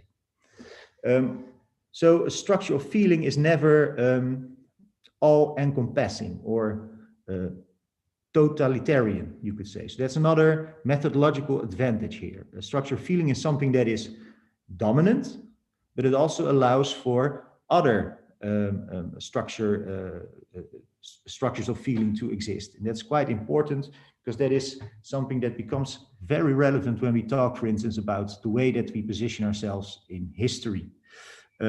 So there are also, as Williams calls, structures of feeling that are emerging, that are pointing to another sort of futuricity, and another type of society. And there are also structures of feeling that are lingering on, that are maybe not any longer dominant, but are still present. We can still see them. And that is, for instance, the case for the modern structure of feeling or the postmodern structure of feeling, you could say. But for us, the dominant structure of feeling is what we call metamodernism.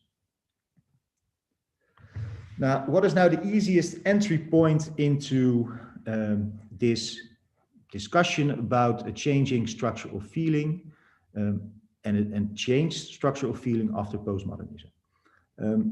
For Jameson, the postmodern structure of feeling was characterized by the sense of the end, as he calls it. And the sense of an end is something that you could see in all kinds of debates about the end of art, for instance, or the end of politics, or the end of ideology that mark the postmodern moment. Jameson writes the following, and meanwhile I try to undo the Zoom screen so I can see things a little bit better. And he writes, the last few years have been marked by an inverted millenarianism in which premonitions of the past, the premonitions of the future, catastrophic or redemptive, have been replaced by senses of the end of this or that. Taken together, all of these perhaps constitute what is increasingly called postmodernism. The case for its existence depends on the hypothesis of some radical break or coupure, generally traced back to the end of the 50s or the early 60s. So a sense of an end is for Jameson this dominant sensibility, this feeling that you can see manifesting itself in all kinds of cultural phenomena and artistic practices of that particular day and age. It's also important to note here that he talks about the 50s and the 60s as a transition moment from what you could call a modern structural feeling or modernism as a cultural logic of capital to postmodernism as a cultural logic of capitalism. For us, the 2000s are very important. So we trace this moment back to the 2000s as a period, and I will come back to that in a bit. Now, this sense of an end and all the debates about the end of art theory, the end of art, politics, etc., might be best grasped by a very famous debate that we've had in the early 90s.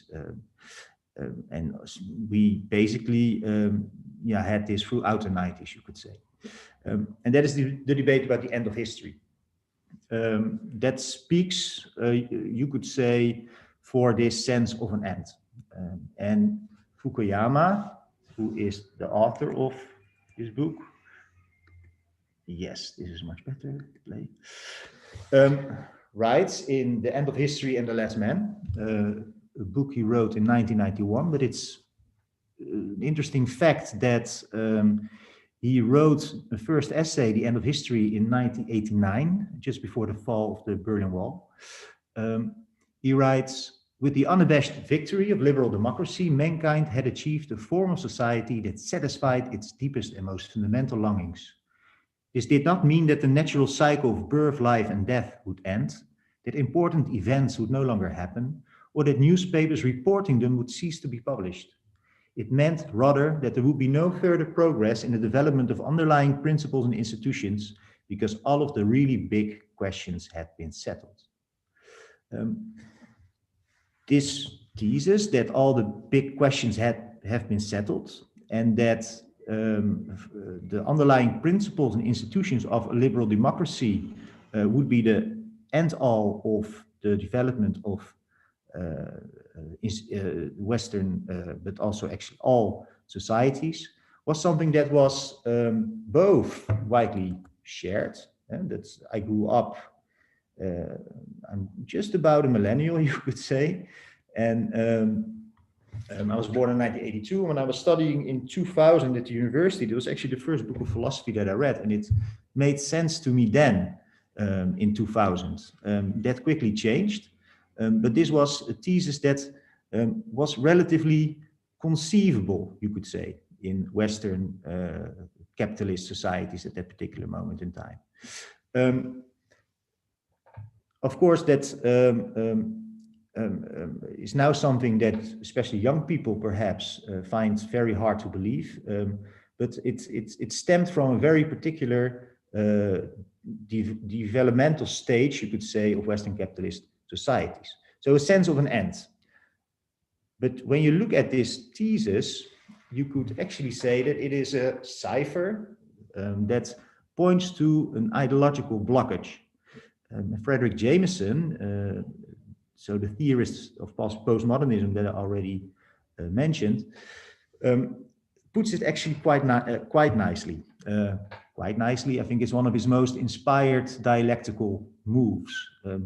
He writes, Fukuyama's End of History is not really about time at all, but rather it is about space. So what does he mean with this, by that? Well, he means that this end of history points indeed to an ideological blockage and to a sense of an end, but that blockage and that sense of an end could only emerge in a space that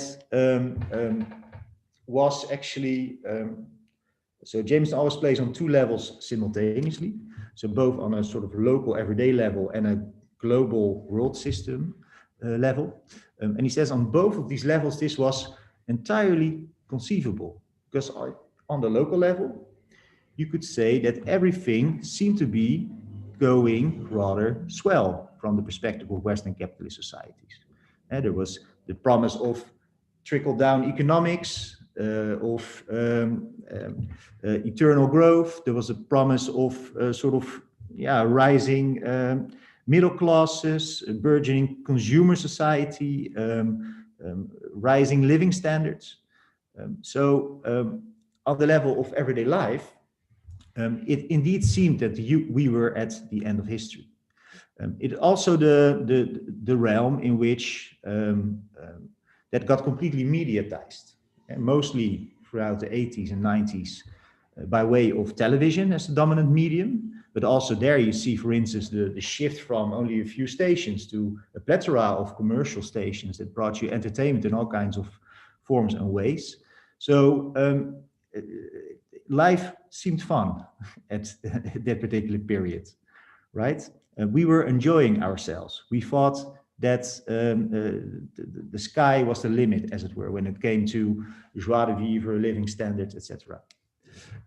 At the same time, on a global level, things also seem to be going rather swell and okay and great for Western capitalist societies, right? You had as I already mentioned, the fall of the Berlin Wall, the disintegration of the Soviet Union, the fact that China joined the world market. So on a global level, you also see that every nook and cranny actually gets incorporated within the logic of capitalism, as it were. So on both of these levels, you see that the commodity logic and the logic of the market becomes all-encompassing, and that feeds into the everyday lives of Western capitalist societies in a manner that seems to lead to all kinds of good things. Hence, all the great questions seem to be settled. As I said, in the 2000s, things started to shift. And it was also at the end of the 2000s that Timotheus Vermeulen and I started to notice that what we were reading, so things like Francis Fukuyama's End of History, Last Man, but also other theorists of culture, that was actually not anymore speaking to our own experience, but also to the things that we were reading in other studies about things that certain developments. And as for Jameson, the 50s and the 60s, but actually the 60s, he wrote another article in '84 that's called Periodize in the 60s. Is so important to explain the emergence of the postmodern cultural logic and the postmodern structure of feeling. And for us, the 2000s are that important. And why the 2000s? Well, first of all, you shouldn't take this as a decade, 10 years, right? The period is the coming together of a lot of objective conditions that have been developing over time, that become dominant, mature, congeal, combine to form new conditions for existence. And for us, the 2000s run more or less from the end of the 90s to 2011. So let's say a period of 13, 12 years, something like that. And why? That is something that we explain in the book that I started off with. And I will do that here in a very condensed way. But why? And why that is, well, you can look at various levels of analysis, and I picked 3, almost 4 here. You see that quite fundamental changes actually take place. First of all, on the level of forces of production. So the things that determine ways we organize our societies and economies. There you see that at the end of the 90s, the installation phase, as the economist Carlo Ratti calls it, of ICTs is finalized. And that we then move to, and that is for her sort of a structural law of technological development. She says it happens in waves. First of all, you have an installation phase, then you get a bubble, a financial bubble, and then you get the phase in which it starts to change institutions in everyday life. And we have seen that around the turn of the millennium with ICTs. So you see that there the installation phase of personal computers to in a networked system actually reaches its endpoint. You get also the dot-com bubble that bursts in 1999, 2001. And then you get the phase in which it starts to change our culture, the way we work, the way we organize our businesses. And that's, for instance, with the Web 2.0 discourse that we then have at that particular moment, which basically is a term that is used to guide investment at that particular moment. So you have to understand that in the first phase of the development of ICTs, it was very much driven by making sure that you had content that you can then ship through computers to another computer. So content was king. So you saw that basically people were playing radio online, or were playing television online, or doing an encyclopedia online, right? Or on a little disk that you could put in the computer. What happens after the 2000s is that logic changes into the Web 2.0 logic. There you see that content is something that becomes produced by amateurs. Well, this is all not new to you, but it's important to note that this is around that particular period in time. Throughout the 2000s, you also see that renewables become cost efficient, you could say. They become competitive when it comes to other energy sources, when it comes to nuclear energy, for instance, or gas or oil. So they become also a force of production that determines the way in which we think about our societies and organize our societies.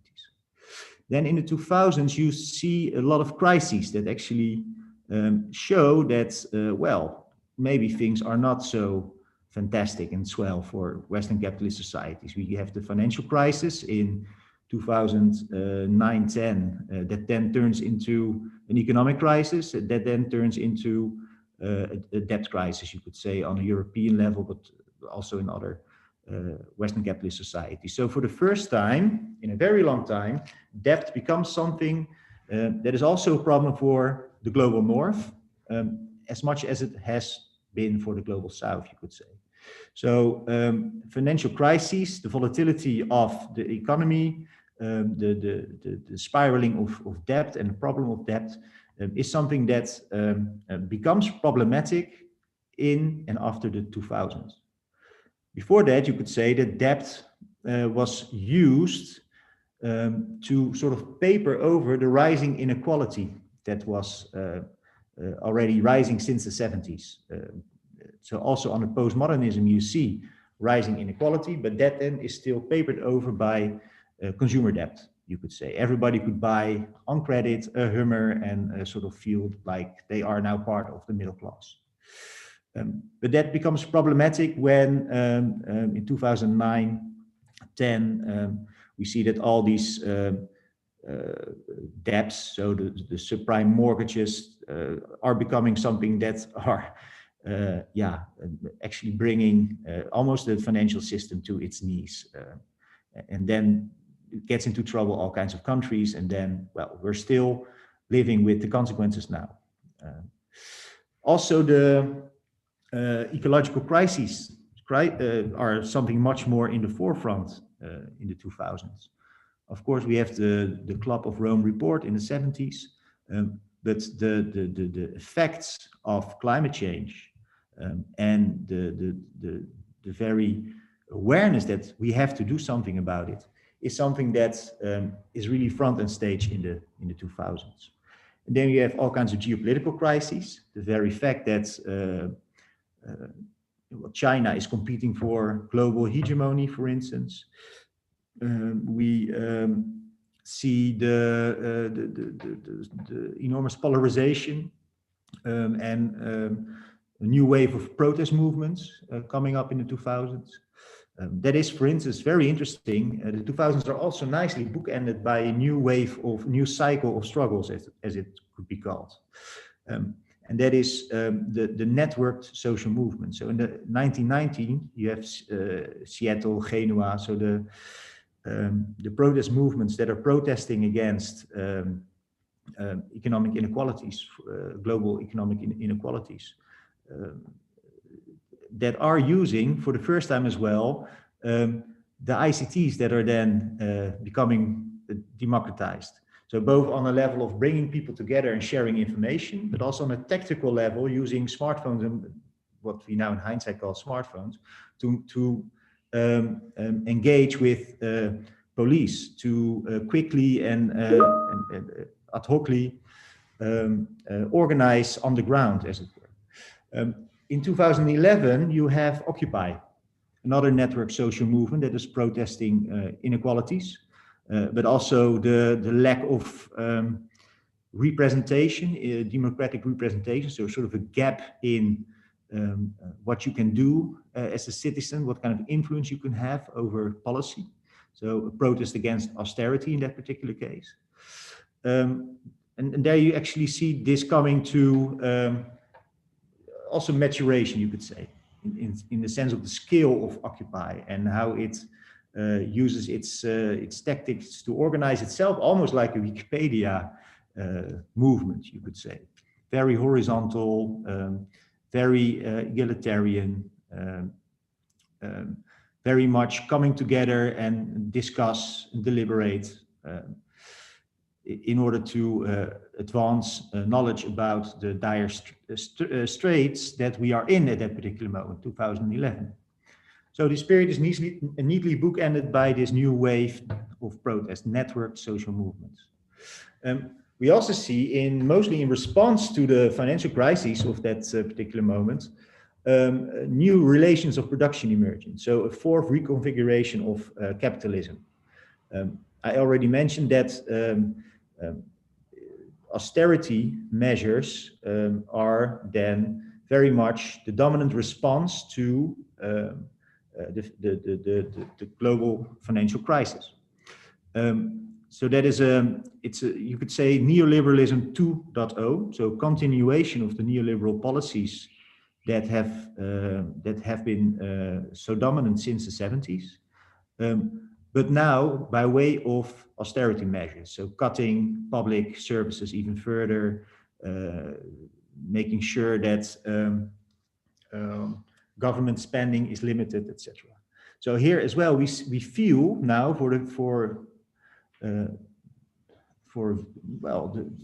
very clearly we experience what neoliberal policies actually do.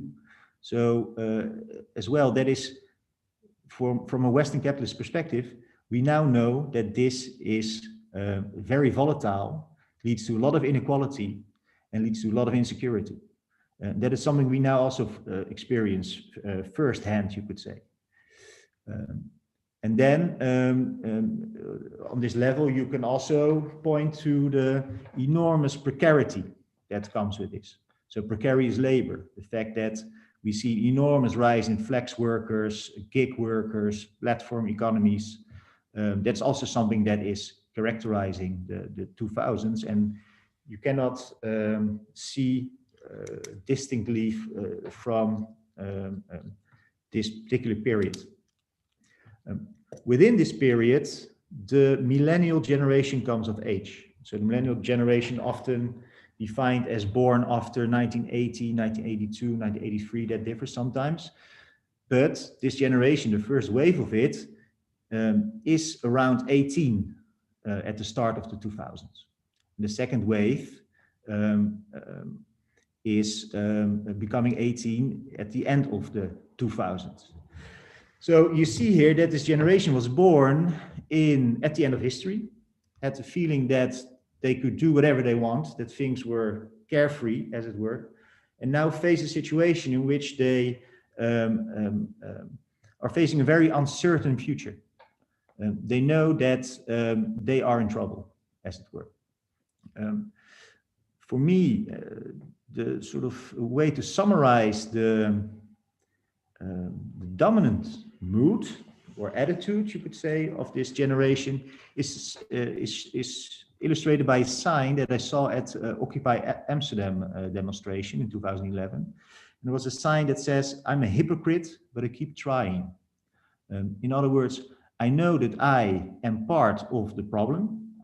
I perpetuate on a systemic level the current system that we're in.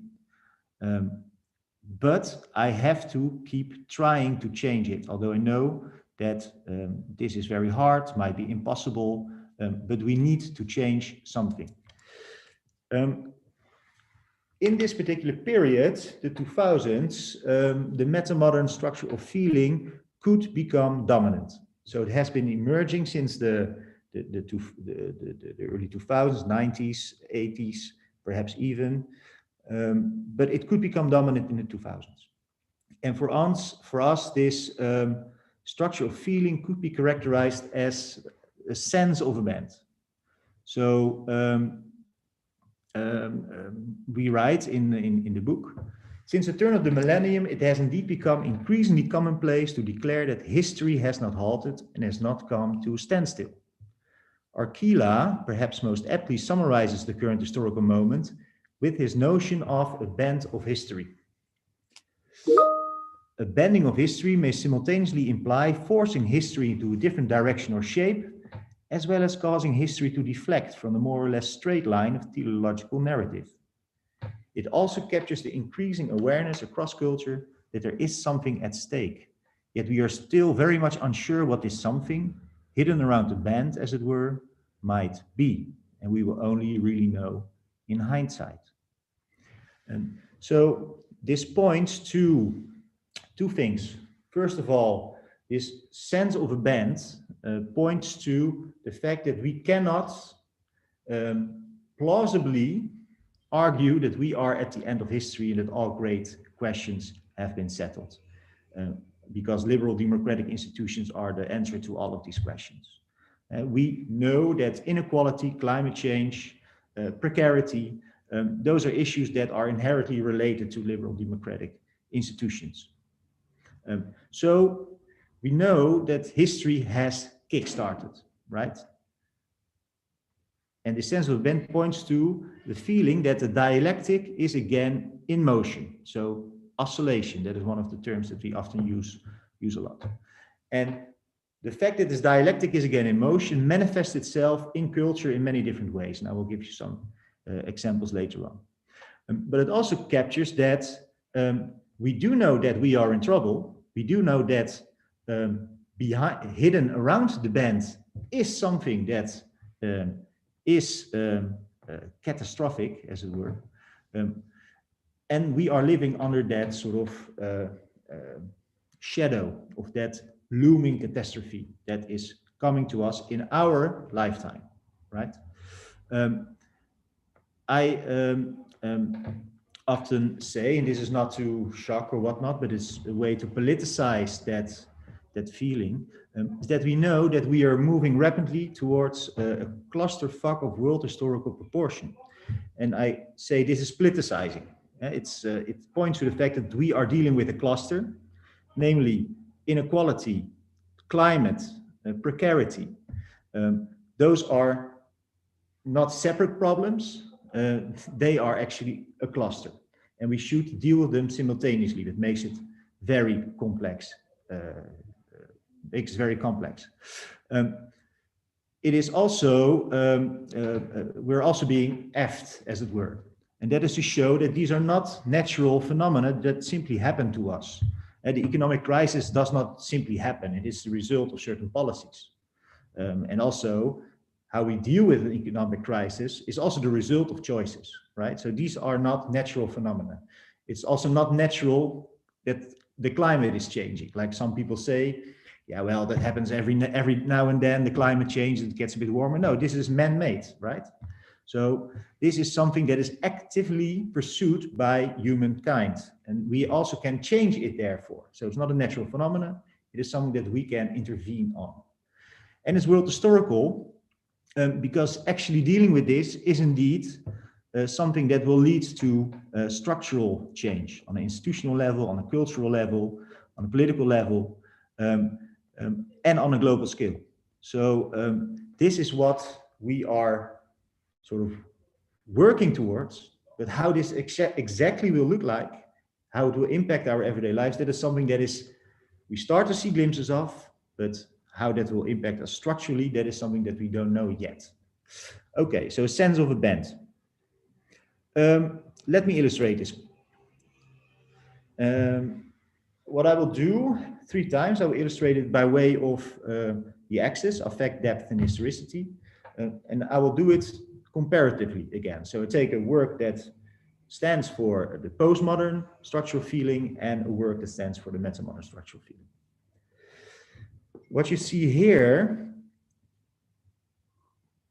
is a work by Namjoon Paik, video wall, and a work by Annabelle Daou, which is titled "Which Side Are You On?" And Namjoon Paik's work could stand for the postmodern moment. It illustrates how we dealt with in the postmodern moment with the world around us. So when you stand in front of Namjoon Paik's work, you see basically a lot of television sets that represent the cartography of the United States of America, and that show all kinds of kitschy neon, Glock shows, emissions, signs, etc. Jameson also uses it in his work on postmodernism. And what you should realize is that when you stand in front of this video wall, you cannot absorb and process all of these channels simultaneously. So you are forced as a viewer to scan this particular landscape. And what you then realize is that all of these channels are relatively, equal in their information value, right? They are really not that interesting at all, but they are entertainment, right? So that is their value to you. So, but it doesn't really matter which channel you choose. So you just browse around, right? Jameson uses this to illustrate what it means to live in this highly commoditized, highly mediatized comfort zone at the end of history. He says that this is what is happening to affect. It's actually waning, he says. It's disappearing. It's not so important anymore in culture. What he means by that is that you as a subject cannot, because it's just too much, process all the intensities of consumer and media culture under postmodernism. You cannot, because it doesn't personally reach you. It doesn't trigger you, we say nowadays. It doesn't force you to do something with it, but you also cannot. It's just too much. So that leads, and Jameson uses the analogy of a famous film, David Bowie's Man Who Fell from the Earth. He uses the analogy of an alien, that's, in this case, that's David Bowie, who falls to the earth and has the uncanny capacity to do precisely this. So watch all of these channels at the same time. And you see him sitting in his living room, very relaxed, feet up in the air, and he's watching a stack of televisions that grows higher and higher and higher. And he doesn't have a care in the world. He just is laid back, relaxes, it's all fine. That, you could say, is the sense of an end, right? There are so much intensities, so much signals coming your way. You cannot deal with it emotionally. You don't have to deal with it emotionally. You can just browse it for your pleasure. On the other side, you see Annabelle Daouz's work, Which Side Are You On? And we see here as well a television set. But in contrast to Nam June Paik's work, where the television set is something that is bright and shiny and something new, here the television set seems rather outdated, and that's correct, it's from the 70s, I believe. You also see something that looks like a confession screen. And you see the shape of what appears to be a woman, because you hear a woman's voice asking the question time and time again to passers-by, which side are you on? And people respond in various manners, but mostly in a very joking manner. So they say, well, I'm on the bright side, or I'm on the good side. Or they hesitate, they don't really know what to say. And what this work do to you as a viewer of this installation is that, this is in 2011, by the way, or something like that, 2012, that's important, that you start to listen to this, people joking or evading the question, which side are you on? And you say, wait a minute, come on, how can you say that you pick a side, goddammit, right? Because that is the moment that we're in, that you have to pick a side. So both the medium, the television set, as well as the message underlines that this is actually a very outdated way of dealing with this question, which side are you on? You have to pick a side. It's also interesting that it's a confession screen, as if it also shows that we are inherently complicit. So it's very hard to find a space of purity from which you can be political, right? We all make dirty hands, have to make dirty hands, and we all are complicit in perpetuating this system. That is basically our condition. Capital is in every nook and cranny.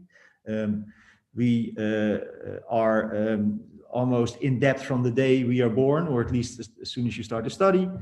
So we are complicit. Still, we need to pick a side and do something. Not picking a side is not an option any longer. So here we are forced to focus on this particular channel, this intensity, and we are forced to process it into an emotion, as it were. So there is again a subject that is being addressed and needs to engage with what he or she sees. Okay. Then I would like to go to these two works. Jameson writes in his postmodernism text about the new depthlessness. And he uses this work by Andy Warhol to illustrate his point. Andy Warhol's work, Diamond Dust Shoes, you see here. And what is interesting in this work is that first, it's not entirely clear what we're looking at, both on the level of the medium itself.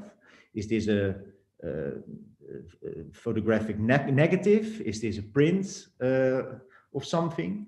But also on the level of what it shows. So this is diamond dust shoes, okay. But where are these diamond dust shoes? Jameson writes, are they the leftovers of a dance hall that burned down? But it might as well also be a pile of shoes in Auschwitz. We just don't know, we cannot know, right? So for Jameson, this shows that in our daily lives, the way we experience the world around us is on the surface level. Our life world is simply here around us. The system world, you could say, so our economic world system, our world system is very far away. We were outsourcing industry. We didn't have any financial troubles. We also had no experience of war. Things were going relatively well, as I said again. The way that we experienced all these things was in a mediatized, televised manner, right? So it's literally not in our phenomenological realm, direct experience. Well, what we have seen in and after the 2000s, that this system world is again in our daily experiential register. We are dealing physically, concretely, with things like climate change. It's very interesting to illustrate this in Ben Lerner's book. He describes that it's situated in New York, and he describes actually a period of time that goes from 2 superstorms, so hurricanes that flood the city, and in between them there is Occupy. So here you see that this inequality and this climate change is actually in our daily lives now. We have to deal with them. So service level is pierced again. So that means that system world is again visible, and we experience it in our life world. Well, what does that do to the way we navigate that new space? And for this, I would like to go to Oscar Saltian's work that is built around a diary fragment of Jung, who is saying there that he would like to discover the Americas. And what Saltian does, he makes a vacuum cleaning bag out of the birth chart of Jung, then puts that self-made vacuum bag in a vacuum cleaner, travels with it to Latin America, then asks a shaman to show him where the jaguars are, so he can suck up the scent of the jaguar. Well, as you see, this installation presents you with a narrative that is logically not coherent at all. So Jung, diary, birth charts, vacuum cleaner, jaguars, Latin America, right? So logically, this is not coherent. But when you are in the installation, this actually is coherent enough for you to suspend your disbelief. So you are forced to make these logical jumps in order to arrive at a more or less coherent narrative for yourself presented to you by the artist. For me, this stands for the way in which we make sense of the fact that we are now confronted with a situation in which inequality, climate change, polarization is something that we have to engage with, in which we have to take a side and have to make choices here. It's because how we do that is by often going on the internet, finding out information, finding like-minded people, discussing with them. So a very tribal way to create a coherent narrative that can allow you to engage with this new situation in which there is again a depth experience. We see again system world. And you see that in conspiracy theorists, for instance, that have become very manifest in culture, but you also see that in progressive circles, in all kinds of walks of life. You see that people are actually mixing all kinds of sources, all kinds of arguments, all kinds of logics into a more or less coherent story that can allow them to engage with the turmoil that we are facing. A last example. This also leads then again to a different way of organizing positioning ourselves in time, and more specifically in history. So for us, we also see associated with this metamodern structure feeling a new regime of historicity. And a new regime of historicity is a notion that we borrow from Akker. And that is basically the way in which we combine past, present, and future in a particular moment of time. And we already saw that the postmodern sense of an end can be characterized by the end of history, which leads to a certain eternal now, the now in which you are always bombarded by new stimuli, intensities, media that give you a good feeling.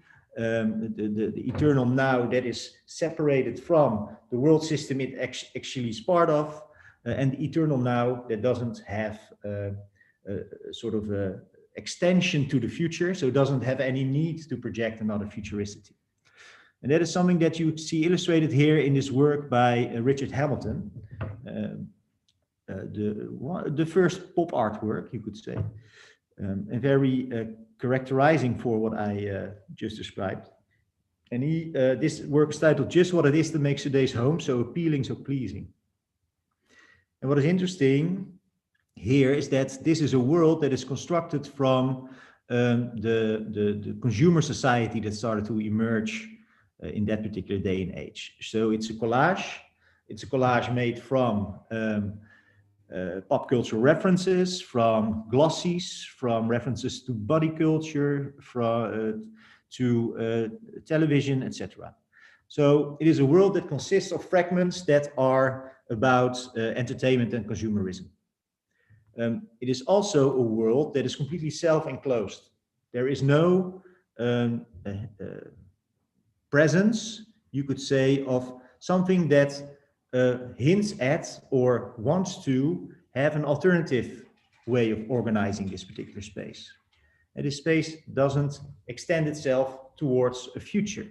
It is about this space. It's also a very individualized space. It is two people that are looking straight at you, but they're not looking at each other, for instance. So this particular world is very much about the here and the now, the here and the now that is quite comfortable, middle class.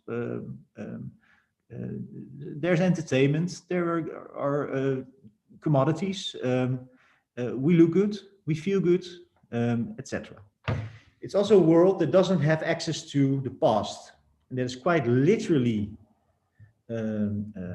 illustrated here by the fact that in the outside world, so that is what is outside of this space that you can see through the window but is not part of this space, is a reference to a period that came before the 60s, and that is the high tide of Hollywood, this 1930s cinema, you could say. But it's not part of this world. It is just wallpaper. It is a nice view. It is an apartment with a nice view. That's what it is. But there's no relation to the past. When you compare it to one last thing, the title, Just What It Is That Makes Today's Home So Appealing, So Interesting, So Pleasant, is of course a very ironic title. It basically says, you guys are all idiots that you think that this is the standard that we should all strive for, right? This individualized consumerist lifestyle that is just here and now and doesn't care about the future. On the other side, you see David Thorpe's work from the early 2000s that for us characterizes this new regime of historicity. And David Thorpe's work is called Covenant of the Elect. So the pledge of the chosen ones, the gathering of the chosen ones. And this title is, well, maybe it's ironic, but maybe it's very sincere. There's just no way of telling how this title relates to the work itself. Because what we see is a world that is also is constructed by way of collage, right? I think it's actually a commentary on the other work that we see here by Richard Hamilton, because you see that it uses the same techniques, but also it has the same mise en scène. You see the sloping line of the staircase is also the sloping line of that bridge, for instance. But this world is referencing, so not popular culture, but is referencing all kinds of fictional universes, all kinds of old utopias, fictional universes like sci-fi, science fiction, but also cowboys and Indians. Is this in the far west? Is it? It references spiritual movements, Christianity, religions. It mentioned. It also mentions and references Nietzsche's tightrope walker, so nihilism, and all of these references are actually mutually incompatible, you could say. You cannot have Nietzsche's tightrope walker with Christianity or Eastern spiritualism. You cannot have science fiction in the far West with cowboys and Indians. So that's already interesting. So this world consists of fictions, utopias, that cannot coexist together, but nonetheless do. They are forced into this universe. And again, it's relatively coherent as you see, when you look at it. What's also interesting is that this world is not individualized. This is clearly signaling a commune, a sect, a group of people surviving the apocalypse. We don't know, but it's a group, the elect, right? It's also not situated in our current civilization, that's for sure.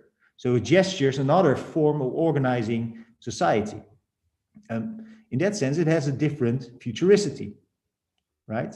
It has an opening to the future because it uses fictions and utopias that may have been discarded or might experience a comeback. But that is a gesture towards the future. It also does so because it is clearly a different civilization, a different way of organizing society. This gesture towards the future, so this openness towards the future, is paradoxically possible because it harks back to the past.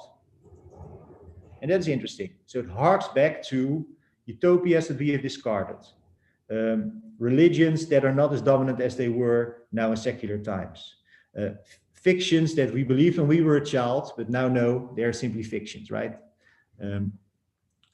So what is happening here is that you have a regime of historicity in which our relationship between past, present, and future is defined as follows. So our now opens up again towards the future. But in order to move towards that future, we hark back to the past and to the ideas, the practices, the movements, the way, the forms of organization that we can find there in order to draw inspiration from them and use that to inform our practices and our conceptions of today.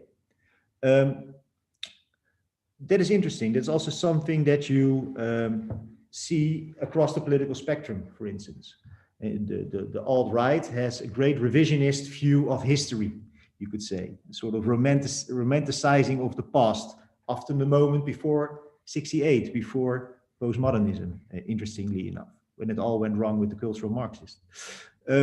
So this way of being in time, that is, we want to move towards a future moment, but we do so paradoxically by harking back towards the past and finding the tools there and the languages there to be able to prise open again the now that we do not want to be in any longer. That was my small, brief introduction to metamodernism and why we think that we have moved beyond the postmodern condition.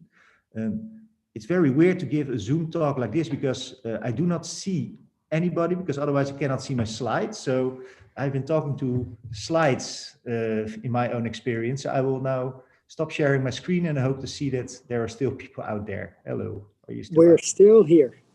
Good. Stop sharing. Yes. Thank you so much. So wonderful. Thank you very much. I think this is a brilliant ending, the series of lectures. And I want also to guide the audience a little bit in translating your understanding of where we are in time and the new frictions which we are in reference to what we've heard earlier today.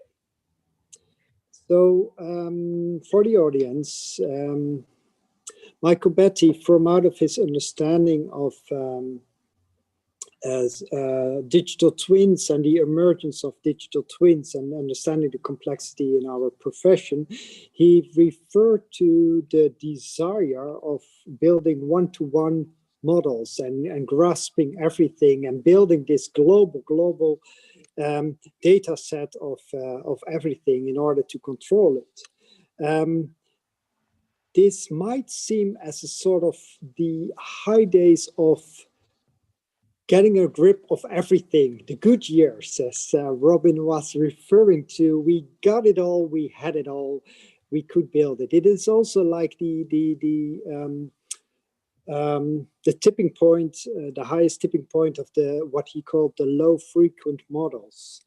And it stands against the emergence of the high frequent models where we select, we mine data, we have real-time information, and it gives us a lot, and we have to choose. We have to mine the data. So that's I think also the friction which could be placed in the philosophical model of Robin and the others. If we also go to the presentation of Carlo Ratti, he didn't exactly present it as such, but of course he drives his scientific field is built upon the existence of the cloud. Again, we have it all, it's all out there. Yet at the same time, his drive to digitally converge the virtual and the real space by making all kinds of social media data geospecific makes it more place-based, it makes it more accurate. And you have to select for the better use of things. And he emphasized, therefore, that physical space does matter. So it's not only about the digital. If I then onward go to Hendrik Thieben, in the discussion, we opened the discussion a bit like we have this international global net all being unified, and I heard Robin also said a few things on this. It was like the world was united, everybody took position and shared and opened. The wall was fallen, the East-West paradigms were disappearing, evaporating, etc. So that's part of where we were also in Hendrik Thieben's lecture. Yet at the same time, he emphasized the importance of the local community as an assemblage, the bubbles we're in, the lifestyles, the transnationalities, and with that also the practice to placemaking. Particularly also giving the COVID crisis of today, where we more and more redraw ourselves to the house and stay in connection to the people we know, as presented also in the second lecture. Anyway, it's a kind of translation supportive also to the effect, the depth, the historicity. Robin was talking particularly in the last slides, which I think is extremely valuable. But of course, this part couldn't be understood if we not first have had the first introductions. Now, before I may raise a question, I would like to ask Ganesh if you see any questions popping up at the current. At the moment, there aren't any questions on that question. Okay, well, we just inform us if there are a few. From my side, Robin, thank you for this illuminating clear story. I think the audience and us, we all share your observation that a lot has changed since, say, 2000s. Don't know exactly where it started, when it ends, but let's say indeed the end of the 90s until the 2011s, like you propose. So we have faced a financial banking crisis, we have the credit crunch, the energy crisis, again, an eco crisis, climate concerns,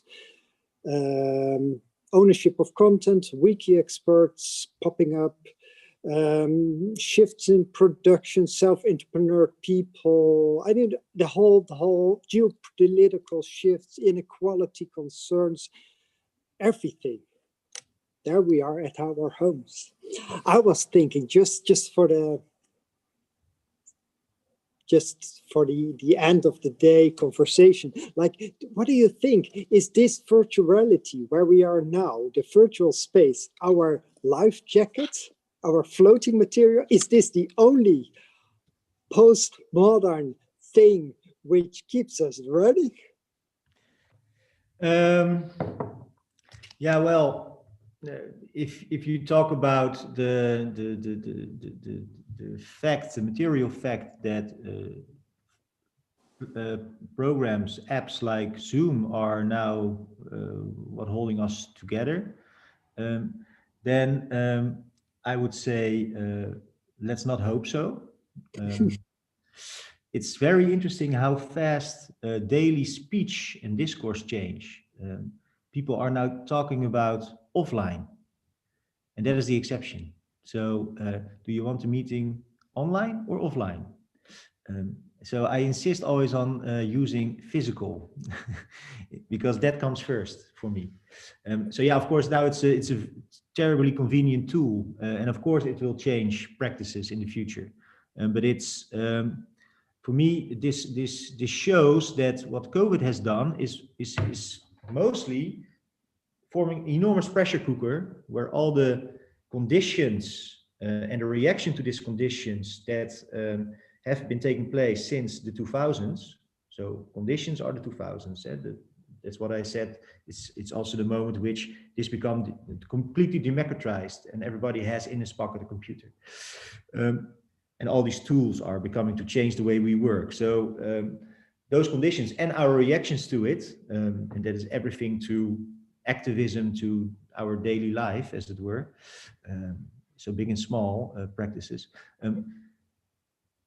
That is now sort of all intensified, you could say.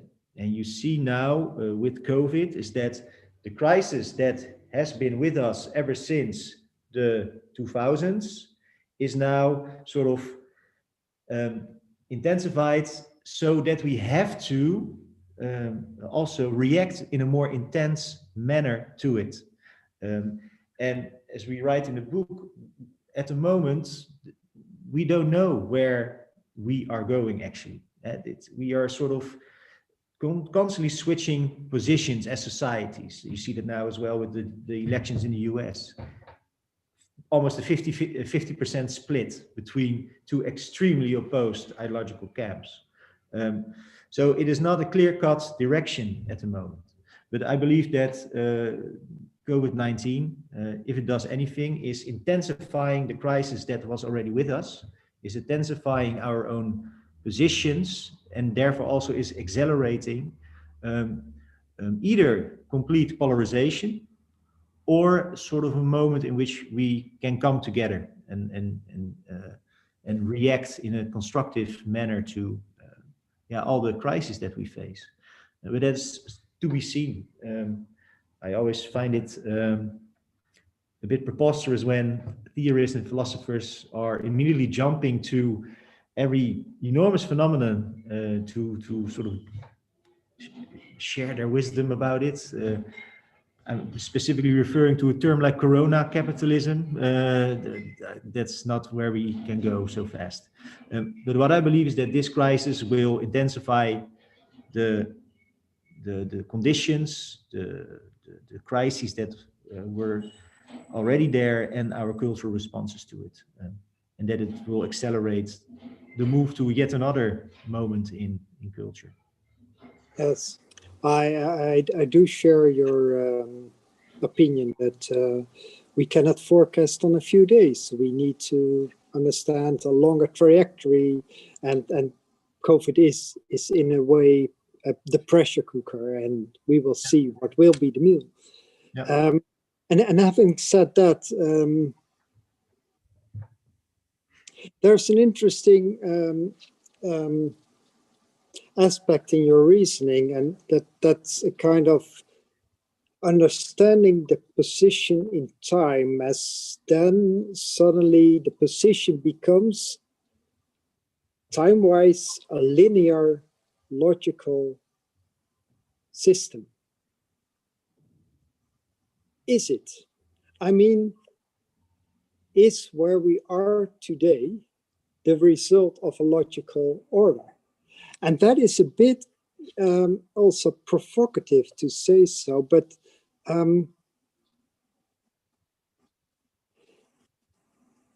is it not modernism who or which told us that it is progression which we should hunt. So we should look forward, and we should think in terms of time and innovation and next steps. Yeah. And is this not something which, at least in my tiny field, is a bit abandoned in terms of postmodernism, that it should maybe not be the next step? So in terms of the end of, in the philosophical terms, isn't this contradictory to the logical order of the next?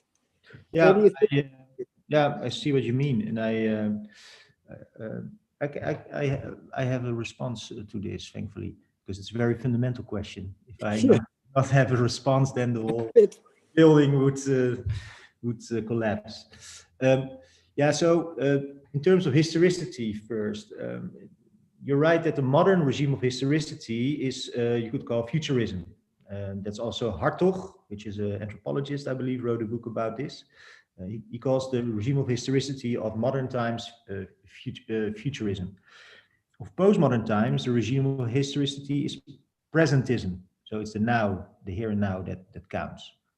In our book, we describe the regime of historicity of the metamodern moment as a multi-tensed, in the sort of the tense as you would use it in when you discuss grammar. So it's multi-tensed. It's not future-oriented solely, as in modernism, under modernism. It's not now-oriented, as under postmodernism, but it is extended to the past as well as the future. Yeah. So it wants to move to another future, but it doesn't know how. We don't know how, basically. We also don't know exactly what the future holds for us, let alone that we have a language to discuss how we should go there, that we have the tools to organize the ways to go there. So what we do, we borrow from past traditions, moments, or to immobilize that again. In literature, there is a very interesting phenomenon that is described by James, that's a professor at the University of Birmingham, where he sees all of a sudden a certain generation of authors going back to modernism in literature in terms of its form and its aesthetics. So again, experimentations with form, but based on modernist examples. So there as well, you see, and that's Zadie Smith, for instance, that is a lot of best-selling authors are doing that, Jennifer Egan. So there you see the same. There's a need to do things differently, to move on when it comes to literary, the invention in the literary tradition, but paradoxically you do so by borrowing, going back, harking back to something that is in the past. And the modern moment that is what we have seen in the arts.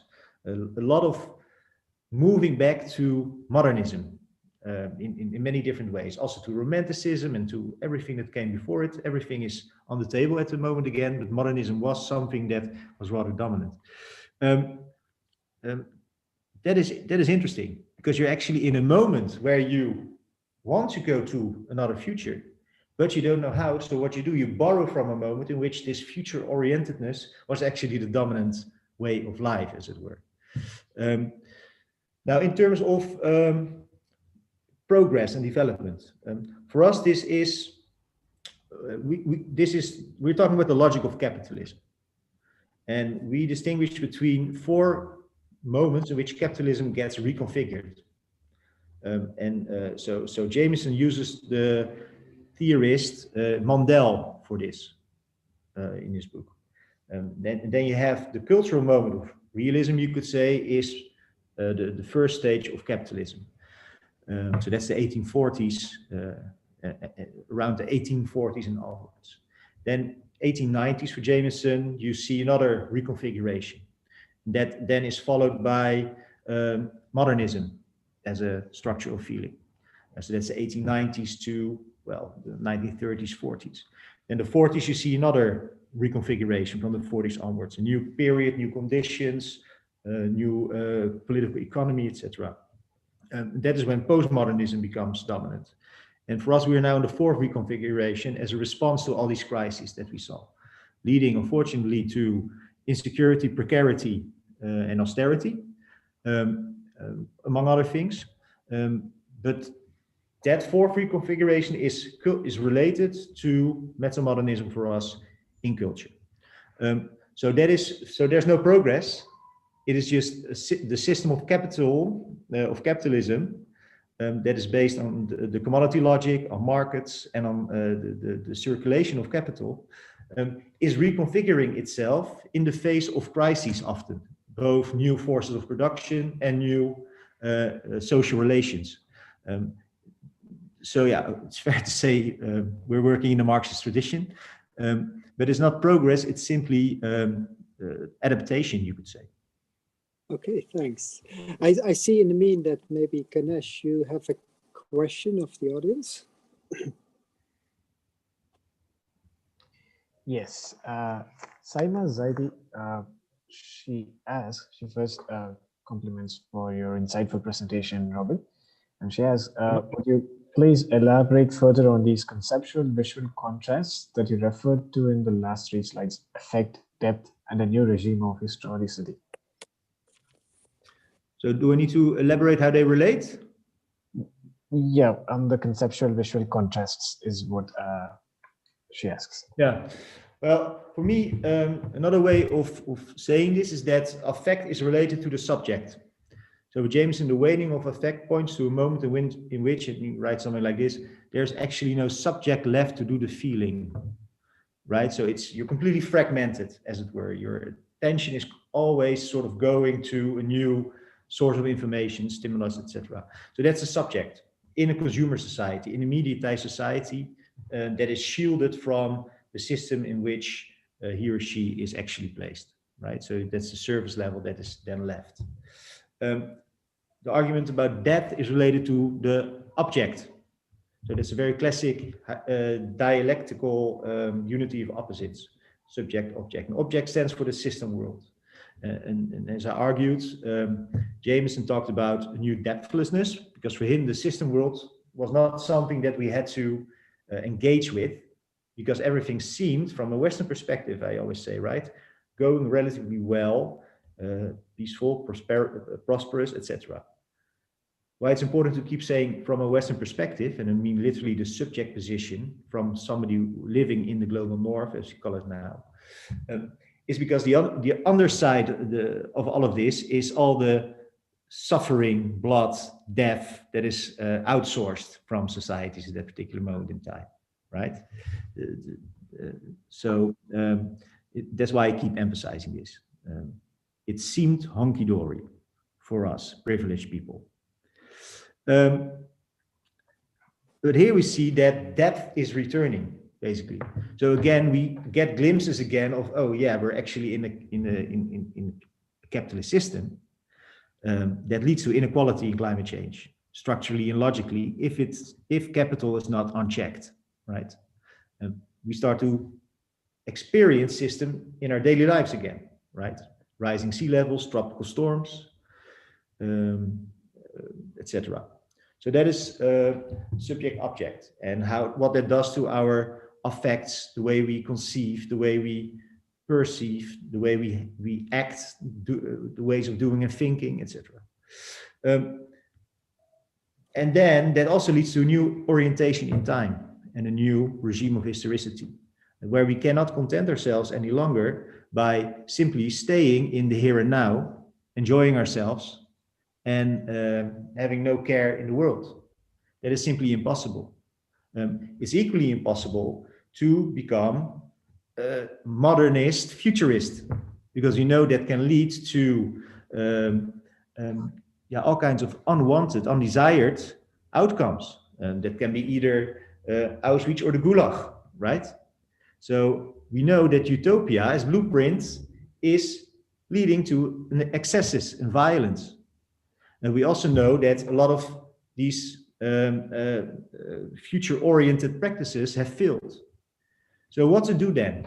In light of knowing that you need to change the way in which societies are organized, find alternative ways of organizing society, while also being aware that utopias are perhaps a little bit dangerous and perhaps a little bit impossible. So that is sort of the reason why we have this enormous interest in the past, and we get inspired and we find tools, we find languages there, but we have not found a language and the tools that are of our own day and age to deal precisely with this dilemma. So there is utopian desire, and that is not just in the margins of culture anymore. There's utopian desire everywhere. You see that from the progressive left, progressive, alt-right, everywhere, right? Even making America great again is utopian desire, right? It's perverted and sort of channeled into a direction that you, that I at least do not agree with, but it is utopian desire. But how do we turn this utopian desire into something that can address this clusterfuck of world historical proportions that is coming our way, and can do so in a way that it can become the dominant narrative, the dominant tool to do so, the dominant take on how to change our institutions, rather than the most sort of a polarizing effect. We haven't figured that out yet. But there's a new orientation in time, that we are harking back to the past in order to prise open the now and find some opening towards the future. That's clear. It's not sort of a common project yet. That's also clear, considering the polarization. So I think that is the life mission almost, because it's that urgent, of young people, of millennials, Generation Z, how to find common ground that gets everybody on board and deals with the problems that we are facing. And then if we would land as a sort of final discussion, if we then would land back in the public space, the public space, whatever it may be, I'm really convinced of that this public space is reaching out to everybody and giving everybody a place in the end, so sort of. And how to design the space? Well, given the fact that there is a virtual reality, there is a real space. It is not necessarily linear. It desires or provokes the public to say on what side you're in. What do you see? It might be restructured or a collage. Yeah, so what we're talking about here is public space as public sphere. Yeah, and in the physical realm, echo through in a construct. Yeah, so how can we create an architecture that is hybrid, and that can enable finding common ground rather than polarization? Exactly. Well, I thought of this because you validly referred back to Charles Yanks, who discovered or coined the term postmodernism in 77 or 76, to be honest, in his UCLA PhD times. And he consistently pushed forward some architectural urban design exemplars. Yeah. And one of them is the work of Denise Brown and Robert Venturi. Yeah. And they're my mentors. So there's a kind of generation leap and it lands here. And they always taught me and everybody that evolution is the next revolution. And if you study their work, there is this indeed juxtaposition of old times into one, but it is not a Hamilton. It is not Hamilton. It is merged. It is becoming one already. Yeah. So there's not exactly this clash and merge of, say, futurism and historicism and romanticism. I mean, this is like maybe the next hint, communicating to different audiences. Yeah. But it is physical. What you're talking about, what is, we urban designers, landscape architects, planners, whatever, we could translate it back to what we do affect in space. But it's puzzling us how to tell, signify a hybrid language, reach out to more than just one person. Yeah, that's very interesting. I always am very hesitant to talk about the discipline for people who are actually in the discipline, because I'm sort of I know a little bit about a lot, and not a lot about a little bit, let's say it like that. By coincidence, architecture is a project that I'm working on at a particular moment, but I don't feel confident enough to say some bold things about it yet. But it's a project that we're working in. And the first step, as I explained, is the mapping. What's happening? Mm-hmm. So there are a lot of interesting things happening here. I think, and also the second pitfall is that, and that's the Charles Jencks pitfall, I don't want to give a set of stylistic characteristics and say this is meta-modern. I like to work the other way around. So what is happening? What do I see? And then what does that mean in terms of a theoretical position?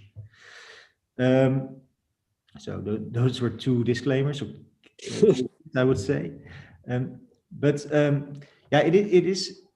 Maybe I should turn around the question. So, what is really what are few characteristics, perhaps, or trends or developments in contemporary architecture?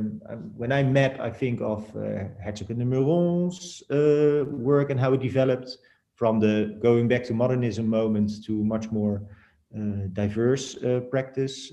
I'm thinking of Bjarke Ingels, because I'm just mapping dominant trends, right? So things that you see in Architectural Digest and things like that. Architectural Digest. And what you see in, for instance, when a pavilion, the Serpentine Pavilion needs to be built, right, in London, which architects do they choose? So Peter Zumthor, for instance, is one of them. So that's what I'm doing now, mapping. What's happening here? And one of the things that I find super interesting is the use of indeed sort of a play with form, but it's not sort of a completely playful formalism, as for instance the Venturi book that you then undoubtedly know. They were your mentors. And know much better than I do, but the duck sort of shed that they use as an example of, look, form can be playful. Form doesn't have to follow function, right? So that moment in architecture in the postmodern period is then let's experiment with form, and then you get blob architecture, folding architecture, Zaha-Hadid, Deleuzian diagrams, etc. Right? So that is fantastic, innovative, avant-garde architecture based on form and formlessness, sort of no bounds to form. Let's see what we can do with the medium in terms of shapes, forms, etc. So that for me is very much related, the duck shed and this moment of blob, folding diagrams, etc. Now you also see that is kept. So Herzog and de Meuron, Bjarke Ingels, Hetta, they also play with form. They're playful, right? They turn a harbor into an area that seems like a glacier where you can ski, for instance. It's very playful. It's also very innovative when it comes to form, at least to my untrained eyes, right? I'm not trained in architecture. But here you see function coming back into the narrative almost. And function starts to determine and bound form again, you could say. And that is often because buildings are now required or intended to take more into account the sort of the environmental aspects for sustainability reasons, but maybe also because we have now much more knowledge and we have the technological equipment to model better. So you can have better light coming in, or you can recycle air through your building, or you can have enough sun so you can be eco-neutral. So that is also a form, but it's not boundless, it's not completely playful. It has, it is checked by functionality again, you could say. So that for me is something that I find interesting. It's also everything I know about it that I just shared. And I'm learning more about this, but that's an observation. That's perfect. I think you flipped the question back, and then it is my privilege as a host and moderator to pass on the question to the audience. And for tomorrow, namely the central question is all what you've heard today, the deeper understanding of the intertwinedness between real and virtual space. To what extent does it affect your profession, or in some how to do it? So I'm not going to predefine anything at this stage. It's just a part of the experience of this two-day webinar series, and up to the audience who joins us tomorrow as well. So for having said that, Robin, I would very much like to thank you for your great presentation and wonderful discussion. And I would like to give the last words to Ganesh to inform us of anything else. Yeah. Thank you again, Robin, for this insightful presentation. It was super mind-opening in terms of looking at things and Maurice did a great job in sort of connecting everything that we've been hearing from the morning and putting them into this one cohesive piece. It was really insightful. For the members in the audience, we would continue our session tomorrow, and we start at 9 a.m. in the morning. We also have a workshop. Those of you who have registered for it, you would have received separate links for that, and you can join accordingly. And yeah, I thank everyone who made the time to join us. I learned a lot. I hope everyone else did too. Have a nice evening, and we will see you tomorrow then. Thank you so much for being here. It was fantastic. Great, thanks.